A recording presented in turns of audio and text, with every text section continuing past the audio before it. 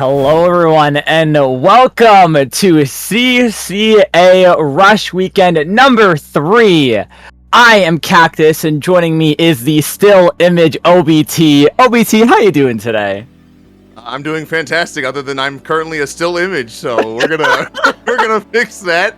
But hey, happy to be here, happy to be hanging out with my boy Cactus on the mic. Yeah, you already know what it is. Yeah, so this is an exciting event that CCA is putting on. Number 3, I'm assuming it's happened 3 times, right? So the CCA is having a special event here where we are supporting the Make-A-Wish Foundation, where all donations go to a fantastic cause, and some fun incentives for all of you for making those donations as well. Isn't that right, OBT? That's right. Donations include, like, I believe we actually hit this one, a CCA sticker raffle. You got Jackbox night, CCA versus IPL staff, and then some of the really funny ones at the top are DRF reviews community submitted memes and return of CCA D-Ball shirt. And then, of course, at the very top, we have 2 hours of coaching with former Cherry and Limeade, a former member of Cherry Limeade, for top donor. All right, so pretty fun stuff here. Absolutely, just plenty of exciting milestones to reach. As you do see, of course, we do have a little goalkeeper on the screen. That right now we are currently at $267 raised right now, of course, with the goal next milestone being 500, and again they will just go up and up and up from there, ultimately until we potentially reach that higher end goal. So plenty of exciting opportunities here, but not as exciting as the first match we're going to be having up against. We're going to be seeing Husky Splatsville Knights go against Volatile Radiance. Yeah, that's right. 2 OG CCA teams. Should be pretty exciting here. That, again, this is the whole thing with the CCA League, is that they are CCA members on that one. So I'm looking forward to it, honestly, Cactus. Yeah, most definitely. It's going to be a very exciting match. And of course, this is going to be the Swiss round. So we are going to see, I believe it's up to 4 rounds of Swiss. And this is going to be our first one. And it's going to be starting off, of course, on a Splat Zones map mode. And it's going to be actually on Make-A-Mart? Why am I forgetting? Some people say Mac-O-Mart, some people say Make-A-Mart, but the shopping store one is the one you're looking for there. I think we say Backless. Yes, Backless.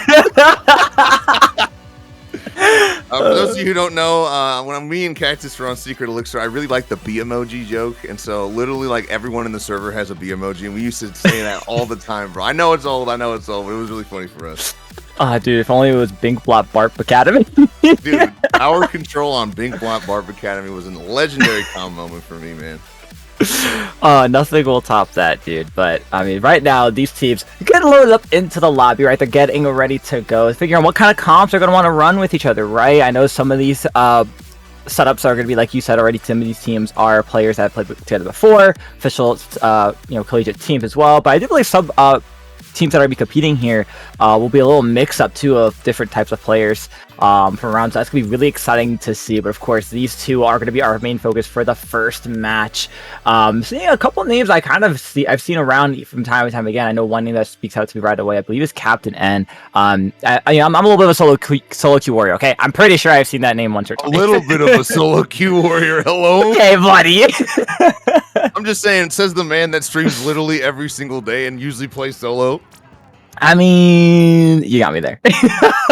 I'm just saying, which, by the way, pretty fantastic. We're in August and you still kept it up, but we are here to talk about the actual game, not us. And seeing some people load in here, we're going to get started here on Make-A-Mart. Make-A-Mart loaded right on up, and I love the comp. Wait, is that a Hydra? Am I really seeing? Okay, you know what? Hydra with Bubble, love to see it. We got Gluga, we got a Zap, and we got the Sorella Tent. And on the other side for Volatile Radiance, we're seeing that Octo Shot with a Dread, of course, because you got to get some Zone G's in there with a Scope Charger and a Luna Blaster to shake things up. Yeah, this really looks like an average game of X here. As you see, the Luna Blaster going to pick off the Hydra somewhere out there. Devi Doovie is crying. Luna Blaster going on a tear, getting free. And this should be easy pickings for the blue team here. Oh, absolutely. Like I said, you gotta love the little bit of shakeup that Luna Blaster is going to cause. Right now, you're gonna see a little bit of this Dread sharking this left ledge, waiting for anyone to maybe drop down. They also have a Reef Slider ready to go. So any chance that zone gets to be flipped from the Huskies, it's gonna get immediately shut down, just like 2 players are right here.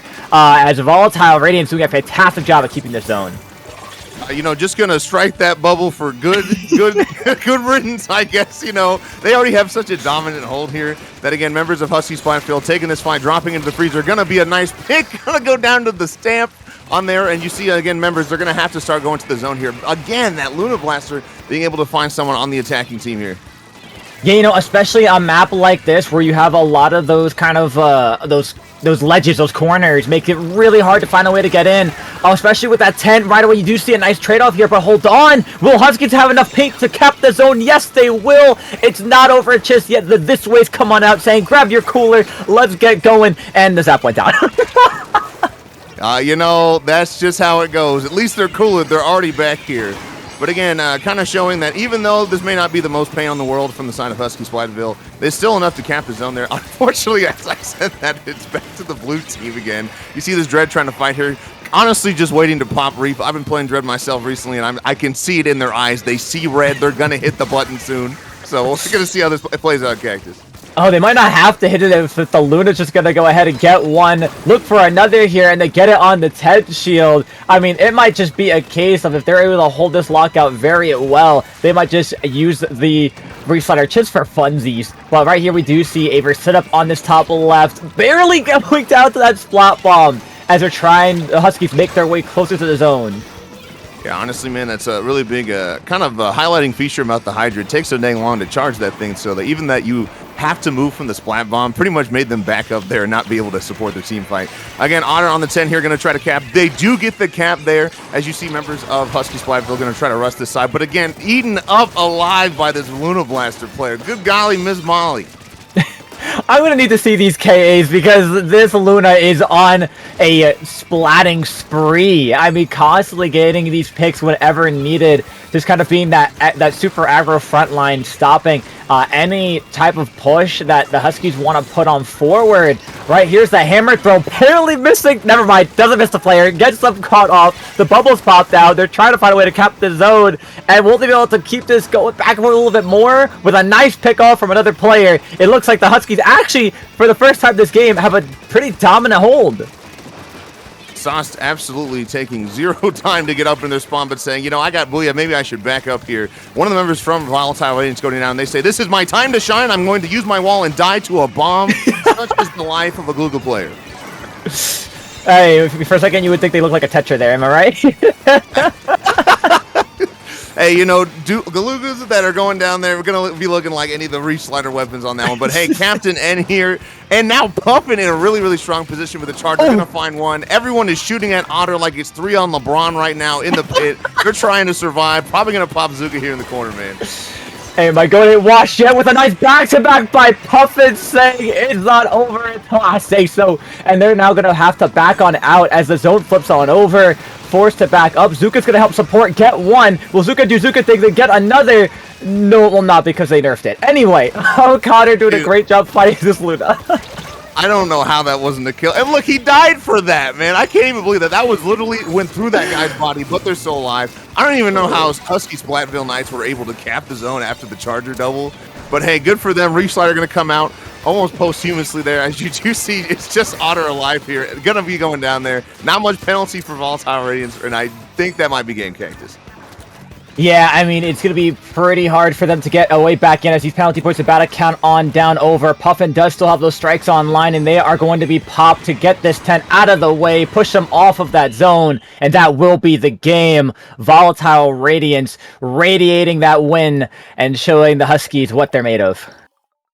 Yeah, honestly, I know it's really silly, but it was pretty volatile. I mean, again, man, just the Luna Blaster going in there on an absolute tear. I know I said 3 on LeBron on Otter, but they really need to put 3 on the Luna Blaster, bro. I mean, seriously, good golly. Yeah, I mean, that was truly incredible gameplay. That Luna popped off anytime you need them to take care of some player. I mean, there they were, right? And especially against that tent shield, the tent player, we're always trying to find that way into zone with their shield. It's no match for Luna with that AoE. It's such a massive hitbox and just finds their way right on in. You know, honestly, I feel like it's less of that. It's kind of like when you're going up against a heavy in a fighting game. It's like they're so much better when you have to go into them rather than when they have to go into you. And I feel like you didn't really see that because, again, like the Luna was pretty much always on defense there. But again, really, really good matches, especially for zones. I feel like it's like the peak gameplay where you have to approach people. And I feel like that contributes a lot to making a lot more weapons seem better than they probably actually are if it was an all modes tourney. You know what I mean? No, absolutely. And speaking of contributing and things that you might have missed, not sure if you see on your screen, but the donation to support Make-A-Wish has jumped up significantly, up to $467 with a massive donation from Pixel. $200 with a lovely message saying, let's make more wishes come true. Pixel, thank you so much for your incredible donation to support Make-A-Wish here on CCA. Truly incredible. You know, as me and Pixel are both regulars in your stream, I think that their wish would be to have Big Cactus on the stream right now. Just saying. Stop. me and Pixel just terrorize Cactus every day when they stream with face cam on. So, love you, Pixel. Thank you so much for donating. I'll see you in Cactus's chat soon. So. Oh, thank goodness you never brought that idea to CCA, bro. Imagine if there was just a big Cactus. Neptune can hear us. He can hear us. He can make it happen. No, let's not make it happen. Let's actually. I think we should make it happen. Hey, $400 more. Big Cactus. We're gonna make a sub goal right now. What? Big Cactus on stream, bro. Oh my god! It's just instead of over the team's gameplay, it's just my face just being like commenting. It'll be just like one of your streams, man. I promise. Yeah, exactly. Hey, if you want Big Cactus on stream right now, I need you to type Big Cactus in the chat, please. Big Cactus my in the chat. god, dude. Anyway, game number 2 is gonna be loading on up pretty soon. We're going to Clam Blitz on Scourge Gorge. OBT, what do you think's gonna happen here? Do you think we're gonna see any comp changes, especially after that dominant display from Volatile Radiance? I mean, it seems like the Husky Splatsville Knights had no real answer for that Luna, right? Especially when like you have the potential trying to go in and make a play. That Luna's there to kind of shut everything down. Yeah, honestly, again, with how I'm gonna say outlandish the comps are, I don't really know what everyone else has in the back pocket. But I know Otter is a pretty dedicated 10 men. They're friends with the Kronos on that one. Probably going to be sticking. And oh my gosh, a bamboo on the side of Volatile Radiance. Well, I mean, you know what? Why not change things? Actually, how about you change up your entire comp? Because that's what Volatile Radiance just did. You're seeing the new Octobrush, you're seeing a T-Tech, you're seeing a heavy edit, and like you said, that bamboo. Volatile Radiance is throwing in a wild card. Yeah, I mean, honestly, just the fact that you have a bamboo and an Octobrush, man, I feel like that is just, you don't really see many of those people. I'm assuming if they're pulling it out, man, that guy's got hands. As you see Captain N dropping here on the Octobrush, almost close to that Kraken. They're going to be trying to make any kind of play here. As you see, they're fighting for top mid. Absolutely, and having control of that top mid is so important, especially on something like Clam Blitz, where if you're able to get your backline set up there, whether either side, speaking of either side, how about this little triple here, almost getting completed there by the Wiper. But yeah, as I was saying, I mean, Volatile Radiance having some control for a brief moment until Huskies now turned this around. Completely different what we really saw for that first game, but no push is really set to be completed as Volatile Radiance has a great defensive answer. Honestly, man, this is the most pools match of all time. Like, everyone's making plays. We're kind of just spitting on each other from far away, and then it's, you know, a minute and 15 is passed, and nothing's happened. Like, no basket open, nothing, man. But, hey, man, the Bamboo going to find one, and I guess just back out there, hold the power clan, wait for their players to make some kind of play here on that one. Excuse me, pencil on the yellow team there. As you see Puffin, going to just wisely kind of sit up here and just throw Fizzy's trying to fish for some kind of kill as we're waiting for anything to happen in this match right now, Cactus. Yeah, this is just a game of stall until something big happens. And I want to say, Sauce getting these picks with the hammer is that big play we're waiting for. What? What do you mean you're able to sneak your way out of there? Anyway, yeah, a lot of big plays trying to be made by players on both sides. And nothing really coming into fruition. Although Captain getting a nice double here, will they be able to find this triple or get picked off? No, the T-Tech wins and gets a double in return. Yeah, LBT, this is just a constant back and forth stall, pretty much Fight Club, if you want to call it that. Again, man, everybody was doing so much stuff. I was like, cool, Octobrush got 2, we're going to go in there. Okay, just kidding. We're going to try to climb a wall, die instantly. So, you know, it's okay. We're at least close to the basket. This person's going to blow up to a chicken and Captain end there. As, again, pretty much nothing has happened as we're approaching the halfway point of the game. Yeah, oh, well, hold on now. This might be the opening they're waiting for. Sauce gets 2. As Avocado going in with their potential to going to finally score the first score of the game as we're halfway through the match. But I'm not sure if there will be much follow-up as the strikes coming out to stall things out. One gets scored in. Sauce falls to their death on the side, getting that one singular clam in. And that's a delayed wipeout on Husky Splatsville Knights. Yes, but hey, at least something has happened. Somebody has opened the basket, but it was so funny. Man, they opened that and they're like, I'm getting out of here, man. I'm not even attempting this. But hey, good stuff from Volatile. Radiance going to shut down that push. And now someone else is by the basket. Going to time before they go into Kraken. I know Captain knows what that feels like very well. But hey, Husky Splatsville Knights going to repel that attack very quickly here as, again, we're right back to mid where we've been the whole match, baby.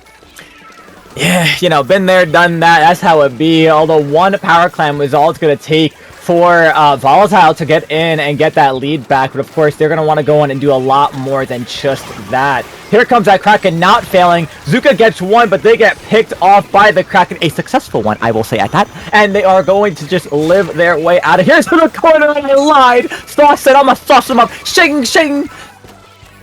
I don't know what just happened to Cactus, but he really just turned into the IRL nerd emoji on that one. Like, that Kraken goes off really well, guys.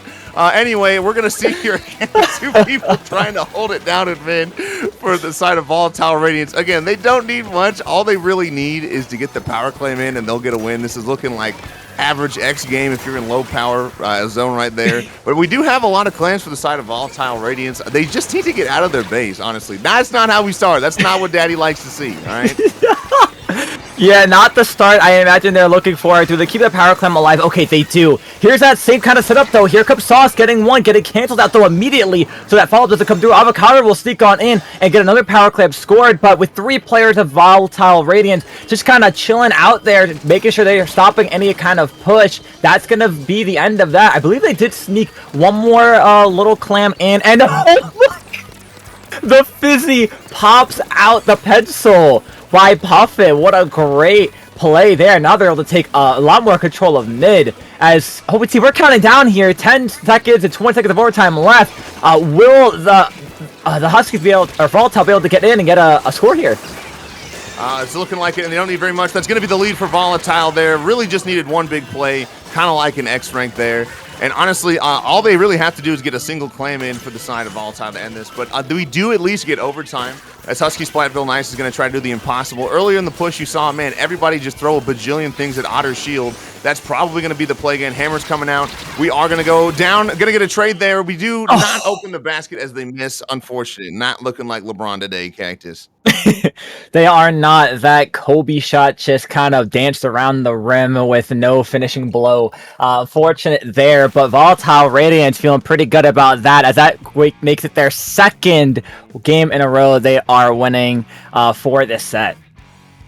Yeah, so, I mean, honestly, I thought they did a decent job there on Volatile of just being like, yo, I know that they've gotten the basket open 2 times, but I feel like we just need to open the thing once. I swear my camera was literally just working, bro. I swear it's literally on my screen it's working. Anyway, I've been replaced by my PNG. Look at that.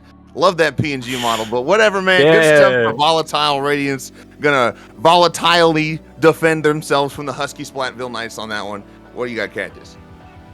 What do I got is, you know, it's pretty exciting to be here with the one and only JPEG OBT. It is PNG OBT. Oh, PNG sorry. OBT. Sorry, yeah, it's right. It's got a clear background. Sorry, PNG OBT. My apologies. This is a play all 3, by the way. So it's not completely over yet. There's still an opportunity for the Huskies to take a game. But I thought, talking about that last game, right? Talk about a very strong turnaround and hold for the Huskies that majority of that game. I mean, they had a lot of good control, a lot of good opportunities going in. You saw the vision they pretty much repeated thrice, right? Was getting in with that 10 shield, using that hammer to go on forward, but it just wasn't enough to secure it, as, all it takes is 2-3 of your teammates going down. And again, what Volatile did so well was just knocking it out of the park. Yay, OBZ's back! Yay! He's real! Like 240p, but whatever, man. I'm back. Yeah, man, sounding like opening up the basket thrice there. I got my D&D impersonation on there. But yes, it's all about the score, though. Once they opened them, they gave them a bunch of power clams and just clams to work with. And then after that, all they needed to do was just dunk it one time. And you had the rush player like right under the basket with the Kraken ready to go. But that's really all it took. And then they just had to defend one more time, which they've been doing literally the whole match. So easy pickings, bro. Absolutely, and you gotta imagine, I'm really curious now what they're gonna pull out, right? Because we got one more game that we're gonna go to. I believe it is Rainmaker on Undertow Spillway. What's the comp we're gonna see out of them? Because at this point, I have no idea. Volatile Radiance could change their entire comp up one more time to a bunch of different weapons, and then Husky Splatsville Knights will probably just stick the same as they have the past 2 games, although I think they don't think they had a T-Tech last time, so I think that was the only change on their end. But regardless, majority of their comps staying the same. Do we dare switch anything up for Rainmaker? Here's my thing. I know that we're all doing play all 3. It's important for seeding, but I'm like, we already won the match, bro. Like, we can do whatever we want. We can go triple bow if we want to. Like, I don't care. That's not what I'm sure they're gonna do, Yeah. But I'm just saying you could go something ridiculous like that, man. But I don't think we're gonna see it. I think it's gonna be pretty normal. And it's funny. I in my head I was like, I wonder if that bamboo player is like, dang, I wish I was on pencil. But then they got that kill with the fizzy bomb because the pencil wasn't moving. And then I was like, okay, maybe not. Maybe they're like, I'm glad I went bamboo and not pencil. Yeah, I mean, talk about a crazy splat. I mean, I feel like it's so rare you see the fizzies get a splat in general. Getting it on the pencil. Oh yeah, that's your OBT where you're just kind of comboing everybody with the slush. No, and then on me, bro. I die to fizzy so often. Oh, do you? It's embarrassing, bro. That and chumps. I'm like, what am I doing out here every time I get killed by it? Hey, could be worse. Could be me getting tap shotted by a leader, bro. Hey. You said it, not me, bro. You right. Anyway.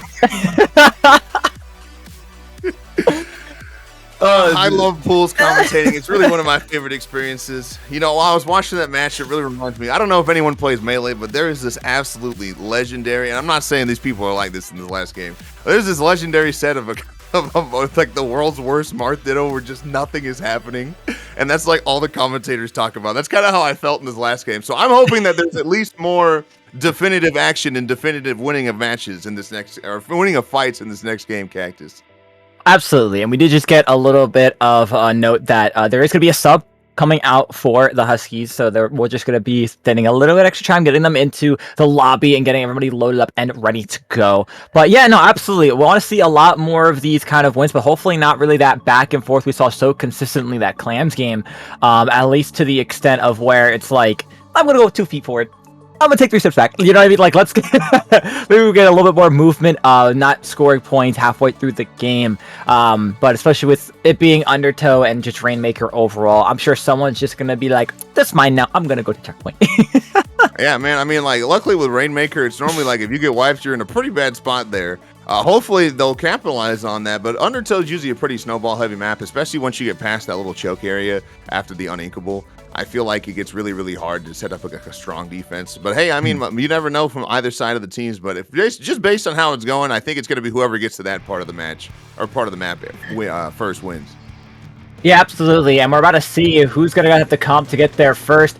Right on up for the orange side, we are going to see the regular Splatbrella come on out, and it looks like a mix-up of the comps from Volatile Radiance. We got a mix of the comp that had the first game, and then some of the second. So we got that Luda Blaster coming on back, Dread, Splat Charger, and of course the Brush. Right away, we're also going to see the Crab Edit come out of the Huskies here, but it looks like right away the number advantage is going to be in favor of Volatile, where they just might go on forward here, get a couple points, and yeah, like I said, just run it, grab it, this checkpoint, and live with it. Fortunate camera time there. The artist formerly known as the Crab Edit was there, so they just kind of get deleted in mid there, and this is pretty much what I expected. You get that first team fight win, and then you kind of just go into mid uncontested. Otter is on the Brella. I thought that was them. They are kind of by themselves against a team that really likes to kill that exact weapon, and that's what happens there. As again, this should be an easy higher points for the blue team, assuming that hammer doesn't find its mark, and it does not. No, yeah, and you're going to see Toad here on the Dread trying to find a pick on this ledge here. Strikes coming on Apple. We're not moving forward with that, so Rainmaker's taking a little bit of extra time. Behind comes the Wiper, and a nice pinch with the Crab as well to take care of that. And now getting a little tap on some of the Rainmaker shield, trying to force the players of Volatile Radiance back out of this corner. Yeah, really good stuff to Husky Splatsville there. They're kind of just punishing them, not going in with the strikes, like you said, going to be able to stop that. But they do need to clear out this area before the Rainmaker is able to get grabbed, like it is right there. Misses all of those and finally finds it. Sauce going to be able to stop the Rainmaker and find one more for good measure as we see Husky Splatsville's moving to mid here. Yeah, Sauce is moving out very aggressively here, holding on to space forward, barely going down to that Fizzy, backing up the way it was going. Man, they're killers, the silent killers. I thought they were going to go down to that chicken there as well for a second. Dude, it's really just a battle of the subs at this point. Who's going to go down to which. As right now, we actually do see a reslide already, too, that might take down some players. It says Hammer is going to go out and take some others down, too. Down goes Rainmaker. Toad gets a nice pick, and they will reset. Again, man, I saw it. I saw the Planis line there for Toad. Again, really making good use of that reef slider, but I just want to see the Husky Splatsville team try to get any kind of forward presence here. I know it's hard when you're going into the barrage of fizzies from the Luna player, who is going to pick up the Rainmaker. Bold choice for that one. As you see, one of the players going to pop Inkjet here on the other side. Again, right above people that like killing Inkjets, man. I've seen it. I've been that player before. But just not being able to kind of get any forward momentum here is the side of Husky Splatsville Knights. I just feel like, again, man, they're just always fighting for any kind of, like, resistance or, like, they're constantly on defense. Yeah, I mean, the only real player that we've seen try to go forward and try to make an opening was their Wiper player, right? They have that kind of aggression that they're looking to push on forward, but unfortunately they have no support to back that up all the way up on the front line. So now, I mean, with this cooler, you're going to see them just probably be a little bit more aggressive here, see if they can find any picks on anybody, but with a lot of specials and a lot of good resources coming on out for Volatile Radiance, barely just getting out of there thanks to that cooler. Yeah, man, you know, they do live to see another day, but I feel like, honestly, had they popped Hammer, they might have at least been able to trade someone or at least make the team look at them to try to capitalize on that. Captain N just kind of sitting here baby guarding the Rainmaker. Going to go down for it, unfortunately, as they do get caught by Otter with the nice fall-off shot there. Otter, again, very bold choice for pushing a umbrella that is not Tentumbrella in this current state of the game. But again, we're going to see another Inkjet probably pops here right after Cooler, and it goes down. It is not like Inkjet armor like it was in the last game. It doesn't give you any additional health benefits there. And again, man, blue team has the Rainmaker in their little grubby little hands. Yeah, and they're just going to keep on trying to push it forward. So one thing I really like to see from them is that they're really not giving up too much space to back on out, right? Like here, of course, you have 4 members of the Huskies going on forward. Now 1 going down.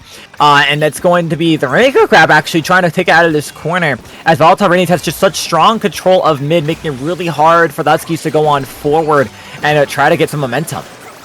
Yeah, now one of the things I think is hurting the Orange Team comp is that they have so many specials where you're really likely to die.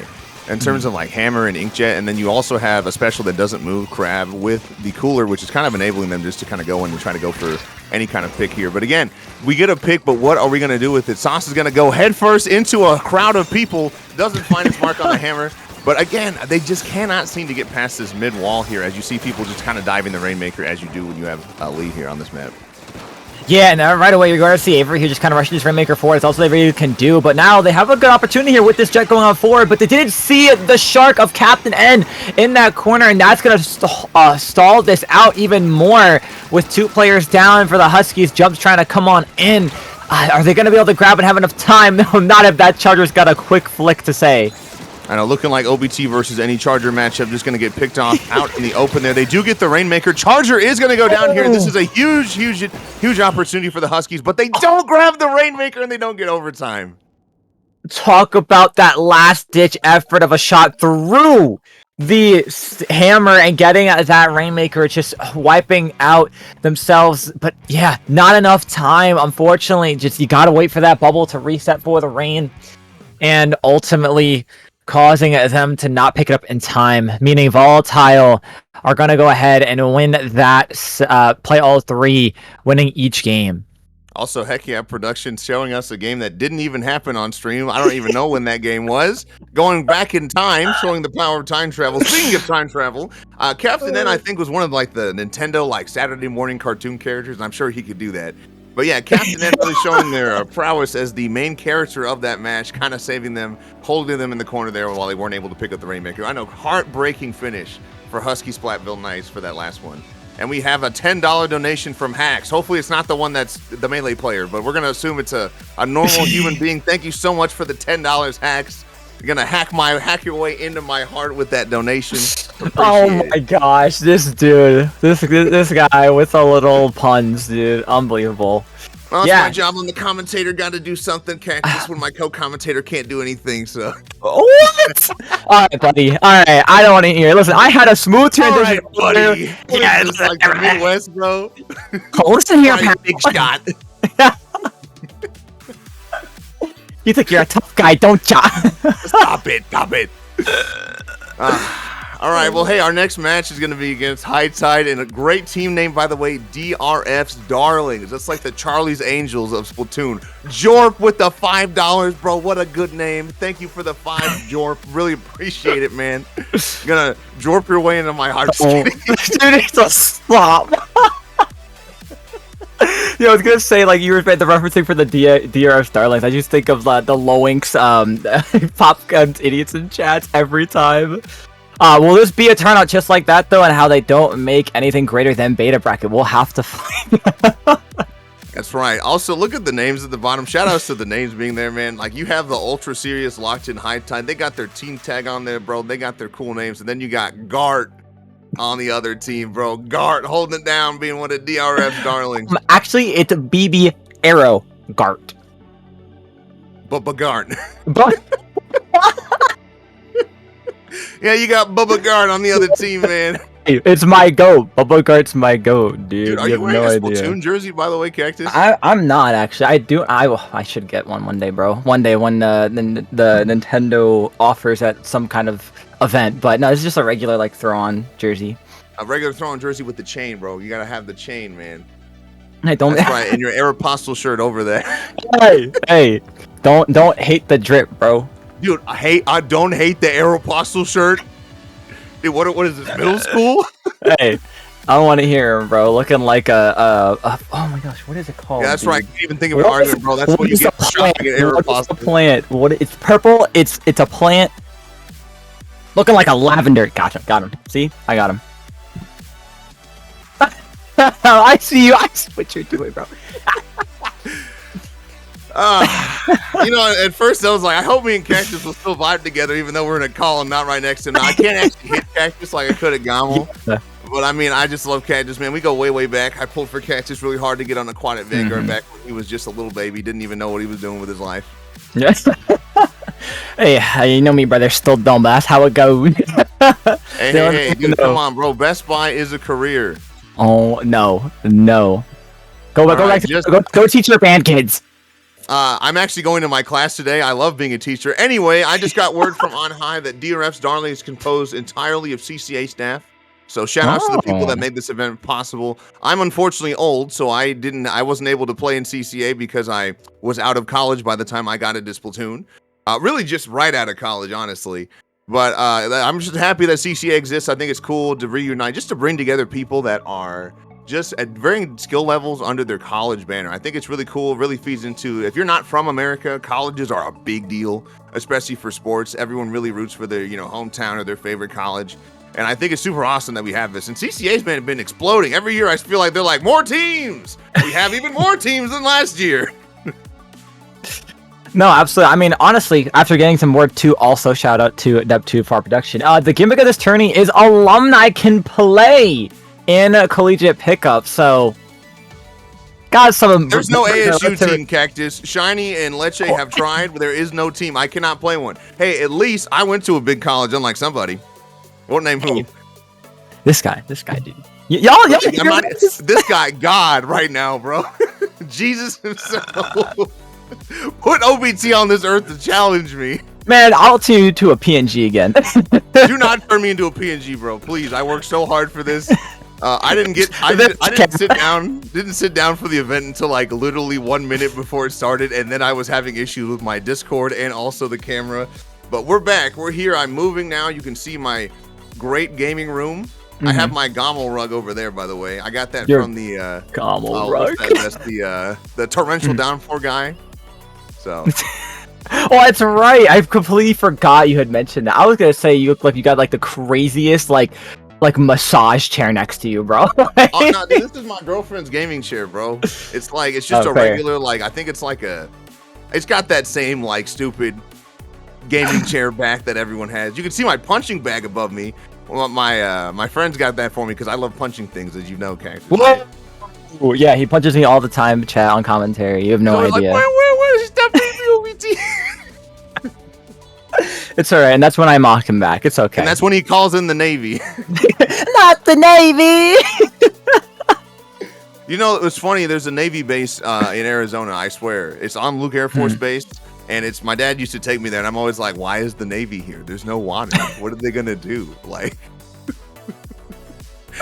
what's the Navy gonna do with no water? Like, they only have ships and planes, I guess." Hey, just carry them by plane. Just lift them into the water. What if we picked up the boat and pushed it somewhere else? No, just turn it to the boat from SpongeBob. You just slap some wheels on it, bro. Easy.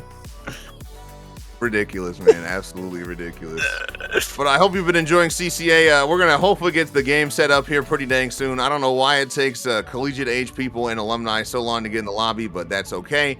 First match is going to be on another certified Hood Classic Robo Zones on that one.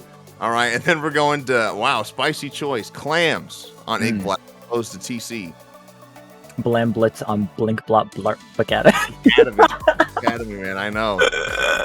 And lastly, we'll round off with some Rainmaker on Umami Ruin. So, yeah, honestly, not terrible.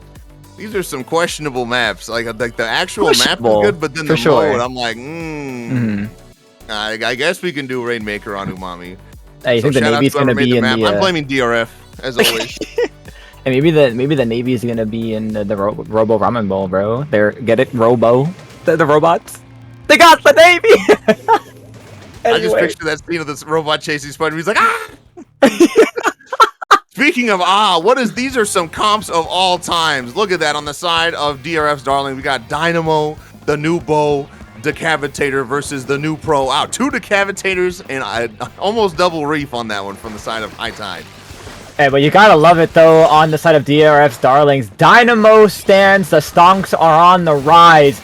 Dynamo gets a 1 pick and now gets so much pick going forward. And gets absolutely blasted because they have to fucking. I'm sorry, they have to stand still. Like a Dynamo, brother. Just like a Dynamo. You know a thing or two about Dynamos. Yeah, that's right. That's why I stopped playing that weapon, bro, man. Because it's stuff like that, bro. You're like winning the match, right? And then the bow player or the rapid just shoots you because you can't move because you started your 20 million frame flick. And again, right now, gonna find one. Going over to Bubba Gart on the sniper. Gonna try to pick one. Gonna drop down, finish their prey. Bubba Gart just kind of hanging out. They know they got to deal with him as they're trying to hold this lockout as we approach the 30-second mark, Cactus. Yeah, I mean, talk about a stronghold. Oh no, but Bubba Gart is a little too far forward, and down goes the rest of their team. Jumps will come on up, but no, there goes Bubba Gart down, and although the Decavitator from Omaza jumps in, gets 2. Hold on, do we get 3? Oh, just barely stick. Oh my goodness! Talk about a 3-peat. There it is. You know, I was almost gonna, herald Bubba Gart is like, why were you doing that? But dude, if you get one of your Decavitators in and they just do Decavitator thing, which is kill you from 20 miles away, does it really matter, Cactus? Because they're still in control of the zone here. Making really good use of this bubble here is Frosty on the left side, making the Decavitator jump back up because they're like, I am terrified. I don't know what to do right now. But Decavitator in, gonna go down in the Decavitator fight. They get sliced right there, man. As again, I just don't know if High Tide has the capacity to deal with this before the match is over. Yeah, it's gonna be pretty tricky. I mean, penalty points are now down. Omazen now just gonna see if they can get a couple taps on the players here. Will they be able to cap that on the other side with that reef? No, they won't. They'll jump right on out. Players constantly going down. DRF's darlings with a couple more ticks to go may just have this in control. Yes, they do. Game 1 secured. Also, I'm glad I'm not crazy. I was like, I swear the members of High Tide are showing up from the other team spawn. So I don't know who got behind them, but they could not do what DRS Darlings did, which is hold down, man. I was like, whoa, wait a minute. That's their spawn. You're not supposed to be there. But hey, man, honestly, got to shout out Bubba Gart on that one. Really enabled that whole thing by being too far forward, even though they did lose the zone after that. Look at this. So they're too far forward, having a great time. They get one of the jumps in. They do get the person right next to them. They go down right here. But, dude, Omazen is like, all right, brother, here we go. And then they just do decapitator things. They get 1, slice that guy. They get 2, the cooler's down. You can't defend yourself. You get sliced, all right? And then this last guy gets almost sliced. They avoid the slicing, and then they get sliced anyway, man. They just take away from them. Dude, I can't think of just sword players or anything without thinking of that one like meme from Fortnite. He took control of the player! Control of the player! Shing, shing, shing! Oh my god. Dude, that's literally what it was. It was shing, shing, shing, and then 3 people were dead and they lost the game. Yeah. Also, I love that Bubba Gart went to get the kill on the decap, thought they got it, left. It was like, wait a minute. You didn't go down yet, and then just a little like splash. Like, they're like, you seem to be alive. That's kind of weird because you should be dead according to my calculations. So, but yeah, man, DRM's darlings, showing that they're probably old and they know how to play the game. So they, held it down there. Really good comp. Again, another good comp to play into because you got to get rid of everybody. So, and again, man, just really good stuff coming out from that side. High Tide, though, put up a valiant fight. I think they'll get hopefully less mixed up on this next map because you can't just sit behind them. You got to be by the clan basket. And looks like things are actually switched up on UOBT. Turned out it's actually going to be tower control. No, dude, I swear that's not what it said. I know. Sorry, okay, this makes more sense now because they're trying to twist our minds. Dude, that makes more sense. This is another certified Hood Classic with another okay map, Umami Clans. I was like, what is happening to the quality of maps here on CCA? Whatever this is, Rush Weekend 3, man. I guess Rush Weekend 1 through 2, they ran out of good maps. Hey, I told you, bro. I was like, I'm pretty sure I know the name of this event before I got on here. But we are at, again, Rush Weekend 3. We're looking for donations. We are happy to support, again, Make-A-Wish Foundation on that one. And again, if you guys want the fun prizes, the fun, cool things, you got to give up your cash, all right? You got to donate them doubloons. The doubloons. The doubloons, baby. Again, each milestone too that is met, there is something special for each one we reach. But the first thing we're going to try to reach is these players and look at their comps as they load on out. And we're seeing a little bit of switch ups here from High Tide, right? We're going to see the range blaster coming out with the Kraken. We're also going to see Fenrir on the new Spire Shot Pro with the missiles, and Pencil, just shining it up. But Bubblegart saying, I'm going to go in your spawn, and I'm going to get one. And they're going to continue going forward and maybe get 2 as rest of DRF's darlings are just trying to hold mid. Yeah, man, Bubblegard was like, I bet you, it's one of those ones in the VC, they're like, guys, watch this. They're never going to expect me. I'm going to go right behind him and kill him. Bubblegard on a rampage. Somebody stop this man. All right, they're still in their spawn. They have whales. Omazen has joined them. They were both struggling to kill that person. They get the pick on him. Now Omazen in a terrible spot if you are a High Tide fan. But Cactus, nobody's been on the tower, so we're finally at 93. Dude, I was about to say, I love the aggro, but who's on tower? Like, okay, we finally get it moving. We get that first checkpoint cleared. Great effort right and now here by DF Starlight, just putting a lot of aggression here, holding their top left bats pretty well. One will go down. The Booyah's gonna get on tossed over there as now it is a 2v3. Frosty gets a nice pick. Burr down gets it there. Figure gotta back on up and just get that checkpoint. Yeah, man, Omazen and Bubblegart are still up in their business. They have not been able to be vanquished here, but all of that off of Bubblegart just rolling up in the beginning part of it. They're still sharking. Do they know where Bubblegart is? I don't think they do, Cactus. They make their presence known. They get 1. And they're gonna run away so they don't go down to the Kraken. They're gonna look for an opportunity. Oh, wow, running right into the Kraken, it would have been diabolical work. But that's what that arrow for is in Bubblegart's name. Just go forward. Yeah, man, and I feel like they're just doing a really good job, and I feel like they know that High Tide is struggling, unironically, to deal with just having to watch for Bubblegart at all times.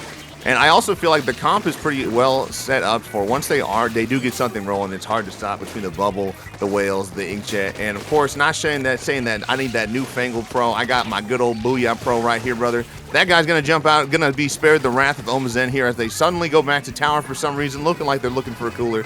But alas, they just have Frosty up here who's going to die for their cause. Omazen, now the target of 3 people, going to try to take one with him here. Oh, and no luck taking them out as well. Nice little pick there. As it, they had 3 players on them. It was only a matter of time. Bubba Gart, though, coming on in, making these hero dive plays, getting down the blaster, and looking to be more of a menace going forward. They're going to see if they can take this route up to the bats. Maybe see if they can find a way in, especially with their teammates popping this booyah to create some more space. But now they're going to have to reset here, just kind of play a little bit more patiently until the rest of their teammates can get things going. Yeah, man, and I feel like there's the whales finally. I feel like Bubba Guard has not been using the whales to kind of set themselves up there, and I feel like they kind of paid for it there because their whales weren't able to get stuff. But we got Cooler, High Tide saying it's our time to go up. Just kidding, we're going to take this fight on the right against the bow player who's going to kill them and get a trade. Good stuff to the bow, showing off that really high damage when you're right next to him. And again, Omazen going to say you cannot escape the 9-mile away slicing. That is my weapon. All right, go down, perish. Do you sense the fear? Because Bubba Guard sharked out of nowhere getting 2. You just love to see that the hesitation. It was a OBT. It was a 4v1, and they couldn't move because they didn't know where Bubba Guard was. Dude, it's like that JoJo's thing with all the symbols around him. It's like just Bubba Guard just existing, bro. Omazen gonna try to pick off this pencil here. As we showed Bubba Guard gonna get taken down there by Java from High Tide. And honestly, I really support this tactic because they got such a huge lead. Nice pick coming out from Java, but again, they cannot seem to clear them out from behind them to actually start getting forward motion.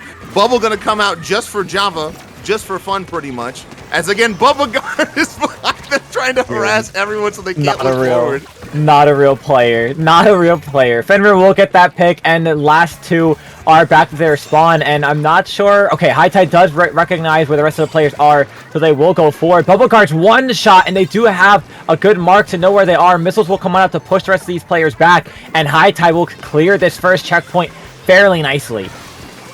Yeah, they finally were able to get somebody up in there, but again, man, it is just this person who's going to dive in the water.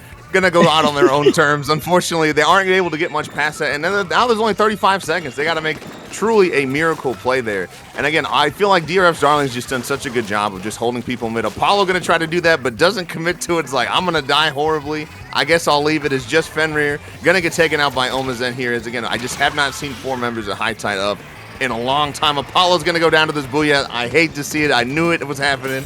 And then 15 seconds catches. What can they do? I mean, hopefully just dive on forward, just like they're doing here, getting 3 down. It's only almost, and that's a wipeout. This might be the opening push, and now they know for a fact every player is down. Overtime will start, but they need to be taking space, and they're not OBT. That's the problem, and now we're going to see a flank on Omazen. I feel like they called them out. They did, but won't be enough to stop them, especially because we know Bubba Guard's not far behind, going at that tower, but gets picked off. Yeah, Cygnet's going to try to rush. They're going to get taken out. It is just Omazen here. Going to be, and that's pretty much game. Yeah. As soon as I saw them actually get up, I'm like, there's no way, man. Doing what decapitators do best, which is murder anyone within their 7-mile radius of their sword. But man, again, I just feel like that was just a hilarious match from DRF Darlings. They're like, what if I just put Bubba Guard behind them at all times? And High Tide's like, bro, public enemy #1, man. We got to deal with Bubba Guard. For real, and then love the cleanup coming up from Omazen too, finding their own opportunities to really go on forward and get those great picks that they were looking for. So you really love to see that kind of coercion from those players being able to just be at the front lines and get that tower all the way up to 20 points of play. I think a little end of change, right? I think it was all the way down to like 12, 13, something like that. Really great efforts, and again, loved the offense, defense coming out of High Tide there. That last push, they thought they had it. I thought, honestly, when it was the towers going towards that bubble, I thought maybe they were able to get that pick, but one decav against another, one's able to swipe their way forward. I don't know. As soon as I saw somebody else shooting at the bubble, I'm like, I don't know if they're going to survive this one, especially when the pencil got off. So honestly, if I'm High Tide watching this back, you had so many there's so many opportunities for them to just really kind of push into mid there, especially once they had like 3 specials. They really cleaned them up, and that map is hard because so many times the attacking team like Bubba Guard, man, they'll just drop far right and draw all this attention before the tower actually gets to mid, and it's just challenging to deal with if you're not like all committed to like, yo, we're just going to move the tower, they're going to have to approach us, and then just try to play out the 3v4. But that's hard to do against DRF's Darlings, man.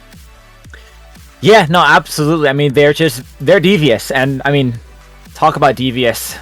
We got a little special notification on our end that something foul is apparently brewing to come out from DRF Darlings. I'm not sure what they're thinking, Maybe they're gonna follow in the Bubble Guard footsteps and go quad rush, because it is gonna be Clan Blitz. I mean, you never know, but it's never good when a team tells you we're gonna do something devious or evil. So I can only imagine what they're gonna be pulling out to the table.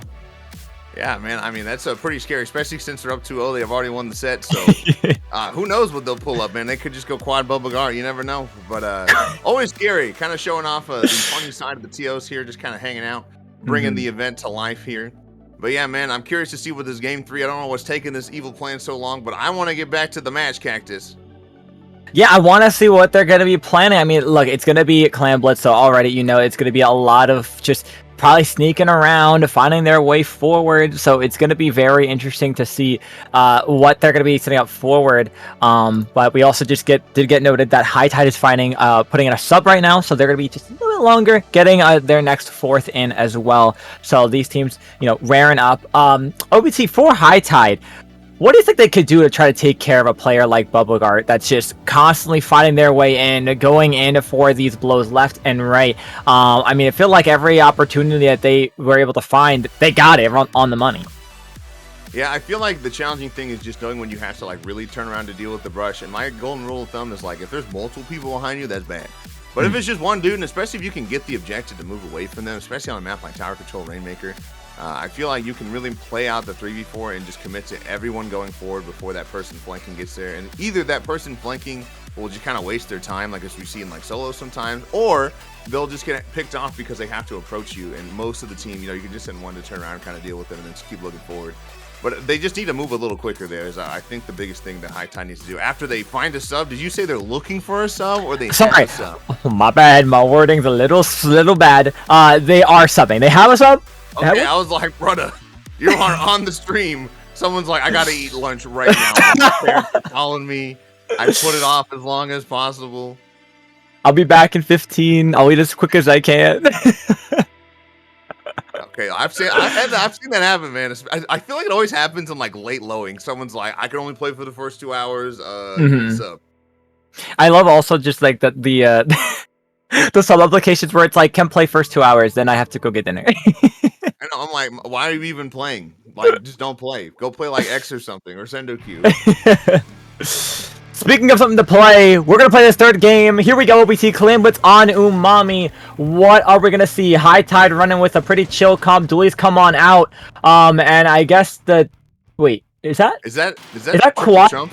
It's triple chump. Okay, yep. Triple chump, and then, of course, the monster themselves, Bubblegart, finding their way in to go in through all of this madness. Yeah, in my head, I was like, what links all these weapons together? Oh, no, they all have chumps. Showing off, Omazen going to get the first one on it. The orange zap going to go down, showing off how great chumps are by themselves. Apollo is looking to kind of poke here. They do open the basket, and this is the first time High Tide has taken the lead early in the match. Good for them. Absolutely, looking to get this game and these points rolling pretty strongly here. Almost trying to find a pick on one play here. They will. A couple more points getting scored, but that's going to be close to that delayed wipeout. Onto High Tide. DRF Starlings, you know, they're going to need to see if they can make so great use of all of these chumps coming on in. Yeah, you just saw on the screen. Grateful. Thanks for the $18 donation. I'm sure you were just spurred on by triple chump accent. Bubblegart dropping there, making their move known, but the chumps come out. Is it a real person? Just kidding. We all know it's a chump. Fenrir on the right here trying to paint for a crab. They're just looking at the ball, trying to bait someone. But again, so many things are showing up at Fenrir's face. They are going to go down there, unfortunately. You know, I really would love to see them get all 3 of their chumps loaded up at the same time and just launch a barrage of chumps over and just let Bubblegart shark their way forward. I think that would be incredible. But not as incredible as High Tide is performing right now, being able to find a pick on one end here and try to dive on him forward. Battlepool's going to open up more space and more opportunity, and a lot of poking going on down here, OBT. Yeah, again, specials coming out for the side of High Tide. They are pushing them. They're keeping them really staggered right now. They do have to get through the minefield of chumps there. But again, this should be a basket open. Just kidding. We're going to sit back and wait till everybody is dead. Keydog with the Zuka going to pop it. Coming out on the right side. Does not find it marked. Looking at Frosty, who's going to be trying to pop them there. But it is 2 down, 2v3 for High Tide. Just kidding. Everybody dead. Everyone's down, just Bubblegart trying to stay alive, but unfortunately they can't do much as it's a 3v1, trying to shoot this last player away. They're going to be a little aggressive here, trying to get some players moved out, but a lot of points being scored by High Tide, finding their way players are on the even playing field, 2v2 on the map, and that basket will close. High Tide once again with a pretty good push again. Yeah, man, High Tide really showing you, saying you can't play this clown comp against us. We are a team, I swear, I promise, guys. Bubba Guard rolling in there, and honestly, I feel like right now the Brush is having a hard time just because this map doesn't really have a lot of places they can hide and play really far back. Like, it's really just mid and the two sides of mid, honestly. So I feel like that's been a huge thing on top of their terrible weapon choice. But I feel like in general, like them not being able to get the Brush in has been really big for High Tide this match. Yeah, I mean, it's just been really hard for DRF Starlings to really do anything to go on forward with this. I mean, there's only so much you can do with triple chump. And like you said, there's no real sneaky way for it. Are they okay? Is Keatuk okay? He couldn't get off the block. No real way to get Bubblegard in to get some sneaky scoring in. But this might be the opportunity. Here comes that whale. Couple players down on the side of High Tide. And they're actually going to score a couple points on their way. Will they be able to jump this in and score it forward? No! They got that frame perfect hit stop of that jump. And there goes the potentially only scoring DRF Starlings will get this game. I don't know why I thought you were going to say they got that double Phantom Madness. Anyway, they did get the stop there, showing how, again, all you really need to get Bubba Guard in is their blood, and as long as everyone's dead, they can just kind of roll in forward. Keydog looking for a fight here. Chumps are going to come out and make this precarious situation even more precarious. Dynamo going to jump scare him there as Frosty takes all this space, but they don't have the lead quite yet, Cactus. Nah, looks like they were not rolling in the deep. They are going to try to have to fight their way now off of the defensive side as Bubblegard's going on in forward. That's going to be two players down. Here comes that whale through that bubble. Not going to do much more. Gets another one down. This is Bubblegard's time to shine. That is, I believe, a quad. And the Clips are now scoring and dropping that score significantly with a just 3 clam lead. And that's all it takes, man. 45 seconds. Just get Bubba Guard in one time. They'll get a quad. Easy going, bro. And again, Frosty is doing what Dynamos do best, which is get as close to you as possible before killing you. And look at that. It worked out for them in their favor. But, man, I would not let that shake me if I'm High Tide saying we're not going to let these clowns win. We just got to open the basket, throw in like 4 clams, and we'll get this, y'all. But we do only have 30 seconds. Got to make a play soon. Yeah, play soon. Dynamo goes down. There goes that aggro for them that had a 50-50 shot. Omazen throwing those clams off the map, saying you're not going to have much more to score on me, not knowing they have plenty on their arsenal and a pity clam ready for them to go. Trying to have these specials to go on in. Bubblegard on top of this crab will go down with a nice little combo there. Dynamo in front. These players are all so weak. Can they get the rest of them? Yes, they will. It's just Omazen on the zap. Fever's going to go ahead and score. They need a couple more clams. OBT, can they get it in? They need 2, 3 more to go on in. Will the blaster do it? 1 more to go. Apollo can't find their way in. The jump is not enough. Oh, no. That might be it. They cannot get in. DRF's darlings, hold on and take game 3. That was just so sad. I feel like the call there was, hey, I'm about to grab the pity. And Apollo, thinking that they're close enough to the basket, backed up there instead of just throwing in the game-winning clam. Had they just sent like another frame longer there, they would have definitely gotten the win in the game. But unfortunately, it is going to go down to the triple chump comp. You hate to see it. DRF Darling moving on, again, undefeated, at least for this set here in pools. Yeah, what a great performance, securing that 3-0. Go onward and upward. Very, very great efforts there. Especially, hey, look, you know what? They made triple chumps work. Doesn't mean it was good, but they made it work. Yeah, you're saying they make triple chumps work as you're seeing their brush player who's not using chumps get a quad that enabled them to win the game. Yeah, exactly, man. That's triple chumps. Everyone's like, look, guys, there it is. It won. Hey, the chumps let him get in. What do you mean? Are you sure about that? If I had to quantifiably go back and look at this, I would not say that the chumps were the key to victory. I gotta tell you, Cactus. All right. Sorry, chumps not good. Everyone knows it. That's why they had to warn us about it, bro. Come on. You're not wrong. You're not. They did say it was a pretty foul play they were gonna have. So. Oh, and it was foul indeed. All right. Hey, by the way, speaking of things that aren't foul, we have reached the milestone. We've reached $500, which means we're good for, again, a Jackbox night in the CCA server, courtesy of the people running this event. So, hey, great job with that one. Again, huge shout outs to all the donors so far. Let's keep it rolling, y'all. We're almost to the bomb level, which is the CCA versus IPL showdown there with gimmicks. And then trust me, man, I've played in a lot of gimmick tournaments that are fun like that. I think you're going to want to see that. Oh, absolutely. And again, that is a play all 9 showdown. So you so you will have no choice but to watch both CCA and IPL staff go head to head for a full 9 games with tons of gimmicks lined up. If that's something you're interested in seeing, then open up the wallet and make your donations to support Make-A-Wish here. I mean, again, incredible already that we've reached the Jackbox night, like OBT said, in the CCA server. So lots of more opportunities coming up the way. And again, y'all, you really want to, I promise you, we want to support this great organization that we've decided to do that with. And I feel like, again, these milestones are just really fun, really great way incentive there. But I know everybody's getting saving up for Riptide, but if you can spare a few dollars, it'll go a long way. I promise y'all. Absolutely. Every little bit helps one way or another. And it goes to a great cause that we're in support for. So fantastic work already by those in the community, and I know with plenty of more gaming and CCA action underway, you know, we'll be able to reach that goal in no time. Yeah, man, I know it's cool because we're like the first thing that's happening. So like the fact we got to 500 is pretty dang cool. I'm not gonna lie with y'all. But yeah, I think they like us, OBT. What can I say? I don't know if they like us, but they like the cause. I think they're forced to listen to us right now, captive audience. But I don't know about like us.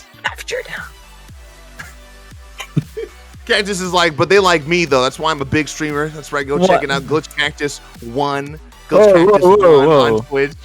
This guy. They said 220 days in. Today is 221. So. It's so crazy. Why can't you do anything and just be like, I'm gonna do push-ups for a month, or I'm gonna stream for like 2 months? Be like, I gotta stream for the whole year.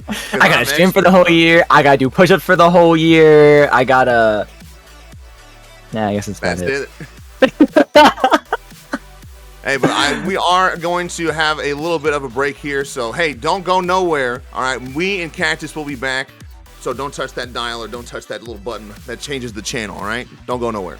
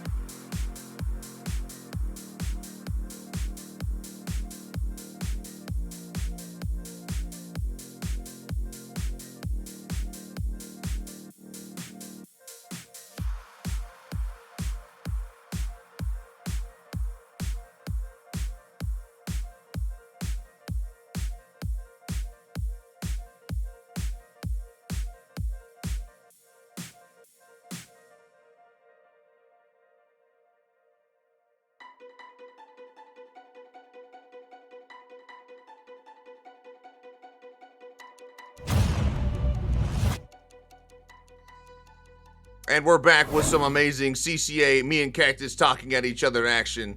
All right, we were just talking. I was like, just put it back on the mic, bro. Put it back. Let us yap a little bit more. But our next one is BSU Grizztaco versus BSU, but better. That is Bridgewater State University from the great state of Massachusetts, apparently, according to Neptune. So. Yep, it's so funny that you have the opportunity for. Hopefully, all these players on these teams are all from that state. If not, it's pretty funny. They're just like, actually, we're just gonna name ourselves this. I know, Giga Chad move, bro. Giga Chad honestly, move, be like, we're the better BSU team in our name. Yeah, bro. Their group photo is just all of them like mewing or something. Oh, dude, like Cactus, bro. Cactus, do the mew, bro. Just do Stop! It no. Where's the donation for Cactus mewing? Put that on the donation. Hey, we'll put it $501 for Cactus mewing on stream. Someone donated a $10 donation because we're at 510. So, all right, I got you. $511 for Cactus mewing. All right, I got you. Ready? He does it so good, bro. This is not what they probably paid for. But speaking of that, $10 comes out from DRF. So huge shout out to DRF with a lovely message saying, DRF's darlings did me proud. Garrett is now the favorite for that clutch stop on Umami, but also please never run triple jumps again. Hey, according to Cactus, bro, that's the one in the match, so. Alright, you know what? Yeah, you know what? Yeah, I stand. I stand is crazy, bro. I stand. Even though I literally also commentated, literally saying the brush got a quad, they're gonna win. There goes my green screen. Dude, I know, man. The green screen, even the green screen heard you and was like, "That's wrong, bro. You gotta stop that." I've been with you for many a stream, and I can't let you go down like this, Cactus. Speaking of going down, it's going to go down here. First map is going to be Splat Zones on Barnacle in time. The follow up. The gaslighting continues, bro, with the maps changing in front of our eyes on the stream. To again, wow, we're really changing the maps. Holy crap! I don't even want to read the rest because it might change again. I know. Are we even playing Zones Barnacle? Are we playing Zones some other map? Like who knows? Zones Barnacle is real. Yo, speaking of Barnacle, can we get Barnacle in chat? I love that every time it happens. Whenever Barnacle is on when it was Ludi, every time Barnacle was on stream, it was like Barnacle. Dude, I know, for real. But for real, we're really appreciative of all the production people. They do a lot for us. I know it's really silly, but I promise they do a lot. All right. Take my word for it. No, absolutely. They're able to put such an incredible event like this together and have it for all of you to watch and enjoy. And speaking of watching and enjoying, let's watch and enjoy, hopefully, some of these comps that these teams are going to be bringing on it. Out. That's right.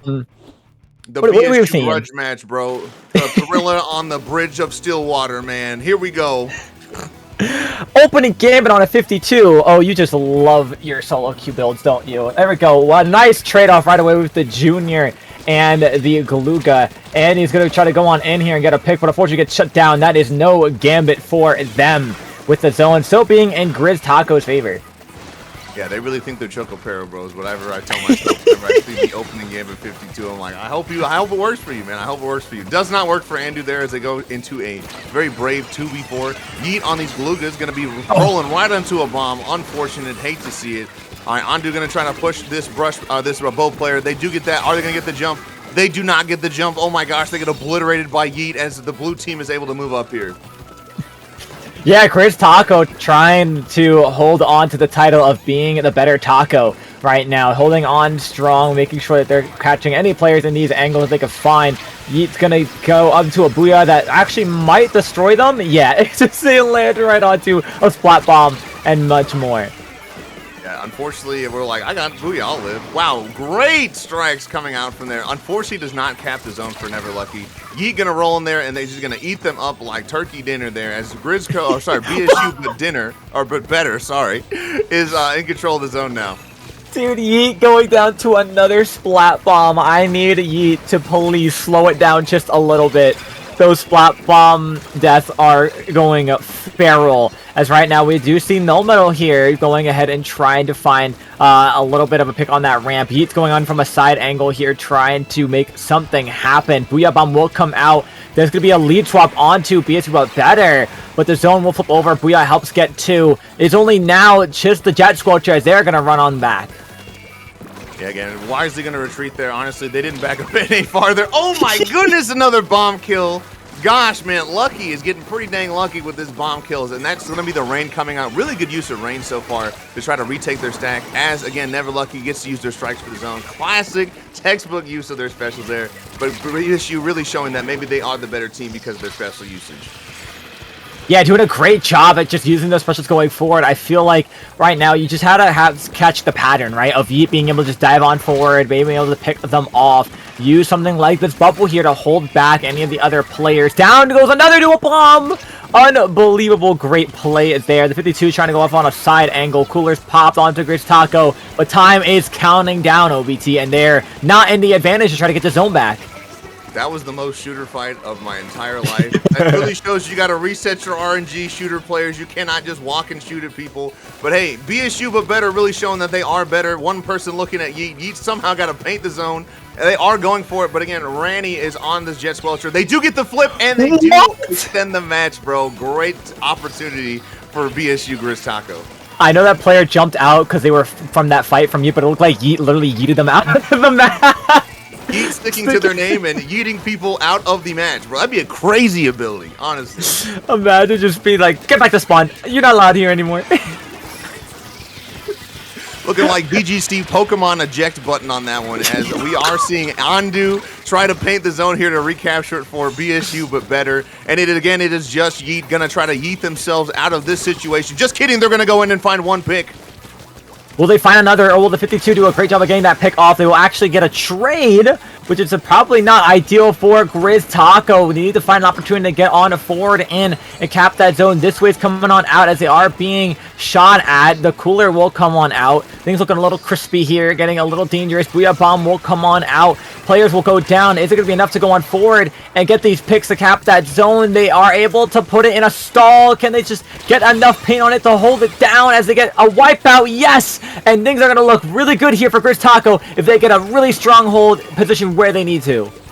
Honestly, man, I'm so glad that they got the hold there. That bucket player running past the zone that desperately needed to be capped had me scared. Yeet going to be taken out here very skillfully as they approach the top right. The 2 members from BSU but better do go down here. Rainy is going to pop the storm kind of preemptively as, again, Tachyon is struggling to drop here. They do get dropped. They do get picked off for dropping there. Ryan Doom going to go down there as, again, they do need to get to the zone here. They got 13 ticks. Cactus, can they do it? I don't think so. It's a 1v3 on this map right now. Strikes will come on out. Will they be panic popped in time? No! Oh my, Grizztaco saying that they are indeed better than BSU, but better. Securing game number 1 in this play all 3 round 3 set. Man, again, the Hood Classic of the BSU teams going against each other going to start off with a thriller, man. Oh my gosh. Grizztaco going to hold it off there, clutch it up. I just feel like this entire thing hinged upon this top right here, where you saw the Jet Squelcher drop down there, preemptively die. And then again, man, the best painter, Tachyon, going to try to climb this wall, also dead. They might have been able just to rush the zone had they gotten there. But I feel like if had everyone just waited about like 5 seconds to coordinate with each other, we probably would have been able to at least like stall the zone. At the very least, but they just weren't able to do it. It shows what happens when you get a little antsy on a map like that, where you got to drop and then you drop into somebody and then you die horribly.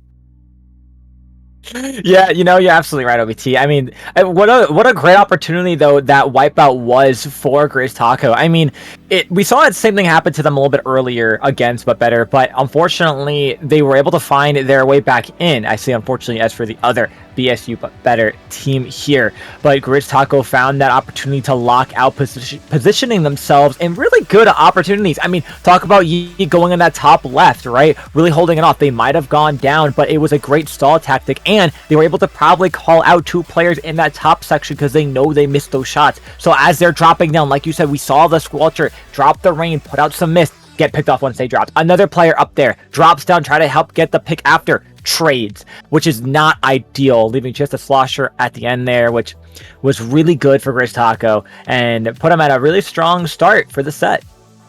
Yeah, I know we were making fun of Yeet for just going in there by themselves a lot, but they were able to do that. And I feel like them being up on that top left kind of led people to try to drop top left. which was again a huge part of that. But if I'm BSU but better, we're not out of this, bro. We lost by 1 point. Hate to see it. You'll never see that on the knockout screen though. But I swear it was 99 to 100 on that one. Yeah, I mean, something that we probably can see stick to that 99, maybe even 98 back-to-back will be the next map mode we're going to. Oh my gosh, I almost said zoned, bro. Oh my, Rainmaker on Humpback. I'm throwing. I'm a thrower. The teams are ready. They're locking in. They know what they want to do here. Thinking about any comp changes, OBT? Again, man, I feel like with seeing the Gluka badge on Yeet, I'm not going to say much. They do go for a quad short-range comp against a mostly short-range comp. Again, man, BSU but better betting it all on black and are just going to try to rush them down and just try to hold as much space as possible. Yeet actually going to the splashdown dualies, man. What a pick here, Cactus. Yeah, I mean, it's a really good opportunity too, especially with the ledge ability that you have for triple splashdown. Fortunately, though, Yeet will go down immediately, and that short-range hold forward comp that you saw from BSU but better is now pulling up in their favor, just being able to hold on forward. Down goes one. Down goes 2 members now, though, to BSU but better, and that's close to that delayed wipeout as Grizztaco stops that push before it got anywhere near that checkpoint. Yeah, again, very, very close to that one for the quad shooter comp, but they did need to actually just kind of run it there. Ondu decided to shoot the Rainmaker a couple times, I think really opened themselves up to being picked off like that. As again, man, Yeet doing a great job just kind of stall forward. Even though they didn't get a pick with the Splatsville, they at least made it so you couldn't traverse that area as they're getting the dunk on this. They do go down, but again, they do have the early lead here, a minute in, and they got the first checkpoint. Yeah, and you love to see that, but on a map like Humpback, a checkpoint may not be enough, especially if they are able to get the ball rolling. Right now, we are going to see but better pop these Zukas against each other, but it will be Ryan is going to get a great pick there with that, and this push may start going forward. And not if Andu has something to say about it, though. Stalling this out further and further. A pretty even playing field of number of players on the board. Ryan just barely missing that Rainmaker, trying to see if they're able to dive on forward for this and get some massive points on the board. Hey, they're smarter than me, bro. I would have just grabbed it when there were 2 people alive and just done this earlier. So, great stuff for Ryan for waiting it out. Going to go down to 28. Not the most best lead on this map that is so snowball heavy. But again, doing a good job. BSU but better repelling that as they do pick up the Rainmaker. It is just the bow player alive taking shots at the Rainmaker. Just run it, my brother. They can't get it. They're shooting at you. Just run it. That they do. They run that forward, and Andu with a great use of that wall gets out Yeet. And they're going to pick up this Rainmaker to see if they're able to hold it forward again. They're going to end up trading here, but they still do have a little bit of that player advantage. They do see Ryan in that corner and will go down. They just have to see if they can hold the rest of the 2 players back and get this Rainmaker popped. Almost going to fall off the map. That's what I do all the time. I'm like, oops, you're not supposed to be here.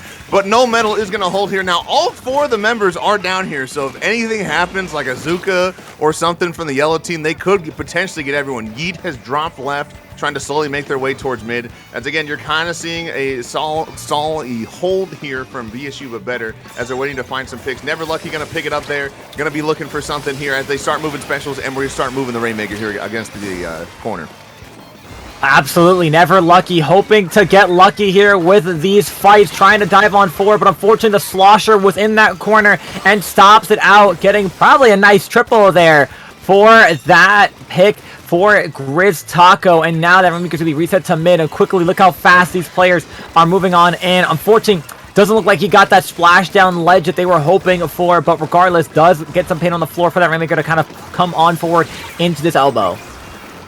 Yeah, and now finally the Zuka from Rainy going to be able to find their mark on that one, unlike the last time when they're looking mid. But they do drop down with almost no pain around them, no people. The whales come out. They are going to try to take this fight. Ondu is trying to kill their teammate by leaving the wall, but no one's watching the Rainmaker. Yeet gets it. They're running towards the checkpoint. Cactus, can they stop him? He's on the backside. He gets it! What? There's no way. I know, we're both like, where did this come from? Hey, honestly, huge though, Cactus, because I saw pain on the backside of the thing. Mm-hmm. They knew all they needed to do was flank, grab the Rainmaker, and they knew they just had to get to the backside, avoiding all the Zuka shots, avoiding all the shots at them, and they were able to dunk it. Huge, absolutely game-breaking play from Yeet there. I didn't even really expect it, man, but oh my goodness. I'm just curious where that paint originally came from. If that was from them. It came from them, bro. Yeah, what, like this? So did they literally go all the way around to flank? Say, yes. actually, I'm gonna grab the rain and then come all the way back around the other side just to get the raid push for. This is crazy. And they were cooling up too, bro. That's just unfortunate that's for the yellow team. and the Zuka too to get those players that were coming out after them. I mean, Yeet literally said, "Yeet, this is my Rainmaker. I'm gonna go knock it out and get us a second game win this set." Oh my goodness. Yeah, man, BSU, but better if you're watching this. I feel like that's so hard because when you take that long to defend there, you open yourself up to people like you doing that, especially because they were cooler, man. There was almost nothing they could do in that moment. Absolutely, really good play from BSU. Grizztaco got to be feeling good to put up a point, put up a set win against BSU, but better. So. Yeah, I mean, really defending that kind of title, saying you're not better than me. We're better. We're gonna pull out all the stops, and that they are. Fantastic 2 so far game wins. Looking to see if they can make it 3, as the last map mode for them will be Tower Control on Hagglefish Market. You know, again, this is not a good set for, in terms of maps, if you struggle going into like lockout heavy maps, because I feel like for Barnacle, man, it's really hard to get into the zone if you're pushed back really far. For a Rainmaker, Humpback, sometimes it can be really hard to get past the corner. And especially for this map, man, if the other team gets to like your top left and also your canopy, it's just so hard to deal with them. So it's really going to be a good test for every team's defense once the tower gets rolling there, as we are going to get into the third match. Yep, these players and teams are ready to go, looking to see, can BSU Grizztaco 3-0, or will BSU but better find the one win this set they're aiming for? Comps not changed up too significantly. We are going to see Tachyon bring back the new pro with missiles, so that should have a little bit better time tracking some of these players. And we actually are going to see Grizztaco switch back over to the well string as well. I swear, Cactus Andu has rolled up to the first fight in every game and then just died instantly. Like, it's just like, I got opening gambit, guys. I'm opening. Oh gosh, I'm dead. So it shows the kind of the double-edged sword that is opening gambit. Sometimes, you know, you bet it all on black, you get it. Other times, you just get demolished. So, and honestly, that led to this first checkpoint being basically uncontested. The hard thing about the BSU but better's comp right now is they don't really have a good repelling special other than the bucket. So they're really relying on that and the AoE damage from the rapid to kind of stall this out. But I feel like you do need people alive and you do need both those specials up there. But dude, BSU Grizztaco says, I don't care about any of that, bro. It is just me. We pushed to 48 in the first minute. That's going to be the wipe and the push there. Yeah, gotta love that great opening push. But now there's an opportunity here for BSU but better to get a push of their own back. Unfortunately, that whale was used and I saw the vision, but unfortunately there was no follow-up. So no one was really able to take advantage of taking that space with it. We're going to see Husky's on the side there get a nice trade-off with Andu. And we actually are going to see 3 players go down from Grizztaco. Hold on, this might be the aggression they were waiting for. That's another wipeout onto Grizztaco. BSU but better just might get this lead swap and a lot more with it. Honestly, love this position from the bucket player. When you really get people down in advantage, this is a great spot because you can just kind of strike them here. I used to stand here all the time with Neo Machine and Zuka people. They are going to back up here knowing that they already taken the lead swap there, as they're just kind of struggling right now. BSU's Grizztaco to clear out this area. Andu jumps off the tower when there's 1 point left. Oh my goodness, but they get the checkpoint anyway. Yeah, Rain was doing a great job following up on that tower and got past that checkpoint. Now they're almost to that last one. And right here, we're going to see a couple of these players from BSU but better try to dive on forward and hold on to it as they were cooling up. But now they are going to have to back on out and just hold mid. Don't want to get wiped out, just like how Grizztaco did twice before. Now with this Booyah Bomb coming up from me, you're going to try to open up some space, but with some strikes to stall it out. Looks like most plays going to be really made off of that. And a lot of shutdown going down onto Grizztaco. BSU but better finding some really good footing this game. Yeah, honestly, and I know I was hating on their comp at the beginning of the match, but I feel like it's really set up to kind of hold here once they have a decent lead, which they do. Just because, like, you know, between the missiles and the whale and also the other team constantly being coolered, hopefully, I feel like it's really disruptive for the other team to try to get into mid. Now, 2 members do go down here as they're kind of just trying to stall out more of the clock, but I do think that their comp on the side of BSU but better is really good, set up well to hold here for the last couple minutes. Yep, and that's going to be the aim of the game. I mean, like you said, they have a lot of resources to just play out the stall, play out the holds, and it's working so well in their favor. It's just Husky's left on the map as the rest of the players have to respawn in and set up some good defense here as BSU but better's making the right play here, pushing this tower forward more and more, and just keeping it as far away from their spawn as possible. Yeah, and right now you see Ryan kind of wisely popping Zuka. They may not have gotten anyone for it, but at least they didn't get throttled there. That is kind of a scary spot to pop Zuka on the left side when you're trying to defend. But again, they didn't really get much off of it on the flip side. So now it's just Hudsies trying to move up with basically no support here. Going to pop Cooler, and hopefully the members of BSU Grizztaco can start the tower rolling. Yep, trying to get it going forward. They do get down onto, which is going to be a great start. There goes that wall and that aggression. Now with a minute and a change left, the strikes are going to come on out and try to stall out the tower from the Slosher. Yeet painting up for that Booyah to try to get things moving forward. Right now, they're just playing a little antsy here, a little slow here, trying to find the rest of these players. Zuka will get a pick onto that Rapid, which is really good.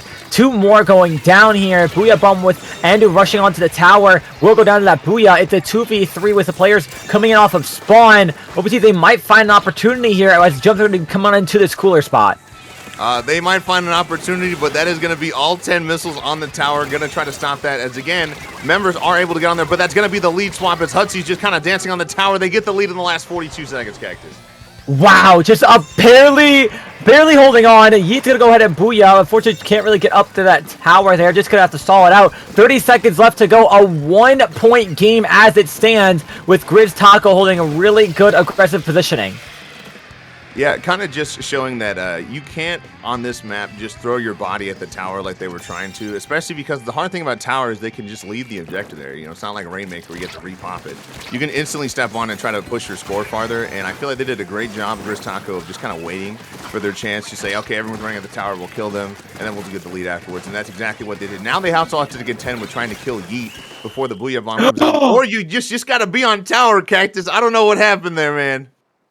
Oh my, no one touched the tower. I think all the players were just too worried about different angles that BSU Grizztaco was taking on them. From being up front on the tent to the side flank, no one decided to get on tower. And literally at the end, no one really knew who wanted to grab it. They were just mixed up. And that's game number 3 to Grizztaco.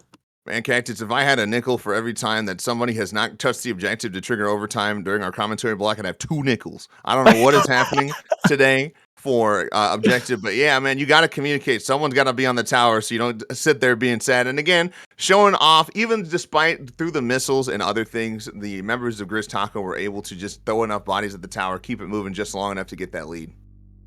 Yeah, I mean, and that's all it really took. Once they found that momentum, they just had to ride it on out. 1 point difference secures that game number 3 for BSU Grizztaco. The GGs will probably roll on out to their fellow teams, BSU but better. What an incredible set, honestly. Just so close games. Minus Rainmaker. Thriller in Massachusetts, man. Crazy. 3-0 for Grizztaco, showing that they are the better team. All right, good for them. I mean, honestly, maybe the BSU but better thing was just like, they just wanted a second team. They're like, we're just better than the first team. That's all you need to know, bro. No, absolutely. And they did a great job at that. I'm sure lots of fun was had during that set. I mean, just incredibly strong plays overall, too, from those teams. I mean, of course, that Rainmaker game by Yi, just sneaking away with that, you know, making sure to... Yeah, catch an opportunity, catch him slipping, and they caught him slipping deviously. That's right, pulling a glitch Cactus, bro. The Rainmaker sniper yourself, man. Hey, I'm good with Rainmaker. What can I say? I know, dude. I am too. I feel like that's bad though, because it's like such a right? feasible, like that. No one's doing all Rainmaker tournaments. You know what I mean? Yeah, and ideally, you don't want your front lines being good with Rainmaker. You want them to be in the front, but killing people. Say? Yes, that is correct, bro. Hey, well, technically, we get them with the Rainmaker. Yeah, so, I mean, hey, really good stuff to, again, BSU Grizzco. I would keep an eye on that team, honestly. I think they might do pretty well here. But who knows? Commentator's curse. I don't know how they're going to do in the actual bracket here. But we are going to, again, just kind of get everyone loaded in the lobby. We'll come right back. Don't go nowhere. Yeah, that's actually going to do it for Obi, T, and I on the commentary. I didn't know that. Yeah, this guy, this is what you get for showing up late. This is what you get. I totally deserve this, bro. I needed to get here earlier. I thought we were doing 4 sets. No, it's all good. No, yeah, so that is it for OBT and I. OBT, thank you, as always, for being a goated commentary partner, even though you bully me 90% of the time. Other 10%, some actual gameplay. Where can the people find you? You can find me everywhere at Obese Tyrese. That's my government name. There's no numbers in that because I have a cool name, unlike somebody who I will say, Cactus, where can the people find you? I hate you, bro. I hate you. You can find me on pretty much all my socials at Glitch Cactus, the Blue Sky, the YouTubes, you name it. Twitch will be at Glitch Cactus 1. I see you holding it up at Glitch Cactus 1, where I stream every single day. So I will be live later today. Or you can always catch me on my podcast, The Cactus Patch, with Apple Productions. Lots of fun over there. Always having some fun guests. But of course, huge thank you to CCA, all of the staff, and of course the opportunity that they are giving to us all to support Make-A-Wish. Again, we have $510 raised, but leading up to the next goal of $750, where we have some fun milestones lined up there. But it's been super fun. Shout outs to everybody. We will catch you with the next amazing group of commentators, the next amazing sets of games. Just stay put. Wonderful.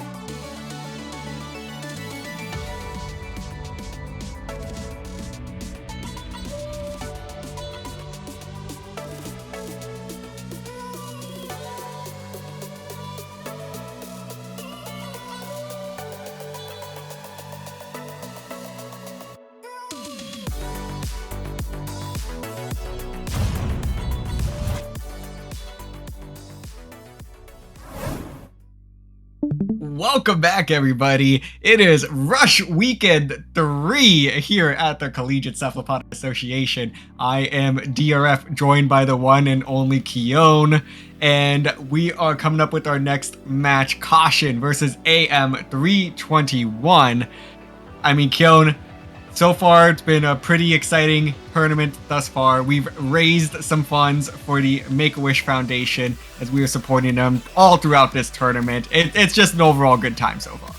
It's an overall fantastic time to raise money for a fantastic cause with CCA supporting Make-A-Wish, especially. I love the generosity here. $510 in the first three, after the first 3 games is excellent. I do want to see y'all out there get to 750 because personally, I like to see the CCA and IPL staff match go right at it. So this is gonna be a fun match to watch, fun tournament overall, and the matchup with Caution and AM 321.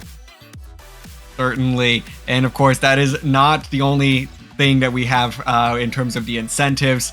So far as we have hit that 500 mark, we will be hosting a Jackbox night here in the CCA Discord server, so stay tuned for more information there. There's the rest of those incentives as well. $750 gets you the CCA versus IPL staff show match. $1,000. Apparently, I'm going to be reviewing community submitted memes, and we will also bring back the CCA the Ball shirt for a limited time. And then if we can hit that 1250 mark, our top donor will get a 2-hour coaching session with the one and only Shiny Pikmin of Cherry Limeade, and then plenty more to go with that as well. So please, if you are so generous to do so, consider dropping a donation. But with all of that said, we are not actually jumping into game number 1. Thought we were for a second, but we may need to wait a little bit, actually. I think someone is also getting a little too excited for charity.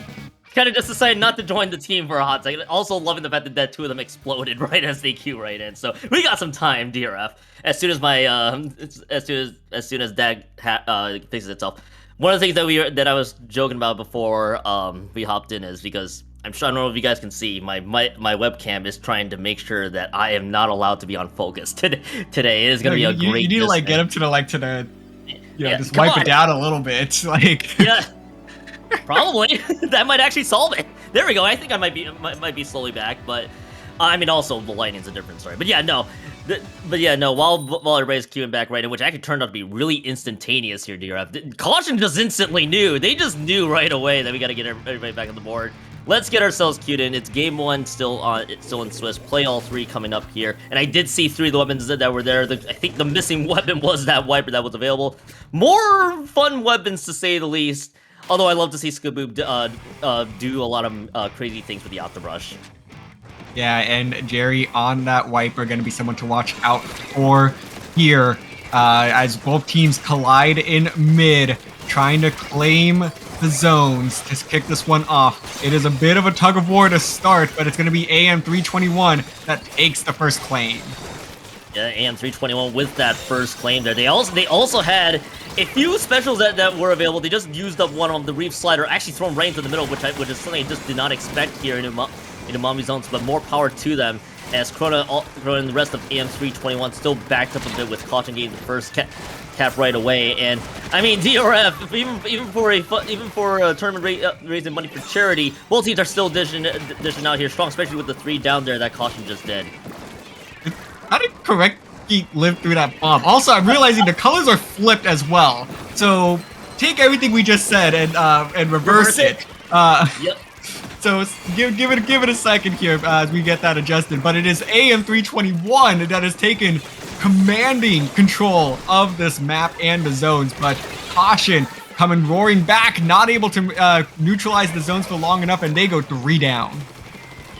Yeah, going 3 down there, and doing to echo your sentiment there, reversing course. Caution's is one game backed up there. AM 321, the team that was actually in the lead, is able to get 2 more, and that should be it here out of game 1, so to speak. There, DRF.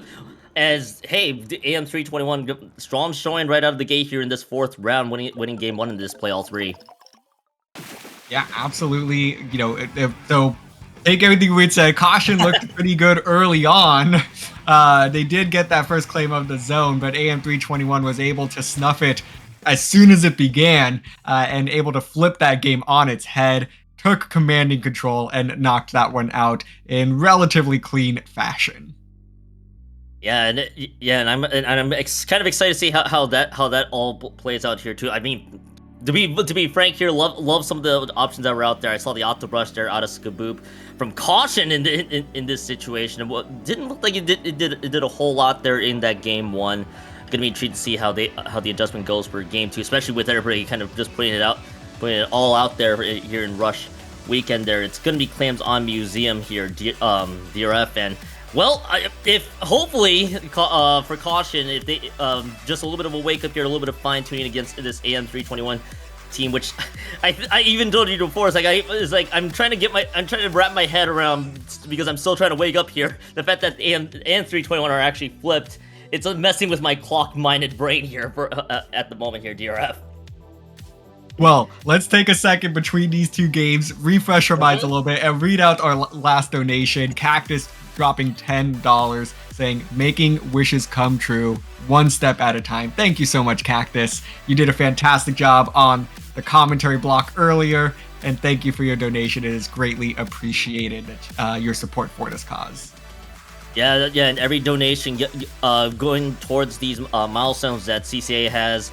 Of course, the next milestone being at $750, you'll get to see the CCA and IPL staff display all 9 showdown with gimmicks. I even saw Quad, what was it, undercover there, which I can only gather one person would even dare such a thing. You kind of want to donate towards that, because I think even for all of us sickos out there, I want to see how that show match plays out in all 9. So yeah, you get those donations in here. $520 raised so far. Hopefully the train keeps going here, DRF.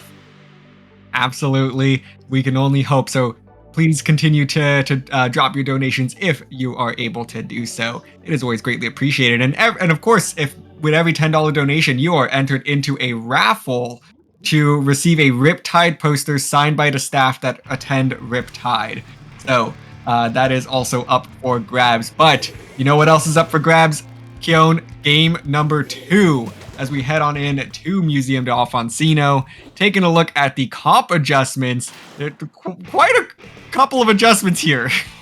Okay, so let's get ourselves reacquainted here, DRF. Now that we have entered game 2, we got that mini with that Trizuka. The third kit mini has made its grand appearance. Vanilla Tri-Slosher is the weapon I just was not expecting to see out of Caution there. I'm glad they also have the Stamper with that Buoy Bomb, so almost a crazy set of changes. And then the Pencil just happens to be the 4th weapon that has changed, but we get to see Pencil a lot. So I'm curious to see how all the weapons all work together. There has both Viper and Stamper both going down at the same time. About 4 minutes and 20 seconds left in the match, or 40 seconds into it for that matter, and both teams gathering up clams. Bit of a scrappy bout here in the center of the map as we're getting pick for pick. Things finally slowing down just a little bit. Goof able to get a nice pick there, but once again, we see a trade out. Jerry going to make a move here, has been fantastic on the aggressive end for AM321, seeing if they can get something else going, but those mists coming in handy out of Banana Abbey on that Vanilla Tri-Slosh are just trying to do everything they can to slow down AM321, and they are completely shutting down that main point of entry on this ramp. They were there. Maybe the Zuka there from Stoops is able to get a lot more from AM321, but not unless the Buoy Bomb has other things to say there. As so far, it's still a little bit of a stall. Caution now 100% stalled out. As that was 3 members that have dropped AM321, already getting that power climb. Now they're able to move a little bit forward as they're able to get that first push in so far. The Zipcaster, I think it also being flown right into the mixer. At least I thought that was a Zipcaster for a hot second. I must be going crazy there. As it's 65 points remaining, 35 points have been cashed in. About 2 members have gone down. Make that the 3rd fear from AM321. And even with that push, still a solid start nevertheless. But obviously, definitely more points aboard would be ideal. Certainly, it is a solid push to get started, but they're only sitting at that 62 mark. So that is something that Caution can absolutely work with at this stage. If they can get some offense moving, and with 2 down, this could be the window of opportunity that they're looking for. The mist coming out as well, right underneath the basket, trying to continue to slow things down further. Krona gonna pop those missiles, opening up an alleyway here to dive in and pop that clam basket open. Gonna be able to take out the beacon as well, and this is a huge opportunity now for Caution. They're coming in with a power slam. They will extend the lead by 20 points, but this push is over, Keon. That push very much over, and that was a great opening there from Krona using the Tenno missiles. The Tenno missiles also got 1 in that one, so a nice little bonus there because it got everybody spread out. AM321 had to be pushed back just a bit. Nice little counter push there. But of course, the AM321 still 2 minutes left to go on the clock. Caution though with a great counterattack for their own. Now they're trying to see if they can do the exact same thing there. Jury has other ideas at the very least, but the reasons are being blown right in. It's a 2-for-2 trade. Not enough firepower left from Caution. They're just gonna have to slowly retreat just a bit. AM321 did regain a little bit of ground there in Plat DRF, as it looks like so far Krona gets 1, but can they get a few more? Yes, again, actually. Oh, Krona getting a nice double there. And honestly, what I really liked about this push out of Caution is that, yes, they basically were effectively wiped there, but they came back so fast.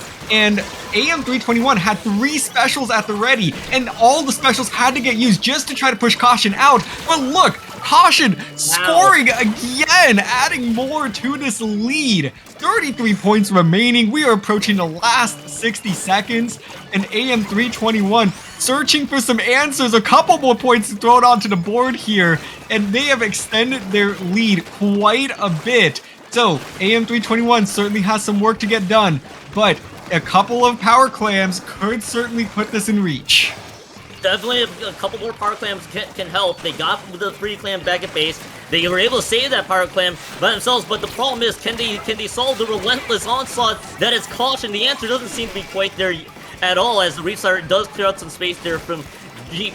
But all that being said and done, only just 30 seconds left to go on the clock. All that Caution's doing is just buying themselves a little bit more time, as right now AM321 still trying to get any semblance of getting out of base first of all, and see if they can approach back mid. But 15 seconds left to go. DRF, the Ancient may have other ideas though from Caution, and AM321 still kind of stuck in neutral. Fury hitting the hammer there, just barely missing. And no, they are going to pay the price here. It's a 3 down, and this game should be over with the dunk of this power clam. And it is. We are tied up at 1 game apiece, and we are headed to a decisive game number 3. Tale of 2 different teams basically in that second game. Difference there is that AM321 had a solid start right out of the gate there in that second game, and then later on as the game continued to progress, then everything kind of got solved there from Caution. You got the Tenno missiles, you got the Reef Slider used at really good points, and it kind of definitely showed with each successive push that they had. Cherry on top was extending it down to the 24 points remaining, and AM321 could not solve the aggression that Caution dished out. And I know DRF, this is just Swiss stages, but you always love to see a game 3 being a decider here in a set that is tied up 1-1. I mean, I'll add on to that because both these teams are 2-1. So this could be the single game that decides who makes it to our tri-alpha bracket and who's going down to that tri-beta bracket. I mean, hey, if there's a time where one game matters the most, why not have it be in the most snowballiest tower control map that's out there in ship shape? So, hey, I mentioned probably a handful of times when I see ship shape tower control is watch what happens after that first checkpoint gets cleared by the team and see how much of the map they control, because that might dictate how many extra points they can get when they're working towards that second checkpoint. So for both teams, I think that's their big assignment, but Caution running a little bit with that momentum in that second matchup. I'm curious to see if there's any adjustment from AM321. Yeah, I'm going to be curious to see if there is any sort of adjustments as well, because what I really liked out of Caution in that one was that they kind of just, completely changed things up.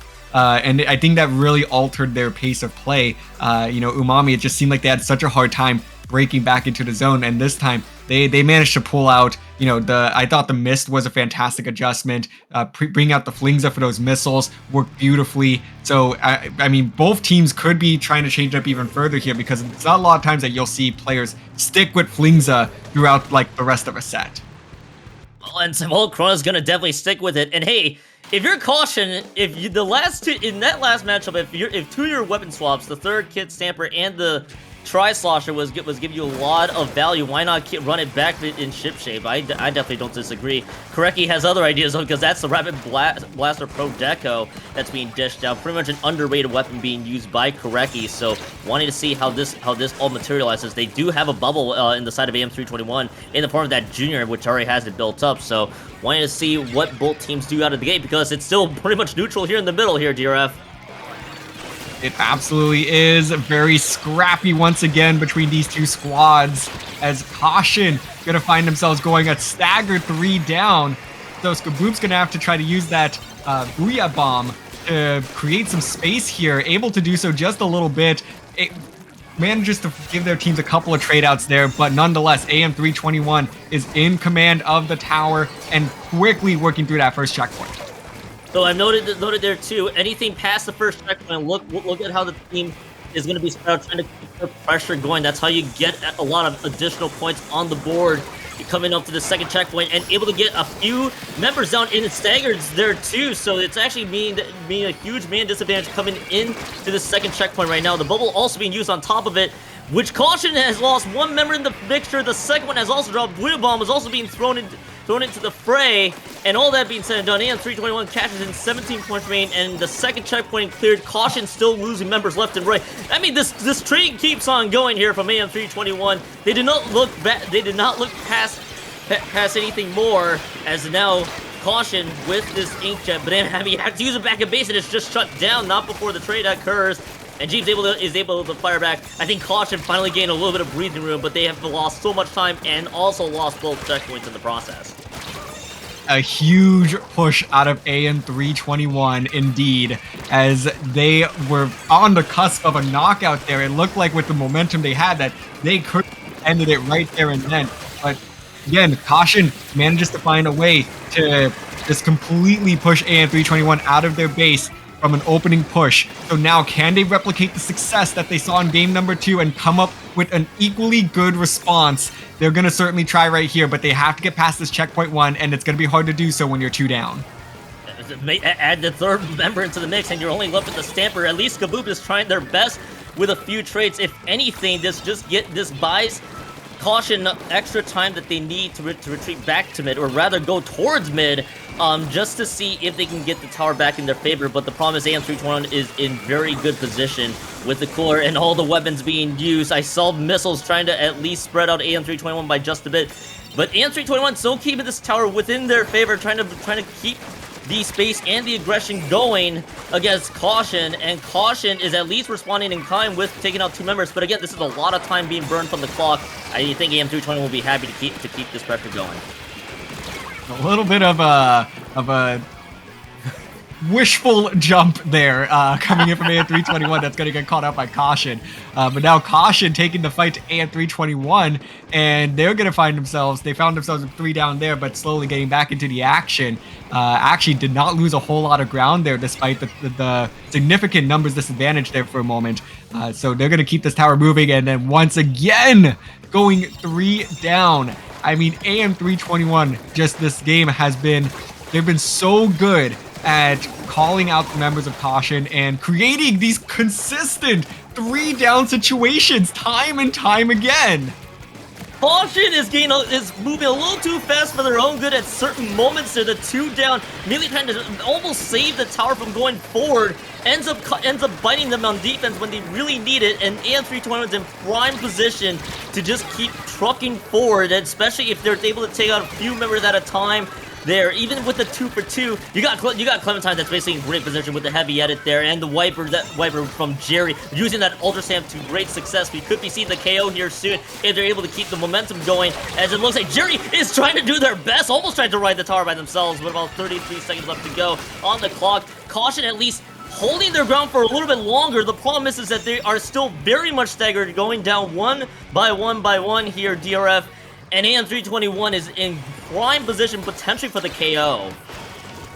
Booyah Bomb coming out, trying to continue to slow down this tower, but they have a problem here on that top left corner. 2 members of AM321, but they managed to actually use that to their advantage. They saw 2 members around the tower. They all dove them, left Koreki on an island, and now they have an opportunity to respond here late in game number 3 with everything on the line here. They need a huge push, but they don't see the flanking Splatling. No, the flanking Splatling had other ideas there, DRF. I mean, great, a lot of credit, honestly, to Caution on defense, just trying to give themselves one last chance, but it almost felt like it was the same script that was recycling itself over and over again in the entire game. Anytime you see Caution with a great defense and the tower resetting back to it and trying to get this push started, nope, AM321, few steps forward, 3 down, what felt like another 3 down situation for them time and time again, and it really did show in that third game there in ship shape, tower control, and AM321, I believe that was their I believe, if I get my records correct here, Jeff, you're gonna have to correct me on this, I think that is their ticket to triple, what is it, triple alpha bracket? Is that the official Whatever you want to, I mean, you know, it's Rush Weekend, right? So yeah. we had to go with the bracket naming scheme, you know, like, yeah, gotta represent alpha. So call it whatever you want. Try alpha bracket, alpha. But yes, a 3-1 record should pretty safely put them in that top 8 from their group. They'll combine with the other group to create a top 16 single elimination, which Kale, you and I will get to cover, I believe, the first 2 rounds of that. So we'll kind of see where the rest of the results sort of go. But it looks like actually pretty much all the match. Was that the last match? Hold on. I think that was, no. We have 1 match still going. There is definitely 1 match, I believe, that is still going. I think it is on group. I think it's on Group B here in this situation, DRF. So we still got ourselves some time. I think we are actually. I think though after this one, we're gonna have to deal with some bracket shenanigans there too to see which matchup we're gonna get. But I think we're gonna give ourselves a little bit of a breather there too, and this will help me reset my cycle here on top of it as well. DRF. By the way, everybody, CCA Rush Weekend is raising money for Make-A-Wish, supporting Make-A-Wish. As well, so please keep the donations going, especially with the milestones that we have coming up, and so on and so forth here, DRF. Yes, ! donate in the chat to get that link, and you'll be able to submit your donation. So every dollar is greatly appreciated. So let's continue to work towards those next milestones. But for now, let's go ahead and take a brief little break as this last match finishes up and our TOs figure out the bracket math on the Sendu website. So stay tuned, folks. There is more action up ahead. Top 16 coming your way after the break.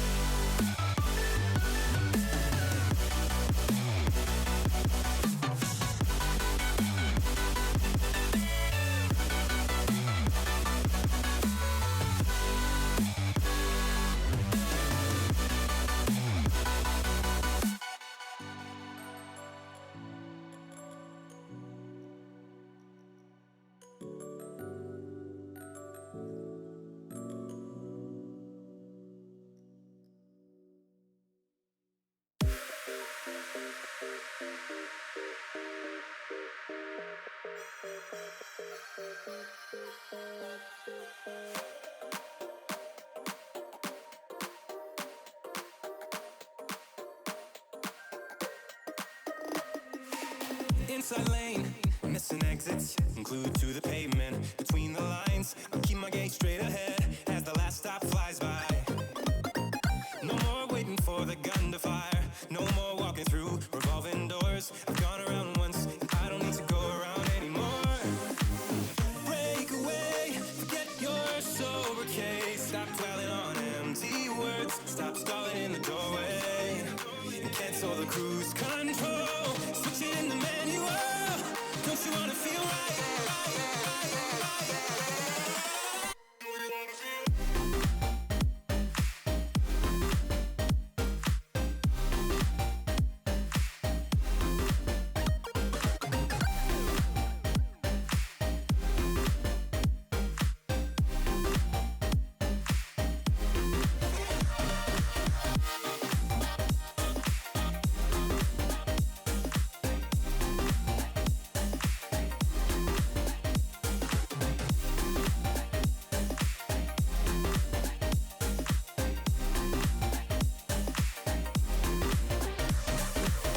Full steam through the setbacks. You can't win them all, but I'm proud I tried. I'm glad we had a dialogue. It's good to shape the mind. Speeding up the pace, turning up the heat. Where I need to be for the first time. I'm taking risks, I'm casting off without a lifeline. Break away, forget your sober case. Stop dwelling on empty words. Stop stalling in the doorway. And cancel the cruise control. Switch it in the manual. Don't you wanna feel right again? Don't you wanna feel whole? Don't you wanna feel?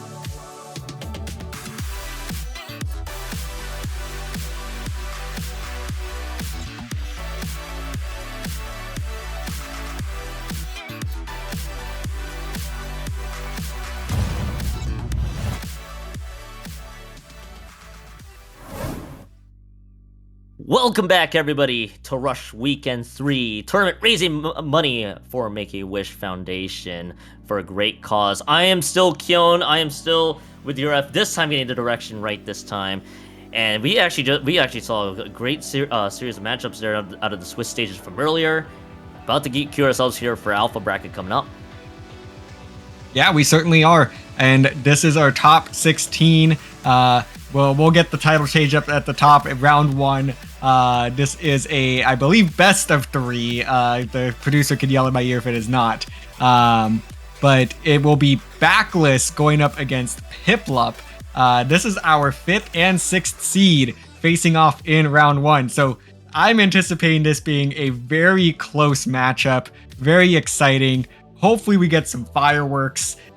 So I am looking forward to this one a lot, Kyon, because you just kind of look at the names that are at the bottom, the rosters, and you just see a lot of people with a lot of history within the CCA.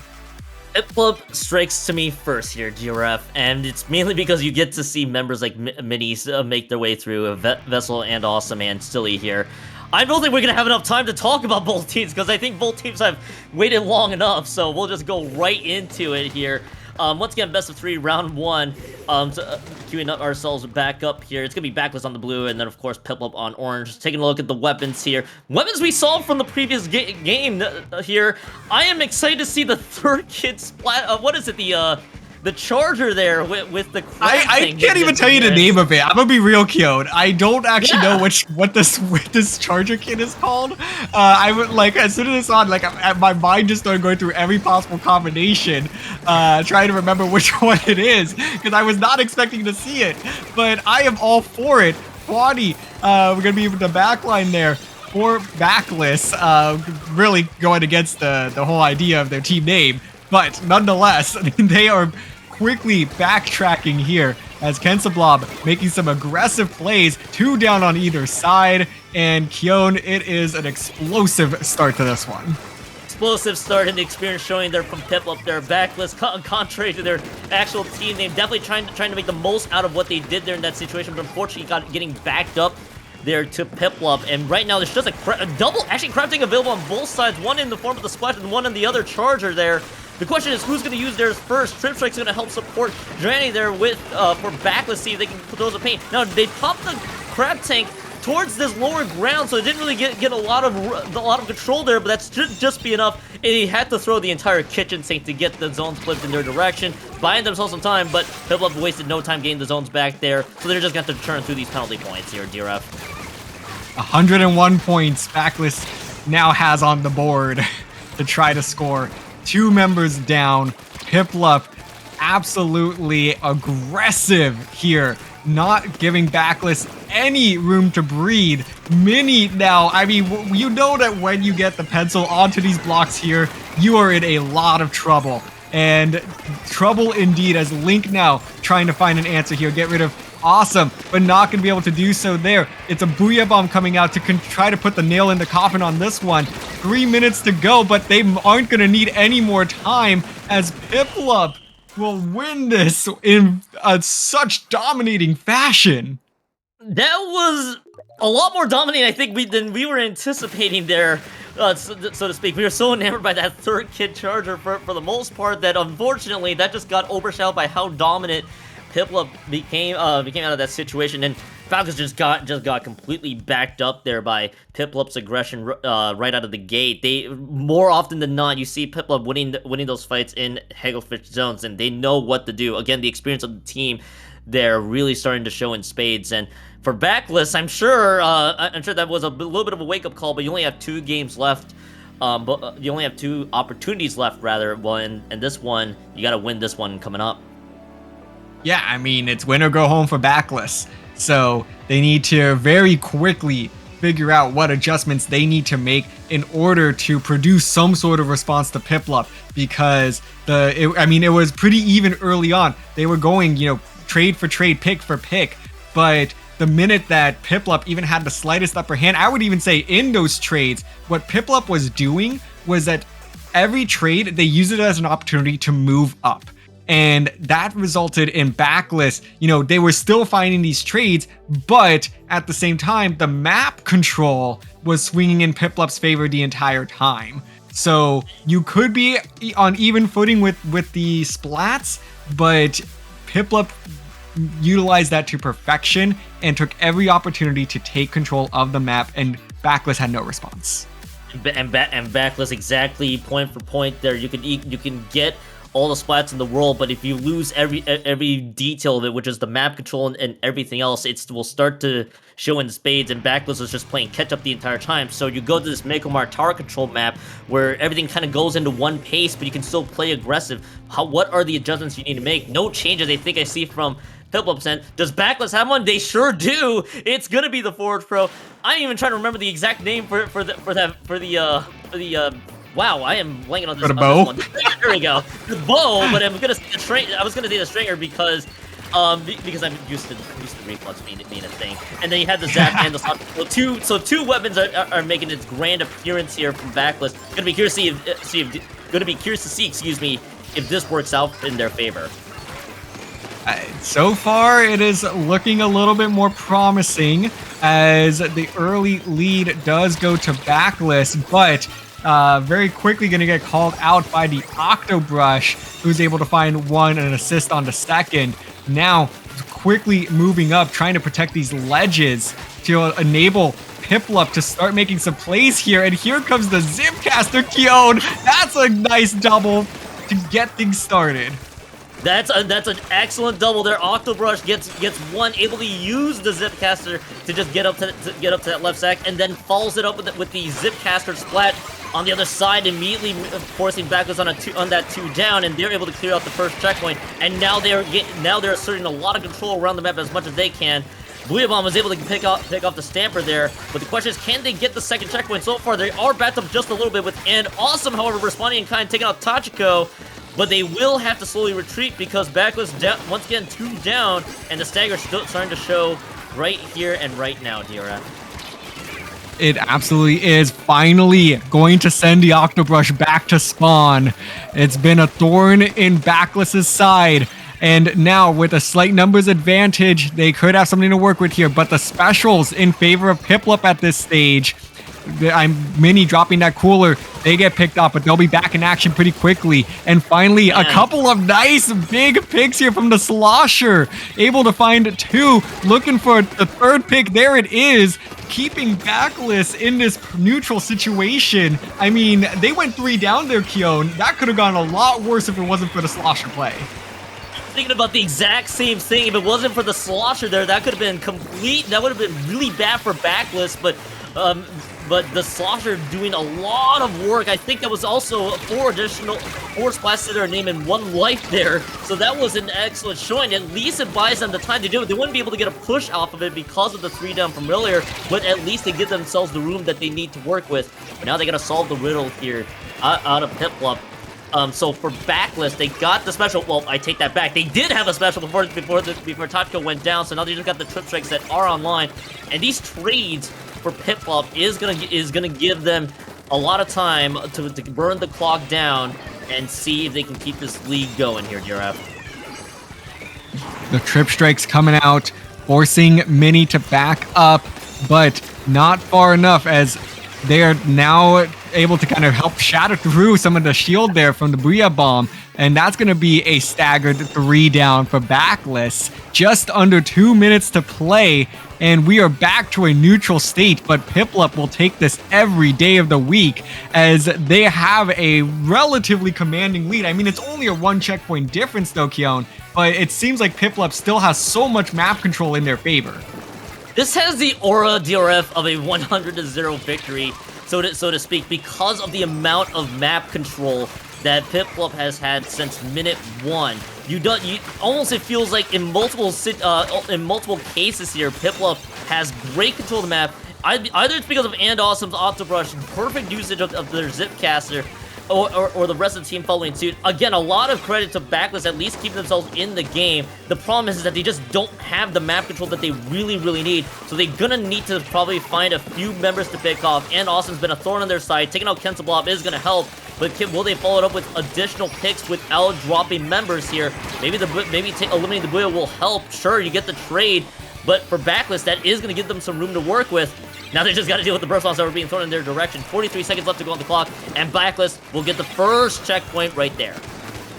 That's exactly what they needed. That Booyah Bomb came out at the perfect time. It forced Mini onto this left-hand side and into a desperation situation. Mini's going to look for that first pick, able to find it. 2 members down, 3 members down on the side of Backless. It's just up to the Slosher to come up with a big play. They're not going to be able to find it, and that is a delayed wipe, Keon. And Piplup somehow saves that push from completely being a loss of the lead there.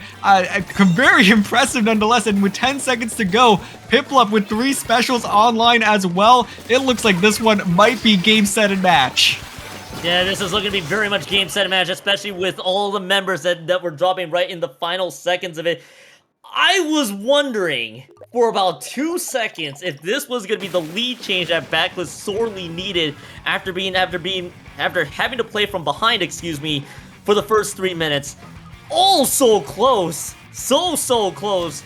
And then you see Piplup just immediately getting themselves together to defend the tower with all their might there. We get to see the replay. I believe we might be seeing a few extra replays there from the earlier parts of the matchup here. But TRF, Backless so close. 1 point. Literally 1 point difference here in that Mega Mart TC. And it just comes up short thanks to Piplup's defense showing up.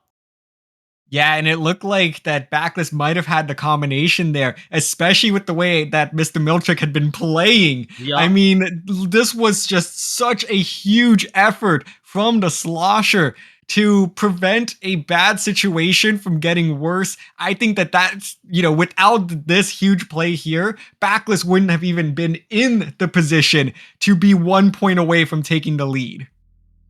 You got to give your team every opportunity that you can to stay in the game, and Mr. Milchick, in that case, it is a delayed quad. Yes, you were 3 down, but you're gonna give your team a lot of room to get themselves back together there, because otherwise that could have snowballed into the second checkpoint, possibly the third checkpoint, even the KO. That what if situation could have been in play, but at the end of it, Mr. Milchick gave them the chance they needed to fight back. Of course, just falling a little bit short there thanks to the 1 point difference. But a lot of credit to Backless, at least fighting that one out really strong, or toughing it out even in that last 2.5 minutes of the match.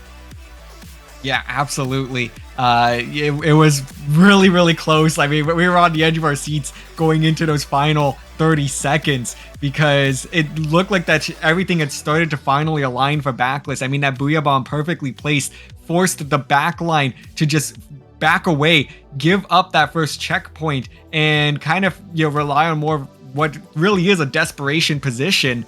And it actually paid off. I mean, all the credit to Minnie there for being patient and trusting her teammates to be able to dive into the tower following, that crucial first pick on the tower and save the game. I mean, also not just Minnie there though, and also that auto brush pretty much opened all the space in the world there for Piplup to just reign total dominance there in that Mako TC. Yes, things got dicey, but without the great execution from the auto brush, that really started to show in spades. So a lot of credit to And Awesome there to get Piplup the dub there in game 2. Certainly. So we will be getting ready with our round 2 matchup. It's going to be Waypoint versus Rule of 3. So these are 2 really solid teams coming into this tournament. Teams that, I believe the TOs looking into this felt like these were going to be 2 of our top 4 teams. They are facing now in the quarterfinals. So about a round earlier than I think we might have initially expected. So again, I'm expecting fireworks. I think this one could really be a lot of fun, Keon. Yeah, this could be a lot of fun watching Waypoint and Rule of 3 get to dish things off. Is this the same Rice I think it is? If I'm not mistaken? It is Rice of Booyah Bay bringing out their whole team. I believe Gabe might be an addition. What is it? Why am I totally blanking on that was Rule of 4 right here from yeah, Rice, I think so. Yes. Yeah. So I guess it's just since it's 3 of them now plus Gabe, then it's Rule of 3. But I mean, there's Waypoint, which I definitely recognize. Wings. I've worked with Wings as well with from the Ludi Tonight crew. Wings, an excellent producer from that side as well. So I'm glad to see Wing. I'm even more excited to watch these 2 teams go right into it here. So this should be a lot of fireworks there, DRF, and I want to see how this matchup plays out. But yeah, I'm really excited. Yeah, I'm just as excited as you are there as well. I also don't want to forget about this though, DRF, because even with this tournament going on, with this exciting matchup coming up here, this tournament, at the end of the day, is raising money for the Make-A-Wish Foundation, again from the support of Make-A-Wish. So we are at $520. The goal is $750 because I'm sure a lot of you guys want that show match between CCA staff and IPL staff. I know I do at some point. So any donations Yes. will help. $10 dollar donation. I don't know why I said the US dollar portion. Ignore me for a hot second. We'll get you an We entry have into the raffle British for- viewers. That is true. That is true. The $10 donation will give you the entry in the raffle for that Riptide poster signed by the CCA staff, but you must be in the US or attending Riptide to be eligible for that raffle. So please get your donations in, because I know some of you guys really want to, I know some of you guys out there want that CCA and IPL staff showdown. Yes, I mean, please let's get to that CCA versus IPL showdown. I have some beef with some people over there. Not gonna name names. No, it's all completely lighthearted though. But I would like to, show who is the stronger organization when it comes to our staff skill.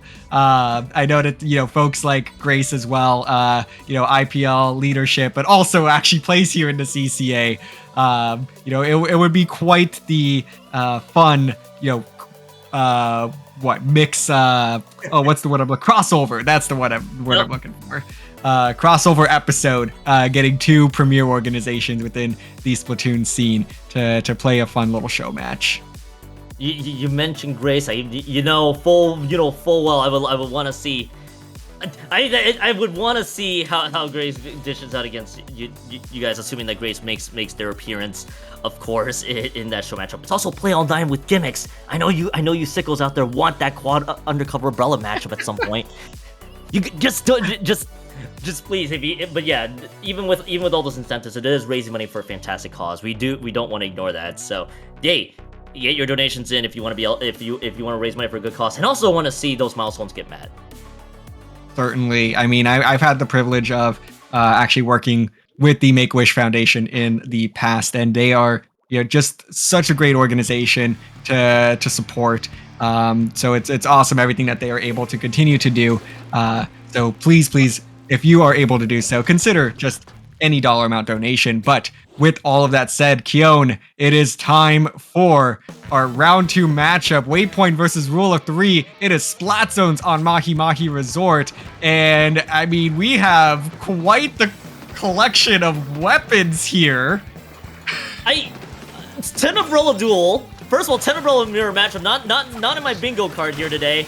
I like the Forge Pro circuit. The Pro third kit being used out there. We get to see that Stringer's the third kit making its great appearance here too. So an eccentric amount of different weapons. I'll just say whatever adjectives I'll say here because it's a crazy variety. I'm actually curious to see how all of it matches up together here. Rule of 3 is going to get the first points of the game, but expect Waypoint to fight back, which they are going to be able to right then and there. Unless Rule 3 has to get the zones back even with the 2 down that they just got. Yeah, it's Waypoint now in control, quickly going through that small penalty of theirs, hunting for the lead. 2 down on the side of Rule of 3. They're looking to show Rule of 3 what 3 actually means, trying to find that third pick, but not able to do so there. Kronos now with the Zuka, not able to find anything there, but the tents will collide and will completely shred each other. I actually didn't realize that. I don't know if they both just actually quickly inked through each other or the 2 tents actually just cancel each other out, but that was fascinating. We were learning more interactions in real time, DRF. I think this is exactly what we liked out of a 10 Umbrella duel right here. So hey, I'm all for it. But right now, Waypoint is doing their darnest to see if they can get the KO here because that's about 15 points for me. Still a fight for the zone right now. You got Gabe with the decaf and Bryce now trying to push forward. They're trying to clear his members as much as they can, but they've lost the big fight at the end of it. So Waypoint, nice little fight back that we saw from them. They'll take home game number 1 here in this best of 3. They absolutely do, in relatively dominant fashion there to clean this one up. Again, it felt like, I feel like we've seen this a couple of times today with game 1 where it's back and forth in the early 30 seconds to 1 minute, but ultimately one team kind of kicks down the door and says, hey, this is our zone, and manages to coast to a smooth victory. Yeah, and this is definitely one of those situations where we do see. Really, I think this was almost as equally matched as you could have made it out. It just came down to a few key moments throughout that entire fight, and almost the fights were fast and furious there from Rule 3 and Waypoint, but ultimately the idea was sound from Rule 3. I think there also was some bubble interaction there too that might have assisted with a few splats at the end, if I'm not mistaken, with that bubble being thrown in the middle. But nevertheless, we get to see Waypoint able to strike big with that KO. And Rule 3 will have to make some adjustments coming into this game too. Again, both teams are just not wasting time here, DRF. They're just gonna go right into this one. It's gonna be Clan Blitz on Inkblot coming into this. I'm not gonna be surprised if Wings is gonna stick with the bow. Yep, Wings is gonna stick with the bow. In fact, it's gonna be the same weapons from Waypoint coming out of Rule of 3 here. It's the same. I believe it's the same comps from both ends. So let's just run it back here in game 2. Why not? Yeah, might as well. So we will get those cream Tentabrellas dueling once again alongside that Bulbs Tri-Stringer and the Stickers Stamper. So, and then of course the Pro. I mean, again, these teams really loving these third kits. The Frozen Pro, that is. I'm saying these just so I could also jog my own memory of what these are actually called. You know, I haven't been doing this long enough. When I say that because well, it's been a while since I've seen the third kits, and at this point, I just used to saying third kits for everything. So I'm with you on that one, DRF. Both teams, by the way, dueling in the middle there. Wings with a great use of the Inkjet, able to assert a lot of control. That they're in that middle. They're still trying to find a few picks across the board. Waypoint, I see a lot of yellow ink down on the floor there. The missiles actually got one, all things considered. So both teams very much equaled out here in terms of clams. Yeah, clam economy pretty stable right now. Both teams just continuing to collect. Gabe with a nice double there, looking for a third pick and able to help their teammate accomplish that there. But Waypoint back in the action pretty quickly, and it's going to be the Inkjet that finally punishes the decav. And now it's Waypoint slowly pushing their way back into mid, but Rule of 3 still in control of the economy. Rule 3 still very much in control with the amount of clams they have. They got decent control of the clam economy, but the problem is they're not going to be able to take advantage of it quite yet. They're going to have to wait likely for the members to just get back up. And now you have one member with the 7, that's the Pencil, and they're waiting for the right time to strike. That's the power clan being formed. Is the push going to be there? They have to get everything materialized. They also have to respect the Zuka that is available from Waypoint, which they just used right away. One pick and the second one. They are met by Tenor with that Zuka, so they are gonna have to slowly retreat. But a lot of ground being lost from Rule 3. This is Waypoint now invading their base. We could be looking for the first push of the game, and here it is, DRF. But I like that defensive bubble out of Gabe there to pop that right in front of the basket, make it difficult for any ink to be laid down for Waypoint. So that's going to shut down this push out of 1+2. So only 74 points remaining for Waypoint. And Rule of 3 coming in fast with this response. They are moving fast and furious right here. Rice using the missiles right away to snuff out the other members on the board. They are going to spread them out, which is going to give them the lead. And I think this is just going to be the push that they're going to have to settle with here, because members are dropping left and right. So they get the lead back, but it's only just what is it here? The 1+5 push that we see here, DRF. So again, that's a nice little response here from Rule 3, but this is not a safe lead, not at all in the slightest, because it's going to be a power claim and an extra clam will get them the lead back for Waypoint. A 1-1, as they like to say in the good old college basketball.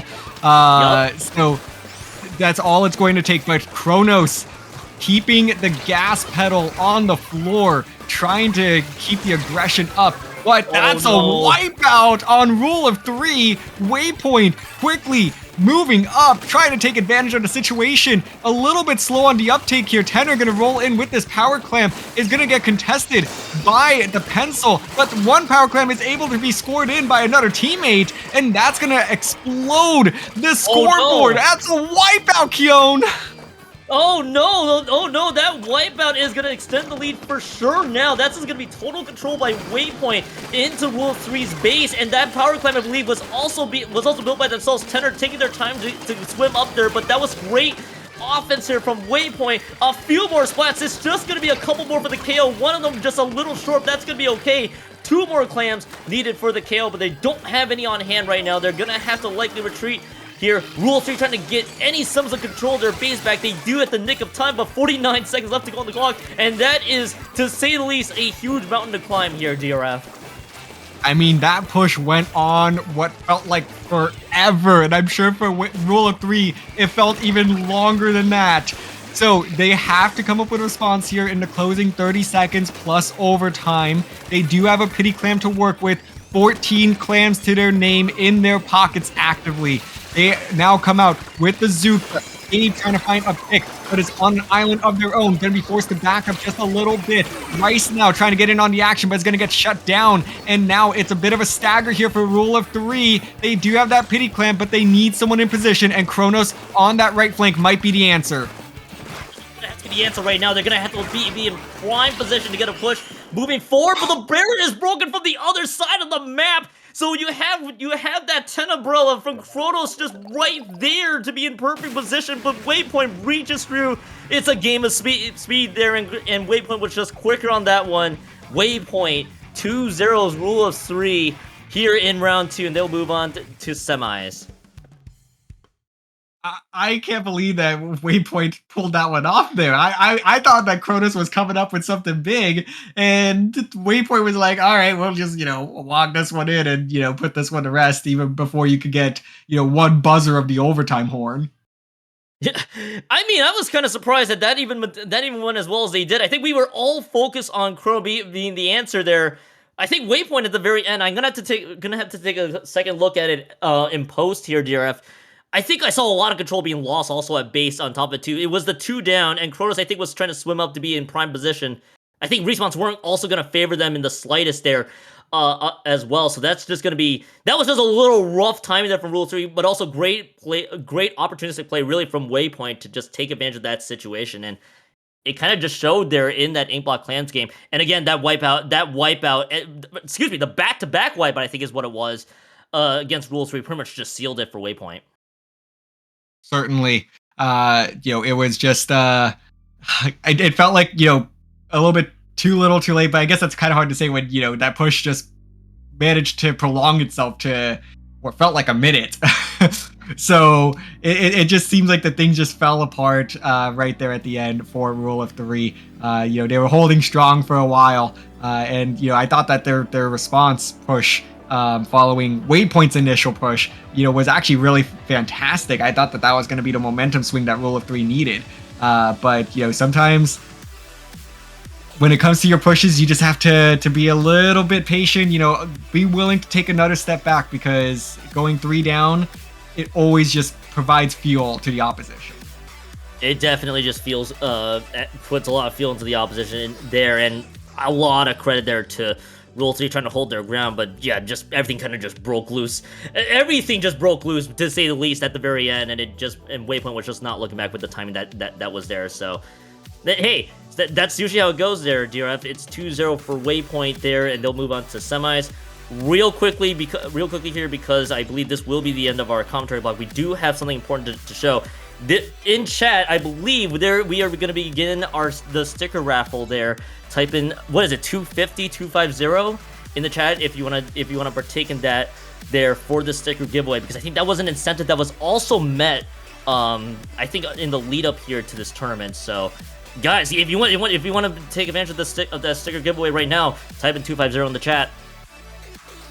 Yes, please do. 250. That was the goal that we reached, I think, before we even got live here today, to enable this sticker raffle. So if you would like a chance at a package of CCA stickers, do enter that into the chat. We'll keep this open for a couple minutes to make sure that everyone gets an opportunity to enter the raffle, and then we'll go ahead and roll that in just a little bit. So get those 250s in the chat now.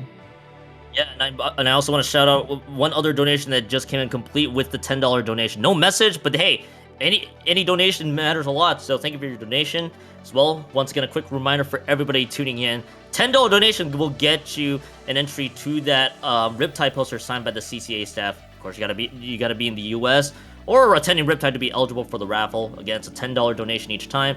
We're about $220 away until that 750 milestone gets met there. So keep the donations coming if you want here. And you're wow, I am stumbling on my words. Just keep the donations going. Money is going towards the Make-A-Wish Foundation. Certainly.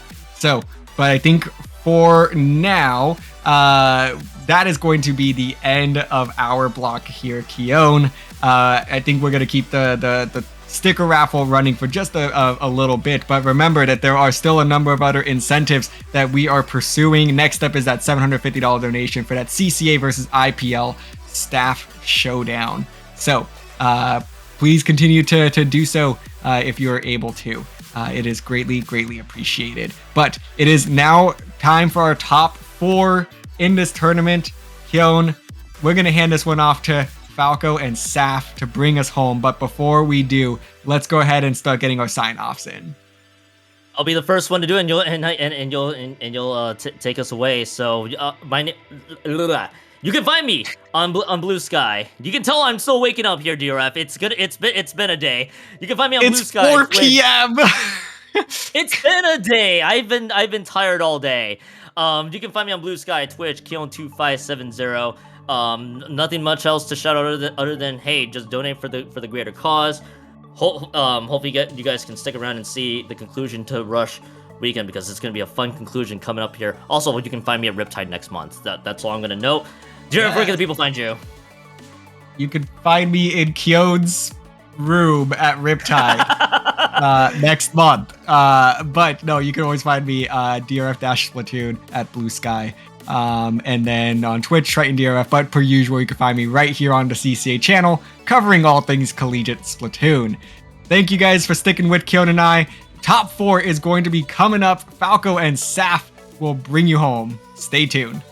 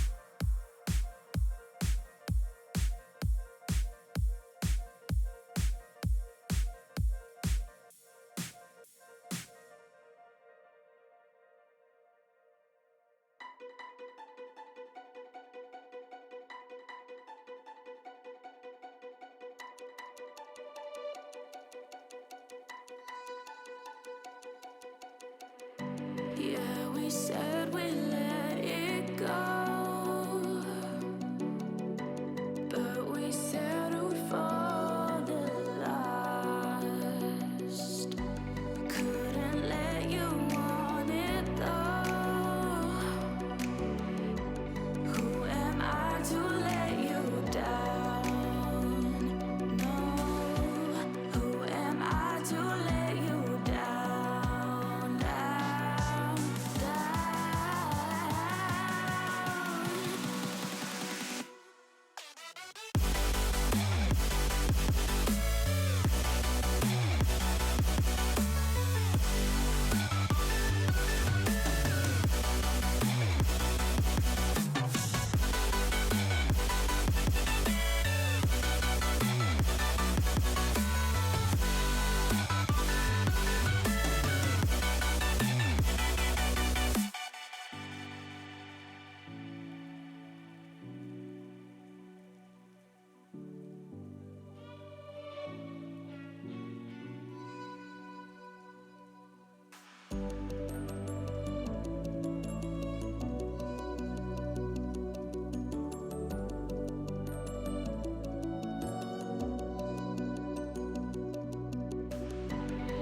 if you let me walk away.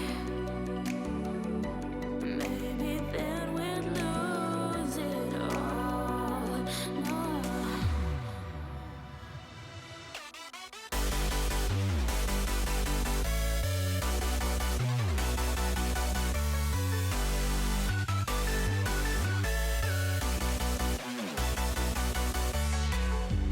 Who am I to let you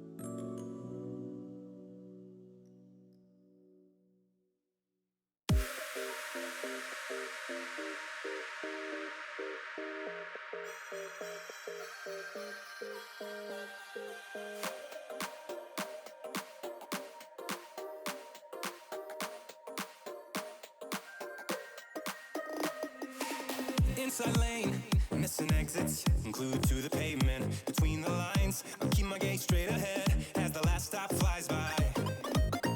No more waiting for the gun to fire. No more walking through revolving doors. I've gone around once, and I don't need to go around anymore. Break away, forget your sober case. Stop dwelling on empty words. Stop stalling in the doorway. And cancel the cruise control. Switch it in the manual. Don't you wanna feel right?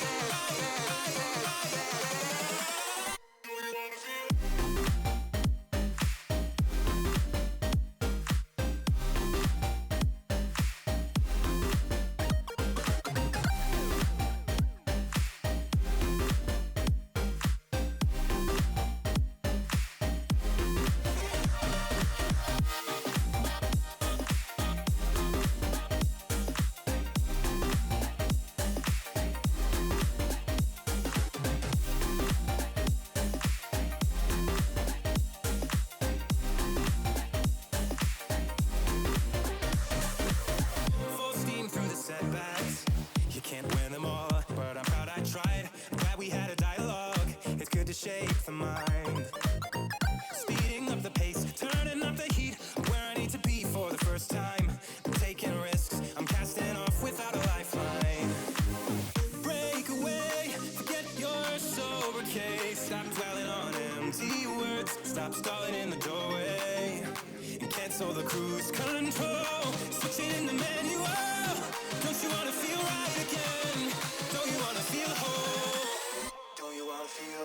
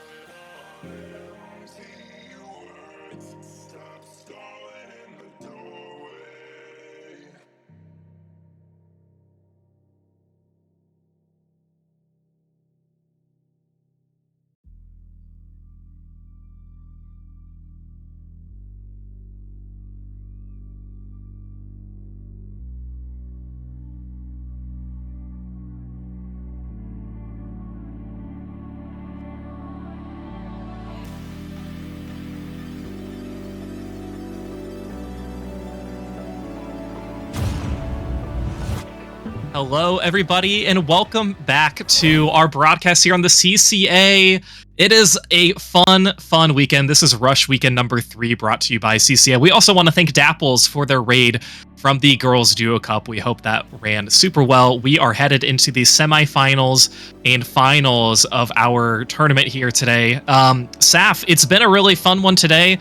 This tournament's a little bit unique in the fact that alumni from any university can also participate, and you don't even have to team up with members of a school that you went to. So it really broadens and opens the door for a lot of people to play with some of their friends, make some of the new connections, and we have seen nothing but great action so far.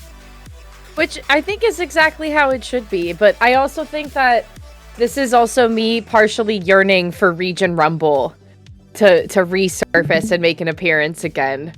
But yeah, having folks getting to kind of diversify their assets and play with folks from other schools, I think is great. But also, you have people that have graduated and moved on to other things that can also come back and kind of join in the fun as well. So your player pool is quite large. And I can't believe we're already in weekend 3 and semifinals. So our graphic here says best of 3. We were just told best of 5. I think confirmation. I think, according to Send Out, is best of 5. I did check that a little bit earlier, so we will get that one. But yeah, this is their 3rd edition doing their Rush Weekend, and you know, a lot of fraternities, sororities, they have their own Rush. We have our Rush in the Splatoon scene. And this one always is a lot of fun. Hey, we're even repping some of our college gear. It's a little hard to see on frame, but I've got my Dayton shirt. Saf has her Washington State University sweatshirt as well. So we're here for it. We're here for it. And you know, as somebody who's never played in the CCA before, it was crafted after I graduated and after you graduated, Saf. This is the closest we can get to some of the action. So this, no, exactly. It's like, yeah. No, I wanted to say I've been having this conversation so much lately. If we're really podcasting here for a little bit, yeah, we're to be determined. Y'all sit down. I've been thinking a lot about the fact that like. You know, you and I are now entering our 30s, right? And getting to like commentate not just Splatoon, but we get to commentate college Splatoon. It's like I've been really grappling with the fact that like you don't get this time back. So like enjoy this time while you're there, enjoy what you're doing in the moment, be present. Like, you know, just getting a little existential here, but yeah, like just enjoy the time that you have when you're in school and those connections. I know for both of us, the Splatoon franchise started when we were at school, at a university. Did you play Splatoon prior to graduating? Prior to graduating? Like, did you play Splatoon while you were a college student? Yes. I remember playing Splatoon 1 in my dorm room. Oh, yeah? Yeah, and I remember like showing my friend who I actually got to come to see battle an IRL friend, which was so cool. It's really interesting to get to connect that together. First of all, like getting to bring your IRL friends into something with like Splatoon and like meeting other people from the community. It's because some people are just really not familiar with like our community and what it's about and like the dedication people put into their craft and their work. So it's really fun to get to bring new people in, and especially like people that are really close to you, and you're like, hey, look at this really cool thing that these people I know made. Yeah. Right. I always love bringing some of my close friends to those events too. Since I live close to Riptide, some of my high school friends came a few years ago. Worlds colliding at that point. It's always a lot of fun. But let's talk about here the Make-A-Wish Foundation. Of course, this is what the tournament is for, the fundraiser.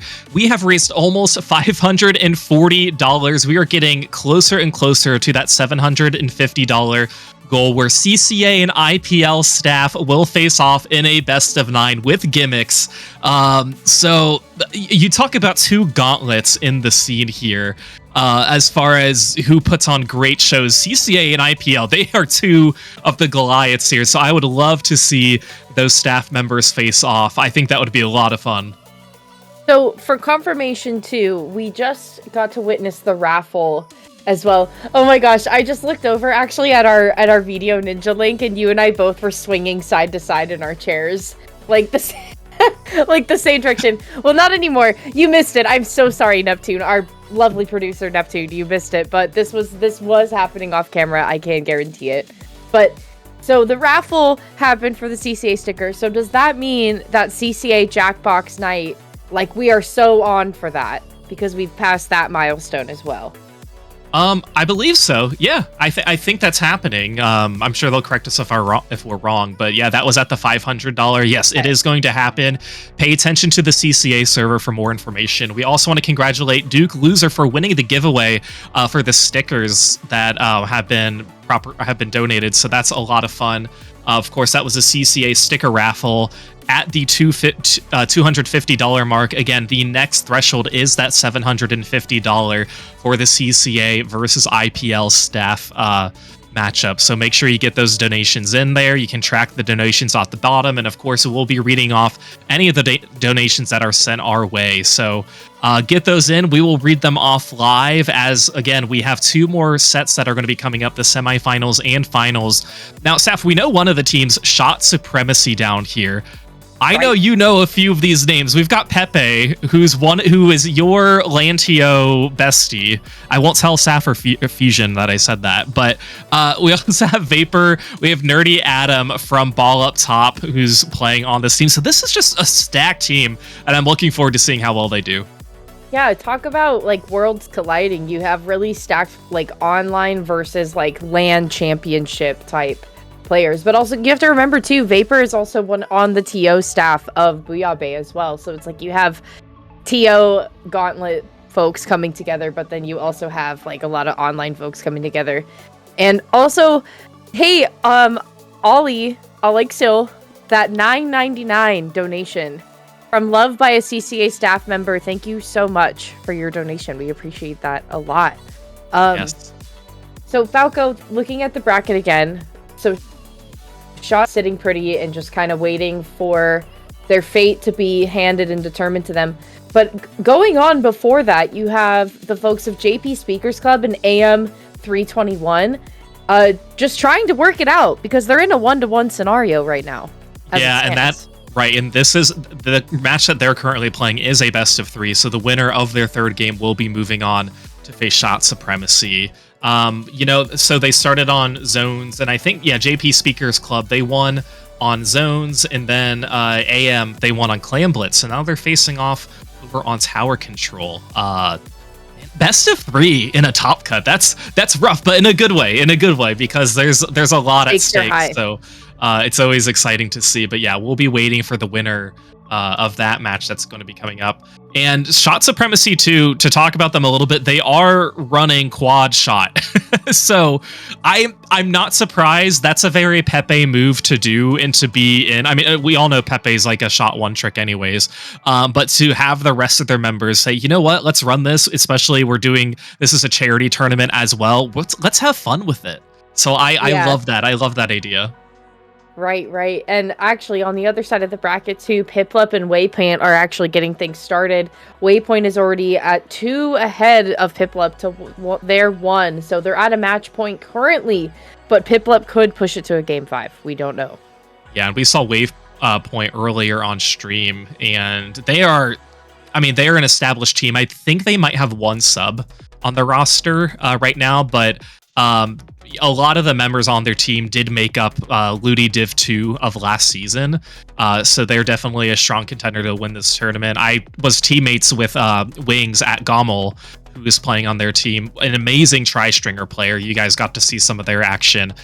So they're definitely a team that deserves to be in the top cut and will probably do pretty well. So, we'll see how they do. Of course, we still have our semifinals match that we'll have to get through, but like we mentioned, we are still waiting on that game 3 from the quarterfinals, and that is between JP Speakers and AM. So anything's possible here. Okay, so I have a question for you. If you can go back in time with me, back in the time when you were a freshman in college, what was like your go-to dorm meal? Okay, go-to dorm meal. So I went to a lot of the at that time, like the dining halls where you Right. you paid. It was like a buffet essentially. It wasn't like a la carte purchase. I am trying to think though. You know what's funny? I don't remember what I ate a lot of. I think they were just sub sandwiches, but I grew up in a house where we didn't really have mayonnaise. It was just something that we never bought. And as soon as I started eating more sandwiches at college, I would just get some mayo on my sandwiches. I'm like, this stuff is pretty good. So unfortunately, my This food, is the stuff. this is pretty good. And it's funny because my dad hates mayonnaise, hates anything that's like white creamy dairy, like would not eat sour cream, no cottage cheese, nothing like that. And we never But really had mayonnaise mayonnaise. is eggs, right? Mayonnaise is Yeah, but eggs. it still fits that same group. So, so I don't have like a favorite, but I just remember, oh, this is my awakening to mayo, and I have no regrets about that. But before we get your answer to that, because I want to ask the same question. We do have a $25 donation from our streamer Neptune here, who says, "Thank you everyone who has been involved in Rush Weekend 3. Love you all. Love you, Neptune. Thank you for helping put on a fantastic broadcast."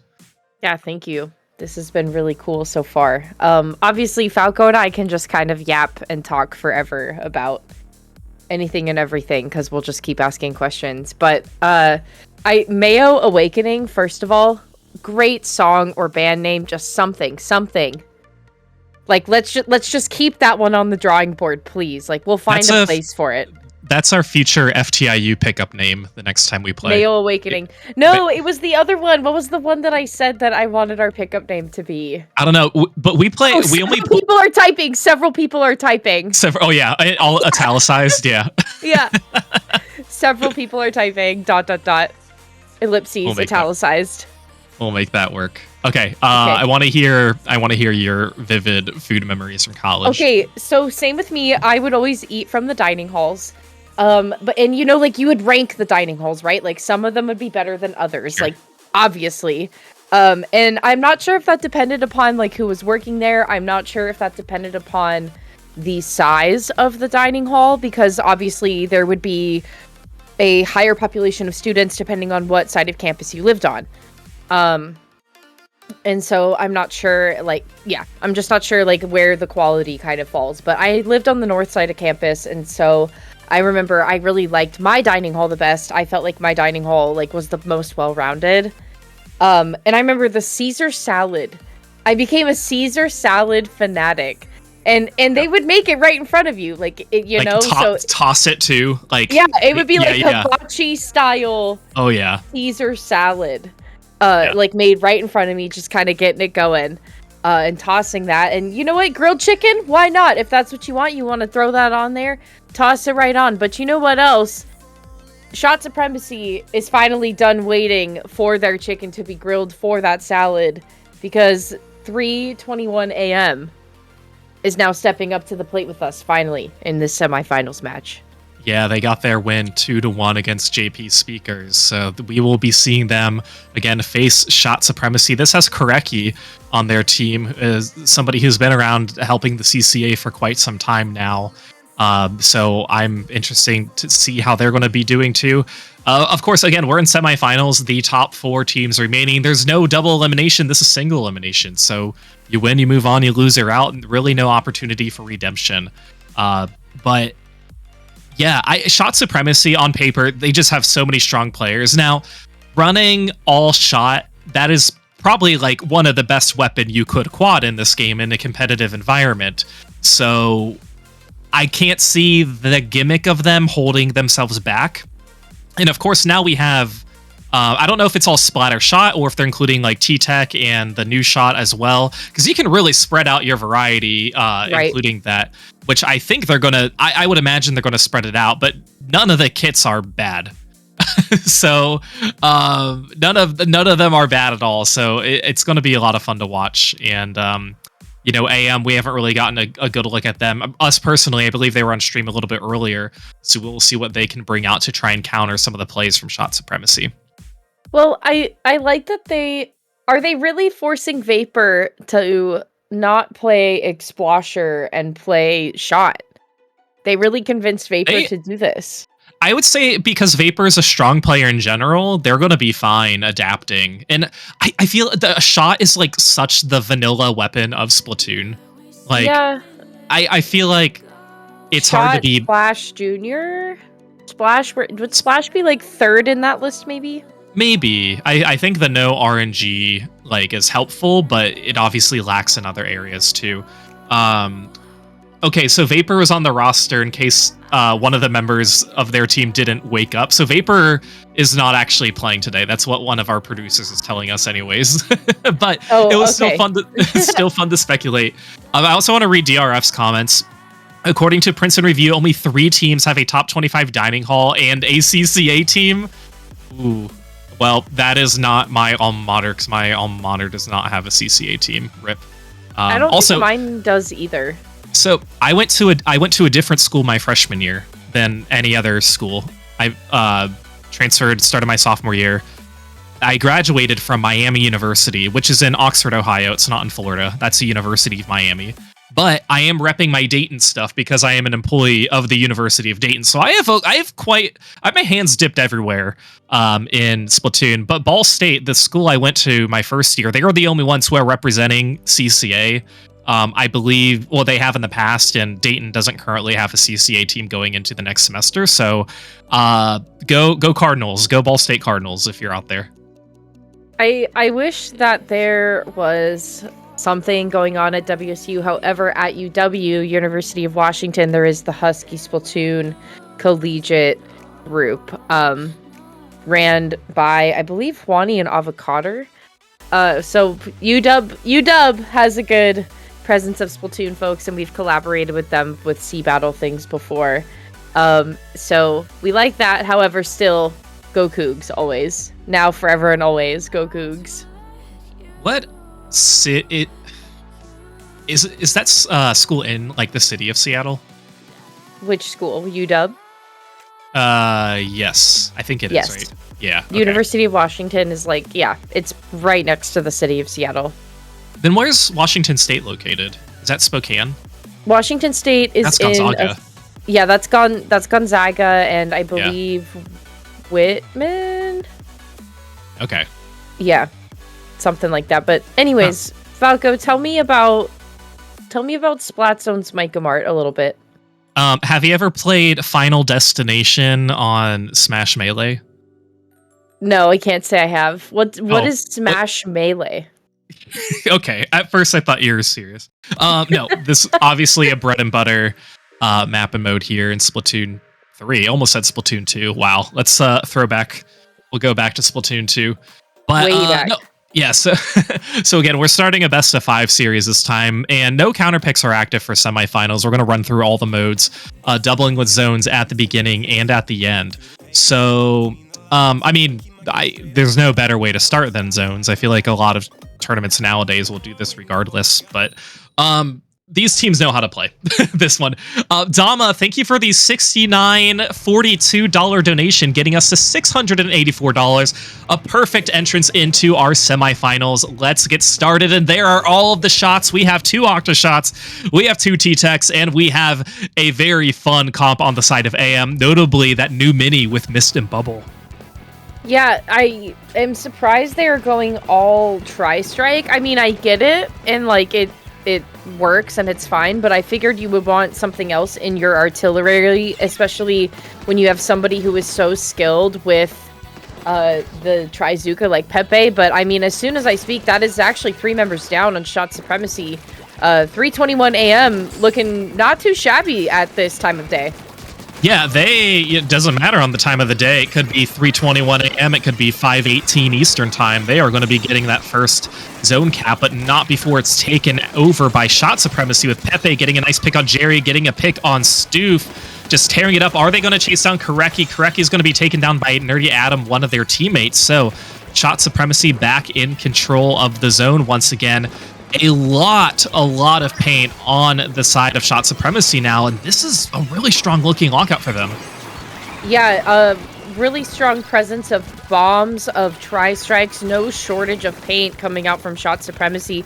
A really good spreading of resources as well. I mean, having 2 folks up on that stack there is going to be really crucial. Now 2 members going down, and actually coming around from the backside, Koreki able to get not too much value out. The bubble was not able really to protect them, but Stoof is going to find 2 before going down to Pepe there. So a decent stall from 321, but Shot Supremacy here to stay. Yeah, we'll see if they have enough bodies to keep control of the zone. It's a 2v2 situation, but Nerdy Adam taking down 1 and is now going to be capped by 3:21 a.m. So that was a much needed cap. They were kind of out of it for a little bit as Shot Supremacy was just able to hold on to the zone for quite some time. Oh, and 2 are going to go down on Shot Supremacy. That's going to be huge. 2 also down on AM, but they are the ones in control of the zone. If you have even number of players on both teams, you want control of that zone. It is just going to make it that much easier for you to maintain it. Yeah, and with Shot Supremacy, with how much paint power they have, it's kind of an instantaneous cap if they're able to really set themselves up well. Not really able to do that, though, if you find yourselves in a trade situation, having another member going down on Shot Supremacy. Tri-Strikes coming down, but at what cost? Not really finding any value here, as finally AM is finding the zone in their possession here. A very small penalty and gap to close, Falco, as well as we enter the second half of the game. Yeah, and I mean, AM 321, they're getting some of the picks, but it's Shot Supremacy. Since they have 4 shooters, their paint is just so quick to respawn. It doesn't take them very long to just touch up on their side of the zone, maybe get the zone, and then get a few more splats along the way as well. So they are doing such a good job getting these picks, but 3 are now down. AM 321, huge for them. They're going to have a stamp online along with that bubble from Stoof, just waiting for the right opportunity. They don't want to pop it too early to not make the most of it. They're going to be trying to push up over on this left side, and a lot of players use it right in front of that drop or on the right stack to protect some of your players, but they haven't needed to use it yet, Saf. Yeah, and these were ideal looking conditions too for AM before all these tri-strikes kind of came in there. Clementine looking to try to clean up, but what is a pencil to do against 6 tri-strikes coming in, Falco? I mean, geez Louise. And I mean, but Shot Supremacy, unfortunate timing for them going into the wipeout scenario. They're lucky they were able to get another penalty though on AM, because it could have been really detrimental here had they not. Yeah, that was a really nice wipeout on the side of AM 321. They, again, absolutely needed it, but the strikes now from Shot Supremacy coming in, but not before 2 of their members go down. It's going to be both T-Techs who are alive, so they're going to have to quickly try and paint. Well, actually, everybody has... they're all the same weapon. I don't know why I'm separating them. All of them are going to have their tri-strikes, but that's going to be the lead switch and the wipeout to seal the deal. AM 321 getting game 1 here in our first best of 5. Sappho, good turnaround from them. Yeah, I think initially I was a little skeptical about Shot Supremacy with the amount of tri-strikes. I mean, obviously not quite working in the way that they were hoping for here, especially because 321 AM just kind of played a little bit more calm and collected. And what I want to say about all these tri-strikes here, you have the coverage and you can see it actually from this point of view coming from Pepe. But like, look how much it took just to get the coverage that they wanted to maintain zone in their favor. And I mean, I think the aggression Shot Supremacy had definitely was present. However, I think just the amount of resources, like the diversity in resources that AM has that and is playing with, just overall is working better, because consistently it just seemed like a lot of these tri-strikes were emergency tri-strikes. It was just like, oh shoot, like zone is not with us, we have to throw at least 2. And you would see too, like you would see these tri-strikes from 2 different people hitting the same locations. And I just wondered to myself, like, okay, what if you had somebody focus on 2 different sides and like just diversified those a little bit more, extrapolated, if you will. It's hard because that's not something you typically have to worry about, having quad tri-strike and overstriking anybody. So it's totally something to think about. Before we hop into game 2, we do have a $50 donation from Mizuno saying the CCA is so cool. Mizuno, you are so cool. Thank you. And Minnie with a $10 donation says Piplup is the best Pokemon. I won't disagree with that. Thank you, Minnie. I know you're playing in semis right now on the other side of the bracket. We appreciate it. Minnie, you're the best Pokemon, and it's really important for me that you understand that. And Falco, a change up from Shot Supremacy with just a different flavor. Yeah, we are going to be seeing, well, we do have the Zuka. That's going to be Pepe, obviously using Vanilla. That is what they are known for. But we also have two of the newer splatter shots, the Crack-On Splatter Shot 2. That's going to have Kraken. Yeah, well, Kraken, obviously. So this is very different, but I think a welcoming change for a mode like Clam Blitz. We're going to see V pop one of them now, try and push out some of the players going towards mid. Again, just really chasing them out. 2 players down. Shot Supremacy in a better position right now, pushing up with some of their specials. They got to avoid some of these strikes, but they have a 2-player advantage. Yeah, and actually Pepe going down and dropping the ball right there, it was all the more successful for Shot Supremacy here. Look at Nerdy Adam coming in, but Stoof already there to respond and make sure no more clams actually touch the surface of that basket. A one-and-done situation, unfortunately, for Shot Supremacy here. The Luna being lost on AM2 as well, as we finally find ourselves looking to make some progress. Stoof looking to try to save this ball a little bit, but look at Falco. No moves being made is allowing Shot Supremacy to just come back in again. Yeah, we can see Pepe trying to get the jump, really backing up, but they are spotted. Everybody from AM321 had to back up. So that's going to be a one and done, getting it down to 70 when they scored before. Oh, no, there's going to be more scored. Okay, so that is Nerdy Adam staying alive.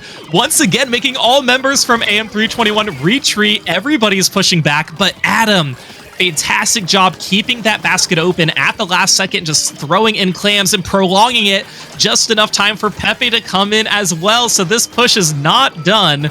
No matter how many players are alive or where they're located, we still got a lot of competitive gameplay right by the basket. What a good push.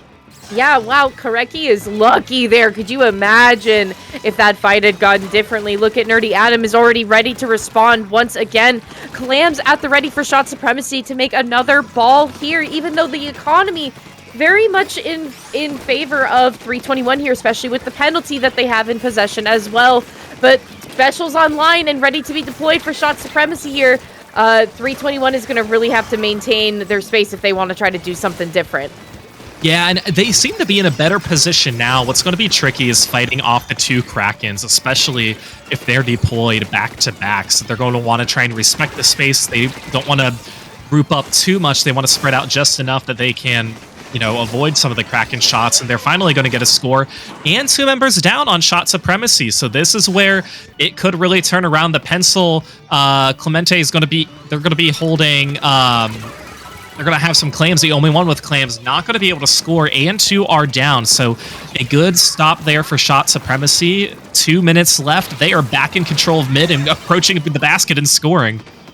Yeah, Shot Supremacy is really quick to retain territory and just kind of take it back for themselves. Look at V launching the Kraken here, trying to open something up and provide some safety. Nobody around, though, to really have clams in possession here. That's Adam backing up with that ball. 2 looking for safety, but still 2 members down on the side of Shot Supremacy. But Falco, Shot Supremacy is really easy and quick to just kind of come back in and rehabilitate the space here. So 321, I think, really has to be mindful of how they want to use their resources. This bubble coming out from Stoof, though, could be the answer for them to get in. Yeah, I think that's what they're going to want to try and rely on. Now, I know you can have 2 Krakens come in and push towards and get rid of that bubble pretty easily, but look at this. We are going to be setting ourselves up for a jump. Do we see the jumps there yet? Yes, both are coming in from Pepe and from Adam are both going to go in. The answer is yes. Only 5 more clams needed to be scored, but their last players nowhere to be found. They're actually going to go down now. So that was a really good 40-point push, a very quick 40-point push from Shot Supremacy, just adding to the deficit that AM321 needs to overcome. Yeah, and I think this play right here from Stoof is going to be major. The assist, even though the wipeout, though, coming up from 321, so unfortunate. It was just enough to break in and get 1 more ball into that basket. Unfortunate wipeout and timing as we enter the last 15 seconds of the match here. A mountain to climb for AM right now, Falco. Yeah, and they don't seem like they're set up for this. They do have their Mercy Claim, of course, but with the Kraken just coming over by the basket, you're providing 3 jumps coming in. That is 2. Yeah, that was 2, and I believe, all you can do is stand there and shoot and just hope they miss because you're right under the basket. Oh my goodness. That, like, their VC's got to be, like, everything's muscle memory for Shot Supremacy. They're all very strong players, and it's just like they played a different type of Clam Blitz game. It was just, let's get one person by the basket. We're just immediately going to jump, which, was a strategy that's pretty viable. It's also one of the most predictable, but when you have 2 Kraken users instead of 1, it just adds to your flexibility of play. Yeah, and I think just having a jumping point that you could potentially prolong as well, which has happened multiple times, I think, for Shot Supremacy throughout this match. You're looking at that, 3 different people coming in to jump in on the final seconds of the round here. Just absolutely silly. I mean, it makes sense and why it works. But I really think that they were able, that the folks of 321 AM were able to prolong it for really as long as they could, because even so, if you have one Kraken that's waiting for the jumps to come in, who's to say where the other one is going to be at a given time? Especially if it's not jumping in, it could also just deploy randomly and find you in an unfortunate place as well. So it's interesting that this has brought us to the breaking point of trying to break into round number 3. And it makes me wonder, like, are we actually evenly matched? It's hard to tell because Clams is the oddball out when you have a strategy like that. One of our producers said that's what they intended to do the whole time. Like, we're going to get the win. Here's how we're going to do it. We're going to have somebody pop a Kraken and get behind the basket. We're all just going to jump. I think even regardless of who has the clams, because we just want to get our bodies over there to try and help score, pick up some stray clams, all that. But you're right. That does bring up a good point because AM321, they won in game 1. Now, it was not a dominant match by any means. It definitely had some back and forth to it. But that last game we saw all Shot Supremacy the entire time. So, Shot Supremacy, they're going to try and turn something around. And honestly, with the weapons they have for tower control, I would imagine they're not really going to run vanilla with Zuka. You're going to really rely on Tri-Strikes with your T-Tech or Octo Shot. And then you might have one run Kraken. I don't really know. But I do think this one will be potentially favored for Shot Supremacy. But on paper, I would have thought Zones was too. So I really don't know the answer. I am excited to see what's going to happen. By the way, we are $50 away from that CCA versus IPL staff best of 9. Get your donations in before the end of this match. Let's take a look at some of the comps. Koreki using S-Blast this time around. And the shot weapons, okay, we do see 2 of the Kraken, 1 Zuka, and 1 Tri-Strike. So I was wrong with my guesses, but I want to see them cook. Yeah, I'm really tilting my head at the double Kraken. I mean, I can see the merit and how you would want to utilize that, but I also think that the other 2 specials, being Tri-Strike and the Zuka, could find a little bit more value here. However, I'm also ready to eat my words, as you can see that V chased Koreki all the way back into the spawn. You look at this here, the tower moving forward just a little bit for Shot Supremacy, taking the fight all the way onto the right-hand side of the map here from the perspective of Shot Supremacy. But still, 3 members going down. This is looking pretty bright for 321.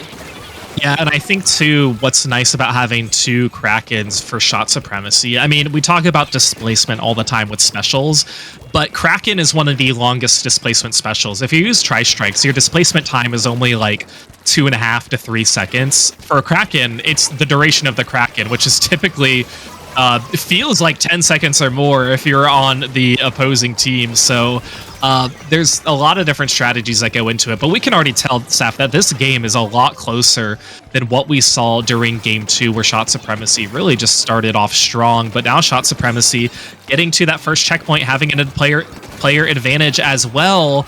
Looks like they're in a good position to get closer to the 3rd checkpoint. Yeah, I think that they kind of just cruise through that first one. Look at Jerry trying to come in through here with the stamp and see if they can kind of create some sort of disruption. That's Adam going down, make it a second going down for Shot Supremacy. Does the push stop here, Falco? There's still so much presence from Shot Supremacy. I'm still seeing orange on my screen here. And look at actually breaking through over to the right side. Jerry looking to have to try to fight with Music Note here. I'm not sure like which player this is. Actually, I have to look at the roster again, but still, thank you. That break-in though, coming in, allowing Adam this safe passage here. Second checkpoint now falling on the way to the third. Shot Supremacy.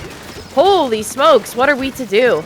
Yeah, they are just keep pushing towards this tower. Now, of course, they're doing this without having a player advantage, just hoping that if we can get enough players over there where we can just, you know, keep the tower on their side and potentially just get some special picks when we need to. But it looks like that push is finally done. Pepe's going to get a nice pick on Koreki, but catches themselves in a 1v2 right now, going down to Jerry. So again, getting to that third checkpoint, not breaking it, that is some sigh of relief that AM321 can have a little bit, but we haven't seen them on the offensive side other than the first minute where they pushed the tower 11 units, not really getting close to that first checkpoint, so they're going to have to turn this around in the next 2 minutes. Right, and maybe that starts here with Jerry, unless you're Pepe and you can kind of come in and just win a fight right away without even like any sort of contention or like even seconds wasted here. That's 3 members down on the sides of 321 AM. Tower in possession of Shot Supremacy here, and so much paint to boot to follow up as well. I mean, look at this. The forefront is already painted and ready to go. Yeah, this is nothing that's out of the ordinary for Shot Supremacy. We can see Adam trying to go up here, get ahead of themselves a little bit. 3 players are going to go down. So, again, a lot of paint here for AM321. Just, they haven't, again, been able to really make a move for it. And I think Music Note was Nitro. I'm not sure who V is. Yeah. Is going to be pushing up and trying to get that stop. But, you know, if Shot Supremacy can just get these trades over and over again, they're going to be fine, and that might be the game they're playing. Right, and I think as well, it just seems to me that Shot Supremacy is able to get themselves into key positions. Oh no! Yeah. With less than a minute left to go, the DC from 321, that is going to be very much played into Shot Supremacy's 3v3 favor here. But look at this! Yeah. The disconnect coming from Shot Supremacy, it is now an even playing field, only with seconds to spare.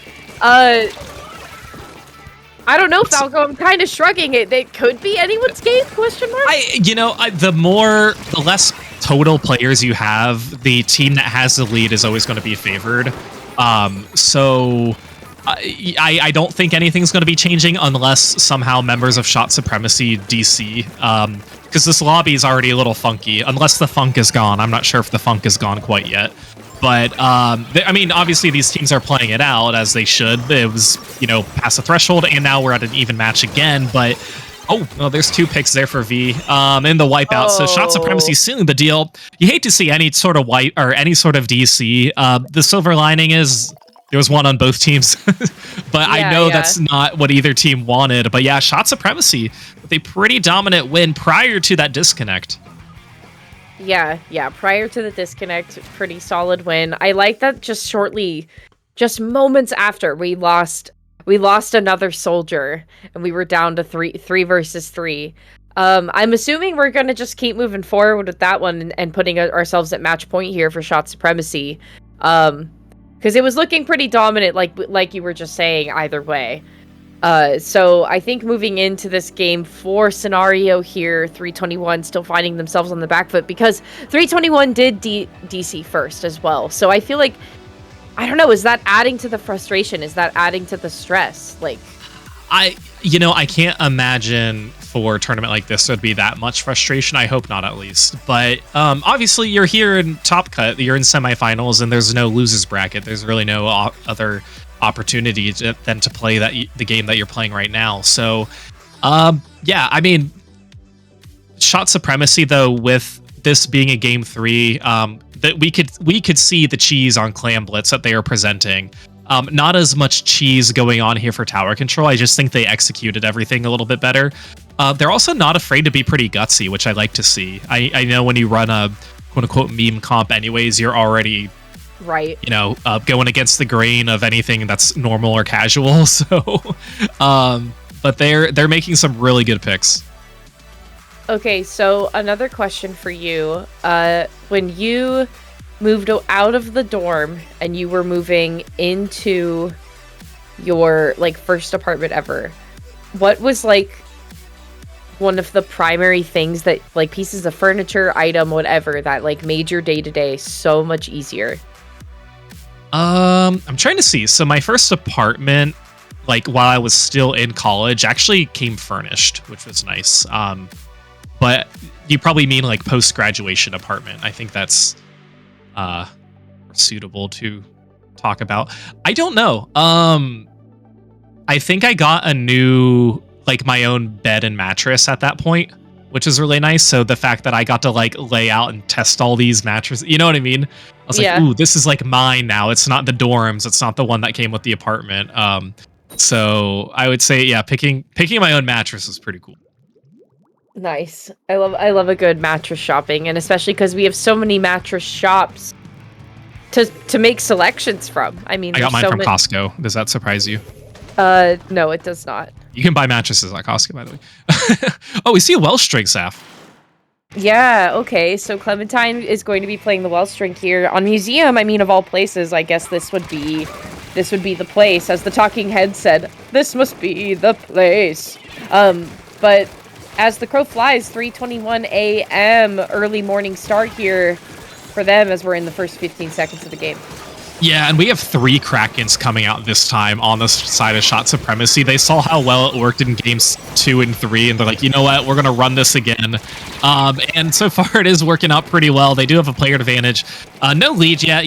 AM, they did pick it up, not really pushing it, but now Shot Supremacy in a little bit more of a deficit than they had before. V is going to opt to jump out. That's going to be essentially a delayed wipe on the side of Shot Supremacy. And AM looking to get this easy checkpoint, and they do, so they have a solid lead for the first time this set. Yeah, and I think the 3 Krakens, too, you can definitely tell Shot Supremacy is just trying to kind of end the game as quickly as possible here.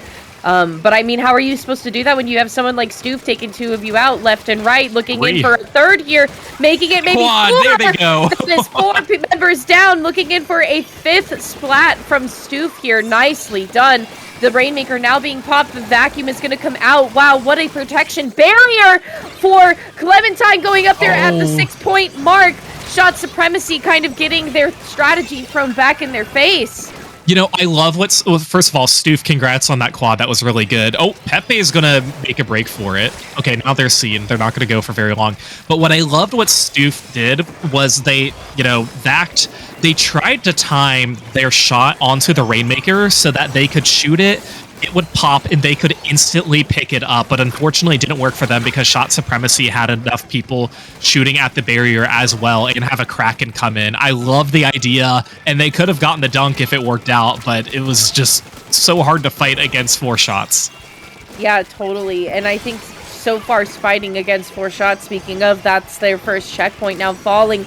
Kraken number 1 making headway into the zone area here. You can see Clementine is trying to get some paint down, offering a jump too, and thankfully, as soon as I speak, the Trizuka is actually going to come close it out. I was going to say, thankfully, the suction bomb exits before it can actually cause some real damage here. Shot Supremacy staring down the barrel of the final checkpoint here for 3:21.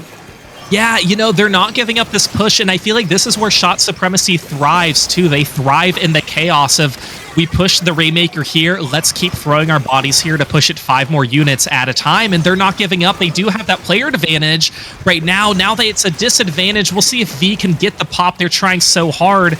Pepe is also there. V is going to get 1 pick. Can they take out 2? That Rainmaker is uncontested. Clementine is going to be picking it up. A very wise move, dropping it. Wow. They've got to end that push, and now it's essentially going to be reset here in mid. So, you had 2 members from Shot Supremacy by the Rainmaker. I'm kind of surprised that Pepe or V didn't pick it up. I guess they were waiting on one of their teammates to arrive. Yeah, I think really wise move from Clementine, though, as well. I mean, just get it as far away as possible. That is going to add so much distance between the final goal there. Wow, really threading the needle there for Pepe on that Zuka shot. And now with the Kraken being engaged as well, this is looking pretty good for another follow-up from Shot Supremacy. That's 2 members down and another Kraken in tow. Make it 2. The Rainmaker still, though, having no hands on it. Finally, that Shot Supremacy able to pick it up. Looking to try to make some headway onto this platform here. The Rainmaker's definitely going to help out, but all 4 players now are online. The stamp being thrown with the second one going to be thrown too. Now with it being dropped just before the 25-point mark here. 321 really has to play this carefully as we round the corner to the last minute. Yeah, and again, this is exactly where they were about a minute ago in the same exact position and how they got to 25. Oh, and V is going to go down. I was going to... Oh, to a delayed suction bomb there. Koreki is going to be coming in quick, probably from their juice. Still getting a nice pick there on Adam.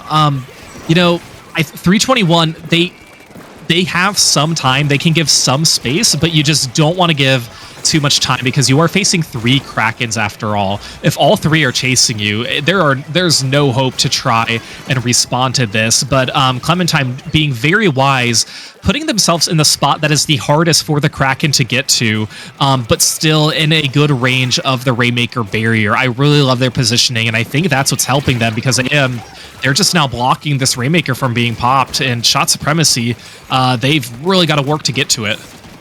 Yeah, look at Clementine trying to get out of there and escape away from Pepe. Shot Supremacy is so quick to follow up your Falco, but already losing their footing, losing 2 members. That's Adam. We're in overtime too. They cannot lose their hands or possession of this Rainmaker, but also 321 needs to kind of maintain their distance here, and what better way to do that with someone like Clementine, especially because they kind of have a really good eye on where Nerdy Adam is behind the spinner right now, and they can't really peer their head around. They have to play it super carefully here, and they don't even have Cooler to try to rely on either. I mean, what is one to do?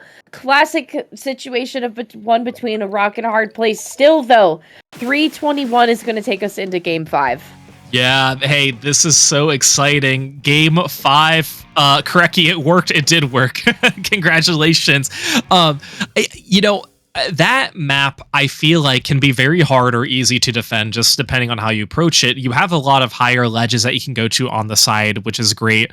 But if you're dedicated, if like Shot Supremacy, for example, they had to push the Rainmaker a little bit forward, and they just couldn't find themselves a spot that they could just be safe and just like kind of wait for their teammates to gather. There really are no safe positions here unless you want to drop down kind of by mid. So it was a really good win there. This is the cleanest game that AM321 has had so far. Again, we mentioned they won on zones during game 1, and that's actually where we're headed to for game 5 coming up next. So back to zones where AM321 won. Man, this is where Shot Supremacy, they tried to run 3 Krakens. There's no way they're going to be running 3 Krakens on zones, I would imagine. But I don't know. They've really got to think about what they want to do here. Yeah, surely they are not running any Kraken on zone. Maybe one to have in the back pocket potentially, but surely not more than that. 321, though, having the advantage with winning on Mako Mart zones earlier. And Falco, looking at the bracket, too, Waypoint winning 3-1 over Piplup. So that puts Piplup in the 3rd place situation, contending upon who is going to win from this match here. And Shot Supremacy, too, if they win, they are looking to try to fight Waypoint. If not, it will be 321 AM finding Waypoint in the finals round. So stakes are feeling pretty high. Feeling the pressure a little bit here, especially as we are in the Game 5 scenario. Right, and we mentioned Waypoint. Like, they're an actual competitive team. They're not a pickup here. Right. So they are a team that is pretty well known, but they're going to be awaiting the winner of this game, Game 5 here, Shot Supremacy versus AM. We're going to see one Kraken come out on the side of Shot Supremacy. The Edit and Mini coming out now on the side of AM321. So a little bit of a change up, getting a slightly more range, but just as enough paint. And that's going to be able to counter all the shots. Right, and still maintaining. Oh, no. Okay, so we don't have double cooler. I was going to say, do we have 2 coolers coming down? I wonder about that for 321. But as I say that, 3 members going down in the blink of an eye, making great headway. Yeah, they started off strong. Pepe doing Pepe things and just miraculously staying alive in, a quarter centimeter squared of a paint and able to jump out. But AM321, they're really pushing this up too. They have the bubble out. They have a stamp coming out as well. Jerry is going to be the one using that. Adam trying to displace the stamp as well. It's finally flipped over, and Shot Supremacy has a slight player advantage, but this AM321 team, they are not giving up because both Splatlings were heavy on the zone to try and get that paint.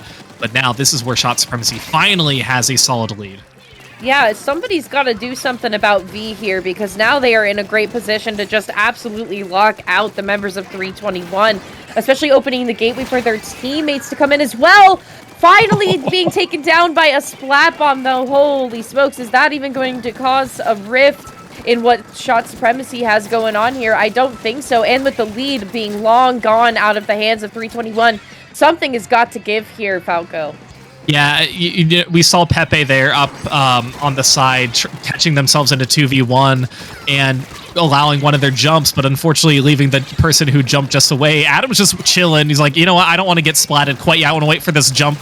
They're going to be able to take out Jerry. So that was a good measure to try and stay alive, and they weren't caught. I believe members of AM321 thought that maybe they fell off or retreated too far, but Nerdy Adam just, again, the finesse from all of these Shot Supremacy players has been truly incredible throughout this entire set. Yeah, and I have really been enjoying seeing where these tri-strike shots are landing. Kareki is very lucky to be among the living at this moment here, because, wow, that was a point-blank shot coming out from V there in the corner. But now 321 still maintaining pressure on the zone. Jerry looking to push up and holding onto their stamp for an opportune time, and with no penalty standing in the way here. 321, and with 2 members down, make it 3! 321, come on, we have to maintain this here. No penalty standing before us. Get those bombs thrown out, get the positioning thrown out, play at range. We have to get this lead back. Right, this will be AM321's best opportunity, and they are able to take the lead. Oh, the hammer's going to take down Adam. A nice throw there for Jerry. So things are really turning around now for AM321. Again, in solid control of the zone, like you mentioned, didn't have any penalty points they had to get through when they got to pick and taking out the Kraken before it deploys. That is also going to be huge. The time is ticking for Shot Supremacy. Strikes are thrown. Can they contest it in time? No. AM321 gets the Game 5 win and are moving on to our finals. Clearly, it's not even a matter of like skill, mechanic, finesse, weapon, whatever. Like 321 just has Splat Zones on lock. That mode just makes sense for them. All of their members have just such a keen idea on how to play off of each other, and especially like with this double Splatling comp, like I was really skeptical at first. It's really hard to try to maintain your paint with double Splatling. It's like easy and hard at the same time because it's something that you have to be really hyper aware of. But I mean, yeah, a flawless gameplay from 321, but still really rapid fire aggression from Shot Supremacy. But regardless of the skill that was had on Shot Supremacy, still the amount of like resource allocation, the slowness, and just the attentive to the flow of how to recapture the zone and then move forward and just keep locking the other team out. I mean, 321 just does it flawlessly on Splat Zones, and it just prove it once, prove it twice. Right. They did a fantastic job, and that makes me wonder too if Shot Supremacy, if all the players played the weapons that they're most comfortable with, would the result change? That's an answer we won't know because we, unfortunately just won't have that. But Saf, like you said before, we had the other match on the other side, Waypoint versus Piplup. You mentioned that Waypoint won 3-1. So the third place match is going to be Piplup versus Shot Supremacy. That's going to happen off stream. And coming up next, we are going to be showing you Waypoint versus AM321, the team that we just saw. And of course, we want to remind you that this is a charity stream, all benefiting the Make-A-Wish Foundation. We are $50 away from our goal of CCA versus IPL staff in a Play All 9 showdown with gimmicks. we have a $50 donation Yo! from Juices SB. Thank you so much. Woo! You reached us to that 750 mark. You guys are going to be seeing CCA versus IPL staff face off. Again, pay attention to the CCA Discord server for more information about that. Thank you so much for getting us there. Of course, our next goal is that $1,000 threshold of DRF reviews community submitted memes and returns of CCA DeBall shirts. So get us there if you can. That's so exciting. Saf, CCA question for Ball's shirt? Question It's a question meme. for the group. It's a meme. It's a Okay. meme. I forget the lore. Y'all can spam it in chat. I know there was a DeBalls like meme that was going around. I want you guys to spam it. Saf, for CCA versus IPL staff, you are a member of IPL staff. Who would your 4 people that you put up against from the IPL side? Who would you want represented? Oh my gosh, if I could make my team. Yeah. You don't have to be on it. I just for IPL. I'd be the folks. coach. I'd be the coach. Yeah. No, I would if I was on it.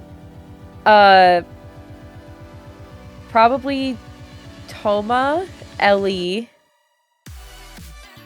myself,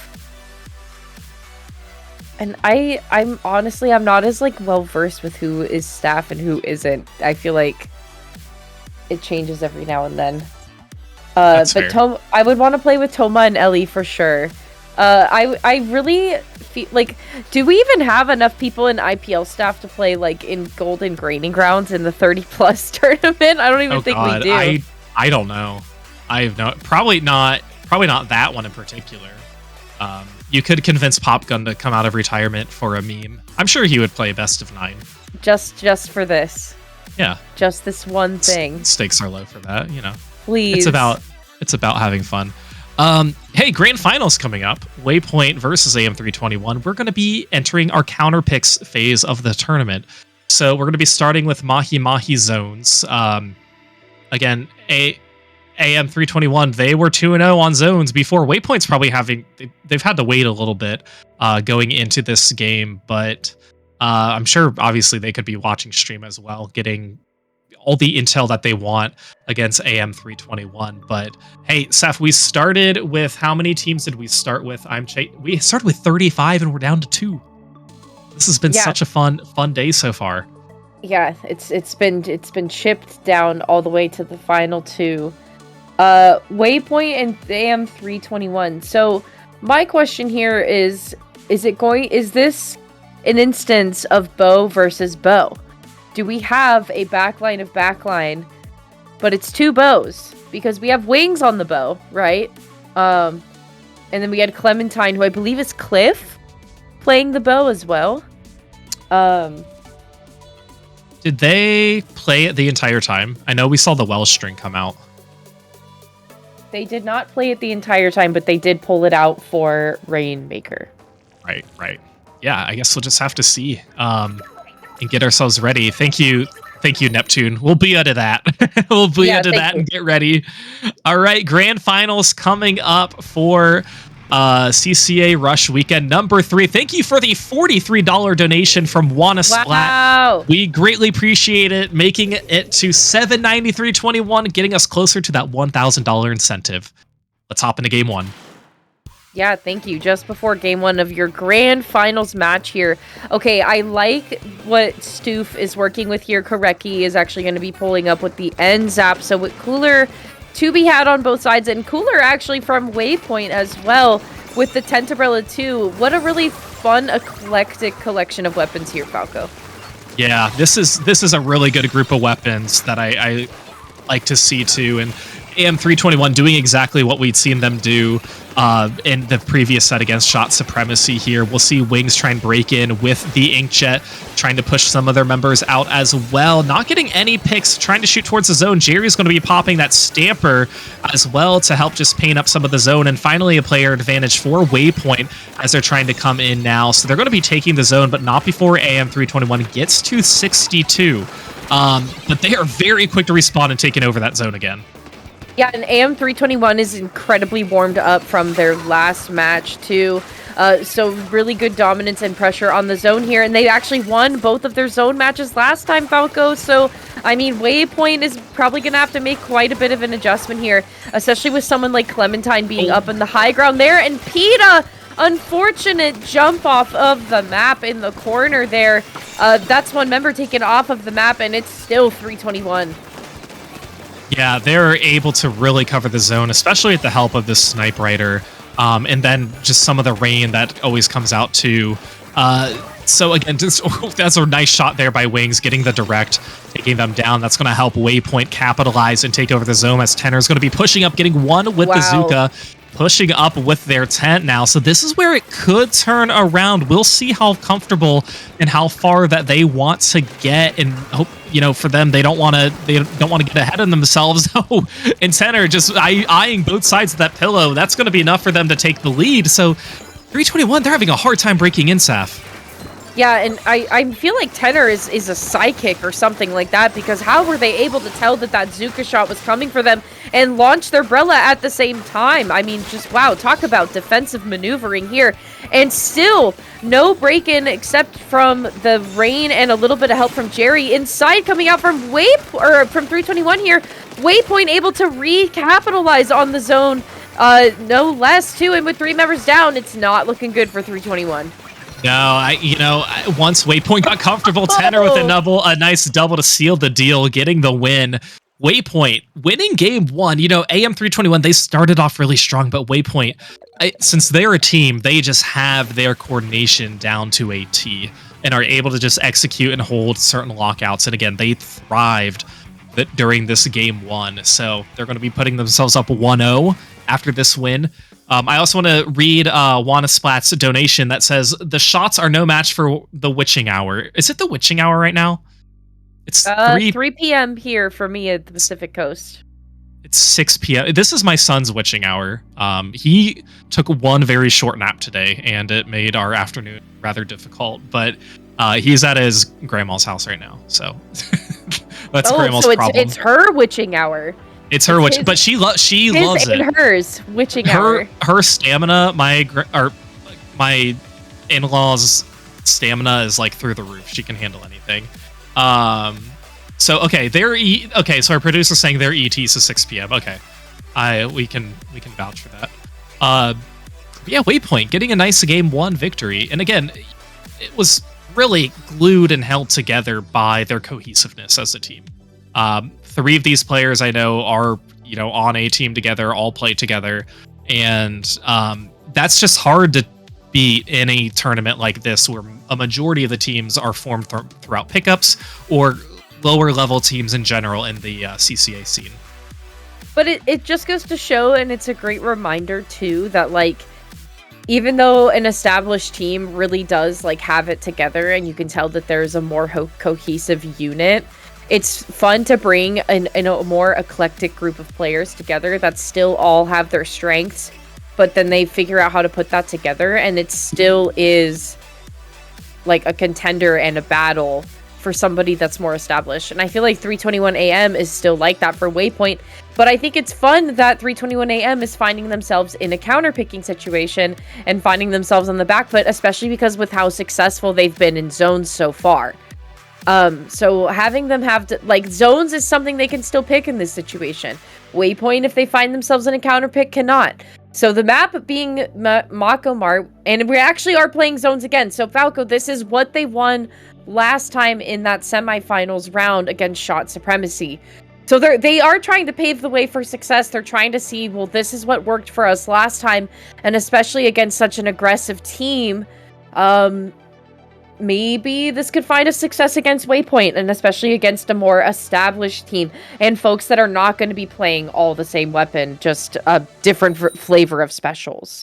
Yeah, and I can see this one working. I follow the logic of counterpicking this, especially if it's one of your strongest map modes and something you're very comfortable with. You already know you want it against a strong team on it, so I can absolutely see that. Let's hop into game 2. Not many changes. So Jerry's going to be Clementine is going to be changing to the other pencil, I believe, the one without rain this time. And Wings is sticking with the Inkline and Inkjet new bow that is out, so a lot of the same weapons on the side of Waypoint. Yeah, it's not too much of a change up here. Still the same amount of painting power, no less, except without that rain, a little bit less chip damage being utilized by 321. Waypoint throwing a really strong first punch, though. Look at PETA trying to take up space on this right-hand side here. Clementine is kind of calling them out a little bit here, and Jerry also wants to try to take that fight as well. But still, the zone being contested by 321. It's looking to be a really unfortunate bout for Waypoint in the center stage here. And we're kind of just trying to contest to see if we can reinitiate the penalty. But still, it's to my surprise, it's actually Waypoint holding on tight.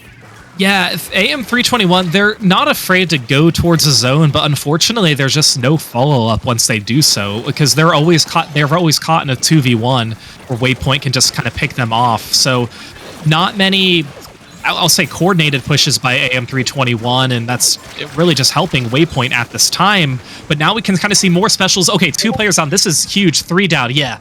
So AM321 needed to capitalize, and they did. A lot of penalty points on the side of Waypoint, but we will see. Again, you mentioned this was AM321's counter pick that they chose. We'll see how well they can hold this lockout against Waypoint. But right now, Waypoint getting quite a few picks. Yeah, and I think Wings getting set up with this Inkjet is going to be major here. Stoof getting taken out of action.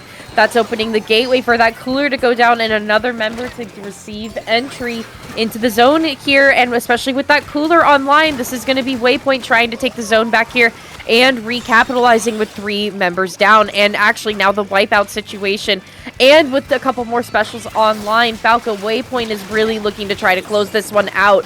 And they really do have the tools for success to do so. What is PETA to do here? Holy smokes. That was a little bit scary. Well, you know, the thing is, if PETA were to land on the ground, they wouldn't get splatted. Right. They just go back to the recoil spot. But what they did was just apply as much pressure at spawn as I absolutely can. I'm going to make it known where I am, so you can follow me. Our zone won't have to be contested. So they played that as well as anybody really could play it. And really distract the team, but now correcting PETA in a 1v1 with the help of Clementine trying to touch up on the zone. It's still not capped, but AM321, they got pretty close quite a few times. Tenor now trying to push in right by a lot of players. If Tenor can get a few of these, it's going to be huge, but no, they're going to get one and then go down. So not quite the player advantage that they were hoping to get, but they have one right now against Waypoint. And they just always have to be on their A game if they want to try and stay on top of a team.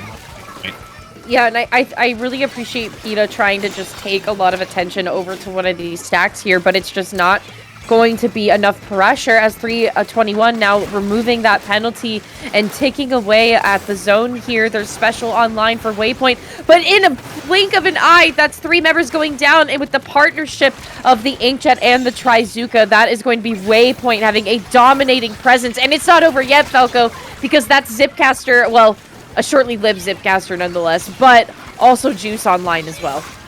Yeah, Juice is going to be online to try and help them out. And now, once again, a player advantage for AM321. You know, the zone, it is flopping back and forth. So AM321 playing much better than they performed in that first Mahi game. Just more opportunities for them to break in, get a few splats spread out a little bit too, and not just be as locked down. So with more space to run, they're performing better. It's just a matter of, is this 5-minute clock enough time for them to do so if they don't get the knockout? But look at this, Saf. 1-player advantage right now. They're in position to take the lead in under a minute, and they do. So that is going to be big. Tenor's going to be trying to come in to try and stop it, but not enough. And AM321 looking stronger than ever before. Yeah, you could tell AM321 obviously picked this as their counter pick for a reason. It just took them a little bit of time to actually get set up here, but it was just all the pieces fell in place just enough to where Waypoint just felt disorganized and really could not come back from the lead that they had maintained kind of in the last the last quarter of the game, just before the last quarter of the game, if you will. So 321 taking us into game number 3, forcing Waypoint into the counter picking scenario here. And like in these final moments, as 321 is taking their final unit points here, I mean, PETA has been such an essential worker for the force that is Waypoint too. They keep trying to take a fight over on and away from the objective continuously over and over again. But it just seems like in these final moments for 321, they were not really paying that any mind. And we're just kind of focused on closing out the objective in those final seconds. So, counterpick from Waypoint is going to be Hagglefish Market on tower control. Thoughts and feelings on that one? Tower control being the counterpick for this one. Yeah, well, we couldn't go to zones. Both teams Right. have already won on zones, so we're not not going to see it for the rest of this set, I would imagine. And tower, I mean, I can definitely see Wings thrive with this, with the tri-stringer. The rest of their team has been performing very well, too. So I think this is just a safe pick overall. Again, there's nothing in this map list I don't think that's too crazy, too far out there anyways. So a lot of these teams are going to be going with what their strengths are, and I think this is a very fair choice for them to make. But we'll see. That game, AM321 winning, based on how game 1 went, them coming back and winning game 2 really surprised me. They performed very well. Yeah, they really got all of their pieces in place to close out that second game. I wonder too, maybe this is a safer counterpick on Hagglefish Tower because we are, in fact, not against shot supremacy where we can just kind of crack and spam all day, every day. So maybe feeling a little bit safer to counterpick something like tower control, and on Hagglefish too, a lot more openness as well. Not a lot of obstacles in your way. So like you were saying, Wings is probably going to have a really good time here. And I don't disagree whatsoever. So no changes coming out from the side of Waypoint, but a little bit of a flavor change up from Koreki on the side of 321. Look at that blaster pick. Great for tower control. I think point sensors are going to be really nice using the custom blaster. Actually, one of my favorite weapons in this game. Just a lot of fun to use. Yeah, a lot of people will opt for the one with bubble on tower, the vanilla, but point sensors I think are just so valuable in a very fast-paced team like Waypoint. So Waypoint performing pretty well here. They weren't able to touch the tower, but they're putting themselves in 2v1s and getting some of these picks. But now AM321 just executing a little bit more. It's just going to be Wings who's alive using that Inkjet. So not a lot of paint can go out on the ground. Nowhere to hide as well. That's going to be good for AM321 getting to this first checkpoint. And it looks like they will get past this with Breeze, as Stoof is just waiting behind the pole here, getting some of that cooler for a little cherry on top as well. And getting past the first checkpoint is a really good way to start. Yeah, but I do think that it's unfortunate they weren't really able to find too much value from that Stampede coming up on the left-hand side here, taking a lot of eyes away from Tower. Stoof, though, playing at range. PETA's going to really have to readjust if they want to try and take that fight again next time. Stoof looking in, though, trying to take this tower, maybe inch it forward just a little bit. The team fight is well underway, as you can see. Wings coming in with the Inkjet and helping out and Tenor and assisting taking out Jerry, but Stoof having just enough paint to initiate that bubble, but still the tower's not really going to be moving much here. Still, Waypoint having the advantage in the team fight. Yeah, they did a good job of not allowing AM321 to push further back. And getting it to mid, you're going to be sacrificing a few of your players, but this is definitely more of a defensive game than what we had seen before. And Koreki's going to get a nice double there. This might be where AM321 tries to extend some of their push that they had before. That's going to be 3 down. Can they get Wings? And the answer is no, not quite yet, but other members are seen as well. So this is really nice for AM321. Again, getting past the first checkpoint, approaching the second one, which is going to be a little more chaotic. And with just the pencil alive, that is going to be the end of that puck as Clementine backs up. So again, pushing it to 40, but making it that much more difficult for Waypoint to try and push back. Yeah, and Clementine has been doing a phenomenal job at making sure that they keep their distance and maintain a jumping point for the members of 321 to try and come back into the game here. So here comes the special stacking from Waypoint. This is going to be the moment, Falco. I was already going to say it was the moment even before the wipeout scenario was in our hands here. Finally, Waypoint making headway to the first checkpoint. Tenor is up on a high ground, taking the fight straight to the front doorstep of 321 AM. Waypoint is looking so good here, Falco, and 2 more members going down. They have to just maintain the pressure. Right. What I really liked what Waypoint did is they had one player who just immediately pushed up. They're like, you know what? I'll be the guinea pig. I'll push up. I'll have everyone chase after me. We're going to need a few bodies by the tower, so that way if somebody hops off, the other person can just hop on right underneath. And that's going to be some really nice picks. By the way, Waypoint took the lead while all of this happened, getting down to 26, and they are not letting go of this push at all. PETA's going to be going up for the Booyah, going to be throwing it to try and cause a little bit of a smokescreen against Clementine. And again, Waypoint they're still riding with this, just trying to push it, keeping up the pressure, and they can afford to do it until they finally get wiped out. So that is likely what we're going to see from them. But no, now a 2-player advantage. Waypoint could even ride themselves away to victory. Yeah, even with the point sensors and even with the mist, Waypoint is not backing down here. 321 is trying to throw everything in the kitchen sink to prevent this push going from any longer, but Waypoint is playing it safe and just trying to maintain the tower from really moving backwards. And gosh, has it been advantageous for them, because now that third checkpoint being falling and taking us into game number 4, it's not over yet. Yeah, it took Waypoint a little bit of time to get the ball rolling, but again, when they did, they were unstoppable, and that's exactly what we saw during the first game when they finally got a lockout on Mahi zones, were able to push out or push up. They just performed so well, and that translated really well into tower control Hagglefish. So they're in the driver's seat right now. They have one more game until they are crowned the champions of CCA Rush Weekend 3. Counterpick coming from AM321. And of course, all this for a great charity. We're getting closer and closer to that $1,000 goal that we would love to push our way here. Again, if we can reach that threshold, DRF reviews community submitted memes and return of CCA DeBalls shirts. So we got to see that. We got to get there. Keep those donations coming in. Again, all in support of Make-A-Wish to help support families in needs, making those kids' dreams come true. Yeah, and Frozy, we don't think we forgot about you, because we didn't. We saw your $25 donation. It was just occurring while the game was happening. We had to talk about the game. It was right in front of us. I'm so sorry. Don't think we forgot about you, though. We appreciate your donation, and thank you so much. Yeah, $818. Wow, you guys. Quite the feat, quite the achievement, and especially for such a great cause and a great organization like Make-A-Wish. Yeah. Thank you so much. Let's get DRF to review some memes for us. I think we, as a collective society, I think honestly just as like a human consciousness, would really benefit from that. And I can't think of a better human consciousness than DRF. So to corrupt a little bit, maybe. He's the voice of reason for a lot of things that go on in my mind, or he should at least be, because he's a good guy.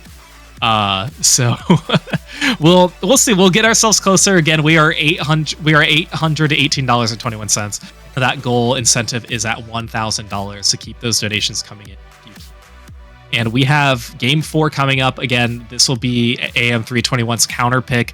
They cannot choose zones, as that is the last mode that they have won. So we'll see what they choose. I mean, I don't think they're going to go tower again. And we know what we saw during Clam Blitz was not a result that they wanted. They were going with tower. Okay, tower Inkblot.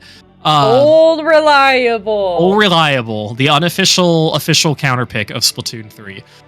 So less linear, 4 areas to get from one end to the other, which I think, could work out in their favor. And yeah, I mean, not a counter pick I would have expected from them, but I also won't knock it.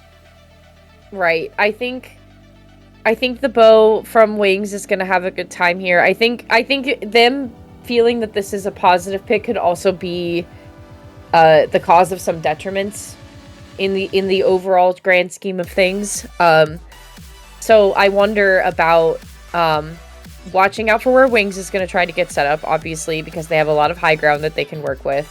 But also making sure that you can get, like, the Stamper player, which I believe that's PETA. You want to get PETA also in a really prime position, because PETA was hiding in really, really good places. And really just, like, taking a lot of distraction away from objective and a lot of eyes off the objective. And so I think it's going to be no different here. 3:21 a.m. has got to be really mindful of where that distraction is going to come in and win, especially if they are the ones that are going to try to get the lead first. But Falco, we are at match point here for Rush Weekend 3 here on the CCA. We're raising money for Make-A-Wish Foundation today, folks. Take us away. This is Grand Finals. No changes to be had. No, yeah, these are the exact same comps that came out. Other than this, was that the same Stamper with the Booyah from PETA? Yes. Okay. I wasn't sure if that was the same one or not. But again, here, I mean, PETA just quickly trying to take that left side, seeing who's going to be dropping, taking that slick. Tower is uncontested right now. Players just really trying to get a feel for themselves and where they want to go. And two members from AM321, they're like, you know what? We're going to wrap around you to get you. We don't want to dive in right into the action. We'll take the slightly longer route to try and take you down. And it was successful, but right now, the tower is neutral. Nobody's touched it in 40 seconds. No one even just like got on it to just get some height. Well, now they finally did, getting to 98. So still a very neutral game, as Jerry is going to be getting a good pick. This is, I think, where AM321's really going to want to try and get it. But PETA still just showing some of this aggression that they are not shy and they don't want to let go of it. Yeah, PETA, like I was saying, is someone that maintains their presence very well. Also maintains to be very stealthy too. So I think 3:21 a.m. is a little bit more mindful of that this time around here.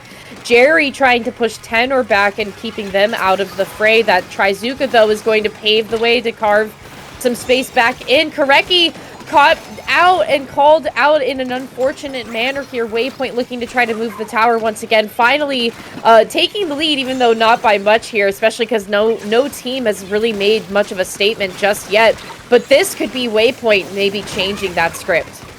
Yeah, they're going to be trying to change it, but yeah, they're going to be losing some of the players for them to get it. And I think if it were any place besides like right after that checkpoint, it would have worked, but I don't really know because that's in such a tricky spot. And I don't know, AM321, they just don't really have the utility right now because Waypoint, they're in this position where they already have a lot more paint and they just are not able to be taken down by any members from AM321. So they can keep up this slower but steady push, and I think it will work out for them. But of course, we have 2 minutes and 30 seconds. Anything can happen in this time. Oh, and getting Loon on that very late deployment of a jump is going to be huge. So AM321, I'm curious what they can do in the second half of this game. Yeah, I'm seeing a lot of special stacking coming out from Waypoint, but it's not really finding the value that they're looking for. Like, they might get maybe like one pick, but then that's it, and then it kind of just like falls apart.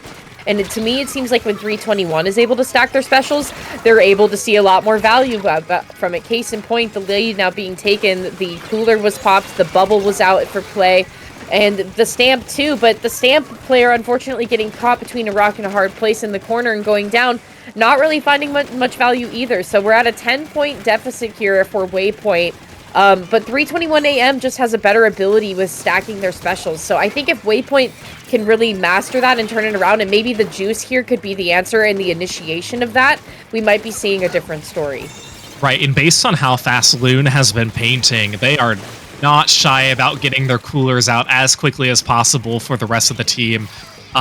So they're going to be trying to bank off of that. But AM321 now trying to stop the tower. They were able to take the lead just a little bit ago. Two players are not going to be down on AM321. So Waypoint getting closer, able to take back that lead again. This is very big for them. And a lot of paint in front of the tower as well. That is just as important. So this is going to set them up for success too. Booyah is going to be going up. Wings is going to be using the Inkjet. Wow, that's going to allow one of the other members to get on the tower. Jerry is going to be going down. This is spiraling out of control for AM321. Waypoint getting closer and closer to their victory. Yeah, and I think unfortunate timing for Wings. They landed and then immediately got a hammer to the face. So 17 is the point to beat if you're 321. I think that is enough of a push from Waypoint at this moment. The cooler now being popped, though, for the members of 321, so this could be the turnaround that they need as we enter the last 30 seconds of the match here. And now with Tower being in possession, bombs being deployed, and specials coming online. 3 specials, Falco, online for 321. This is where the difference is going to be made, and it's going to start with 2 members being down. Right, and if they want to push this, they're going to need 2 cycles of their specials that go through based on how much they have to get through. Stoof is going to be using that bubble, providing some safe jumps and protection for the teammate. Can they take down Tenor into 2v1? Yes, they can, breaking through that tent, and that 3-player down on Waypoint. So AM 321 hoping to push this to another game. They are going to be approaching overtime. They cannot let any of their players go down, and it's 2 are down. It's just Clementine who's alive, facing Loon, and there's a jump coming in, but it's not enough time. Waypoint getting the stop, getting the win here, and are your CCA Rush Weekend 3 champions. I could see over in the corner that PETA was absolutely cooking and took 2 members of 321 down. And again, just out of the fray, out of the mindset of trying to go after the objective. Like, PETA just has a way of distracting people. So really, really huge success for Waypoint here in winning Rush Weekend 3. Congratulations. And then 321 taking the back seat in the 2nd place spot. I don't know if we have the results yet of what's going on in 3rd place yet, Falco. I'm not sure if you have the bracket open or not. Question mark. I can have the bracket open. Oh, Shot Supremacy actually 3-0 against Piplup. So Piplup had a pretty incredible run, I feel like, throughout the day today. And so just getting completely knocked out by Shot Supremacy, that's gotta hurt. Yeah, that would be a set I would have loved to see too. But you know, based on how we saw Shot Supremacy play, I'm sure they performed very well against Piplup. And by the way, Minnie, who had the donation that said Piplup is the best Pokemon, they are a player on the team Piplup, so we're wishing all of our luck to them. But Shot Supremacy, man, they had a really good run getting that 3rd place. But hey, 1st and 2nd place, first going to Waypoint 3-1 against AM321. Hacks, thank you for the $10 donation, pushing us to 828 towards and getting closer to our $1,000 incentive. We appreciate that so much. Thank you again.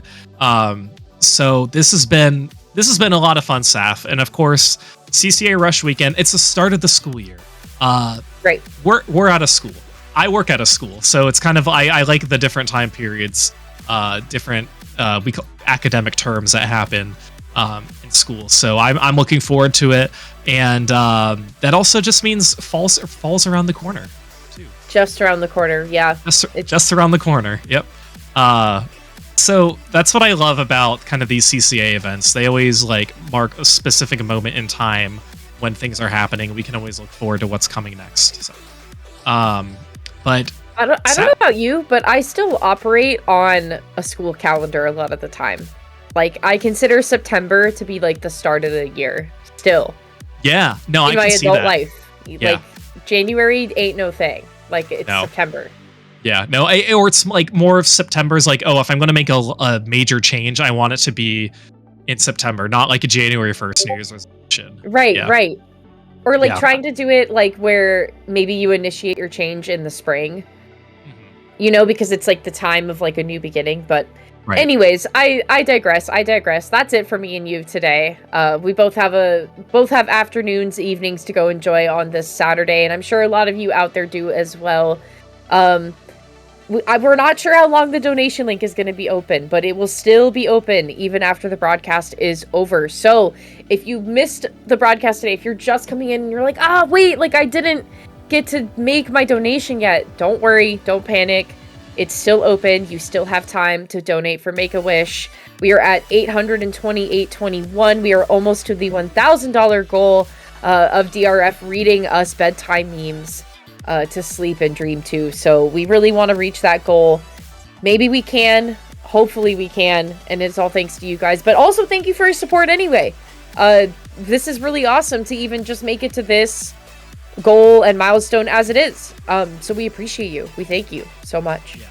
We do. And of course, if you are thinking, where am I going to find the link when the stream goes down? You can find it on the CCA Blue Sky account and by joining their Discord, checking some of the announcements. They will be posting the links there. But thank you guys so much for tuning in today for Rush Weekend 3 brought to you by CCA. School year's going to be starting soon. I think for some people it already started.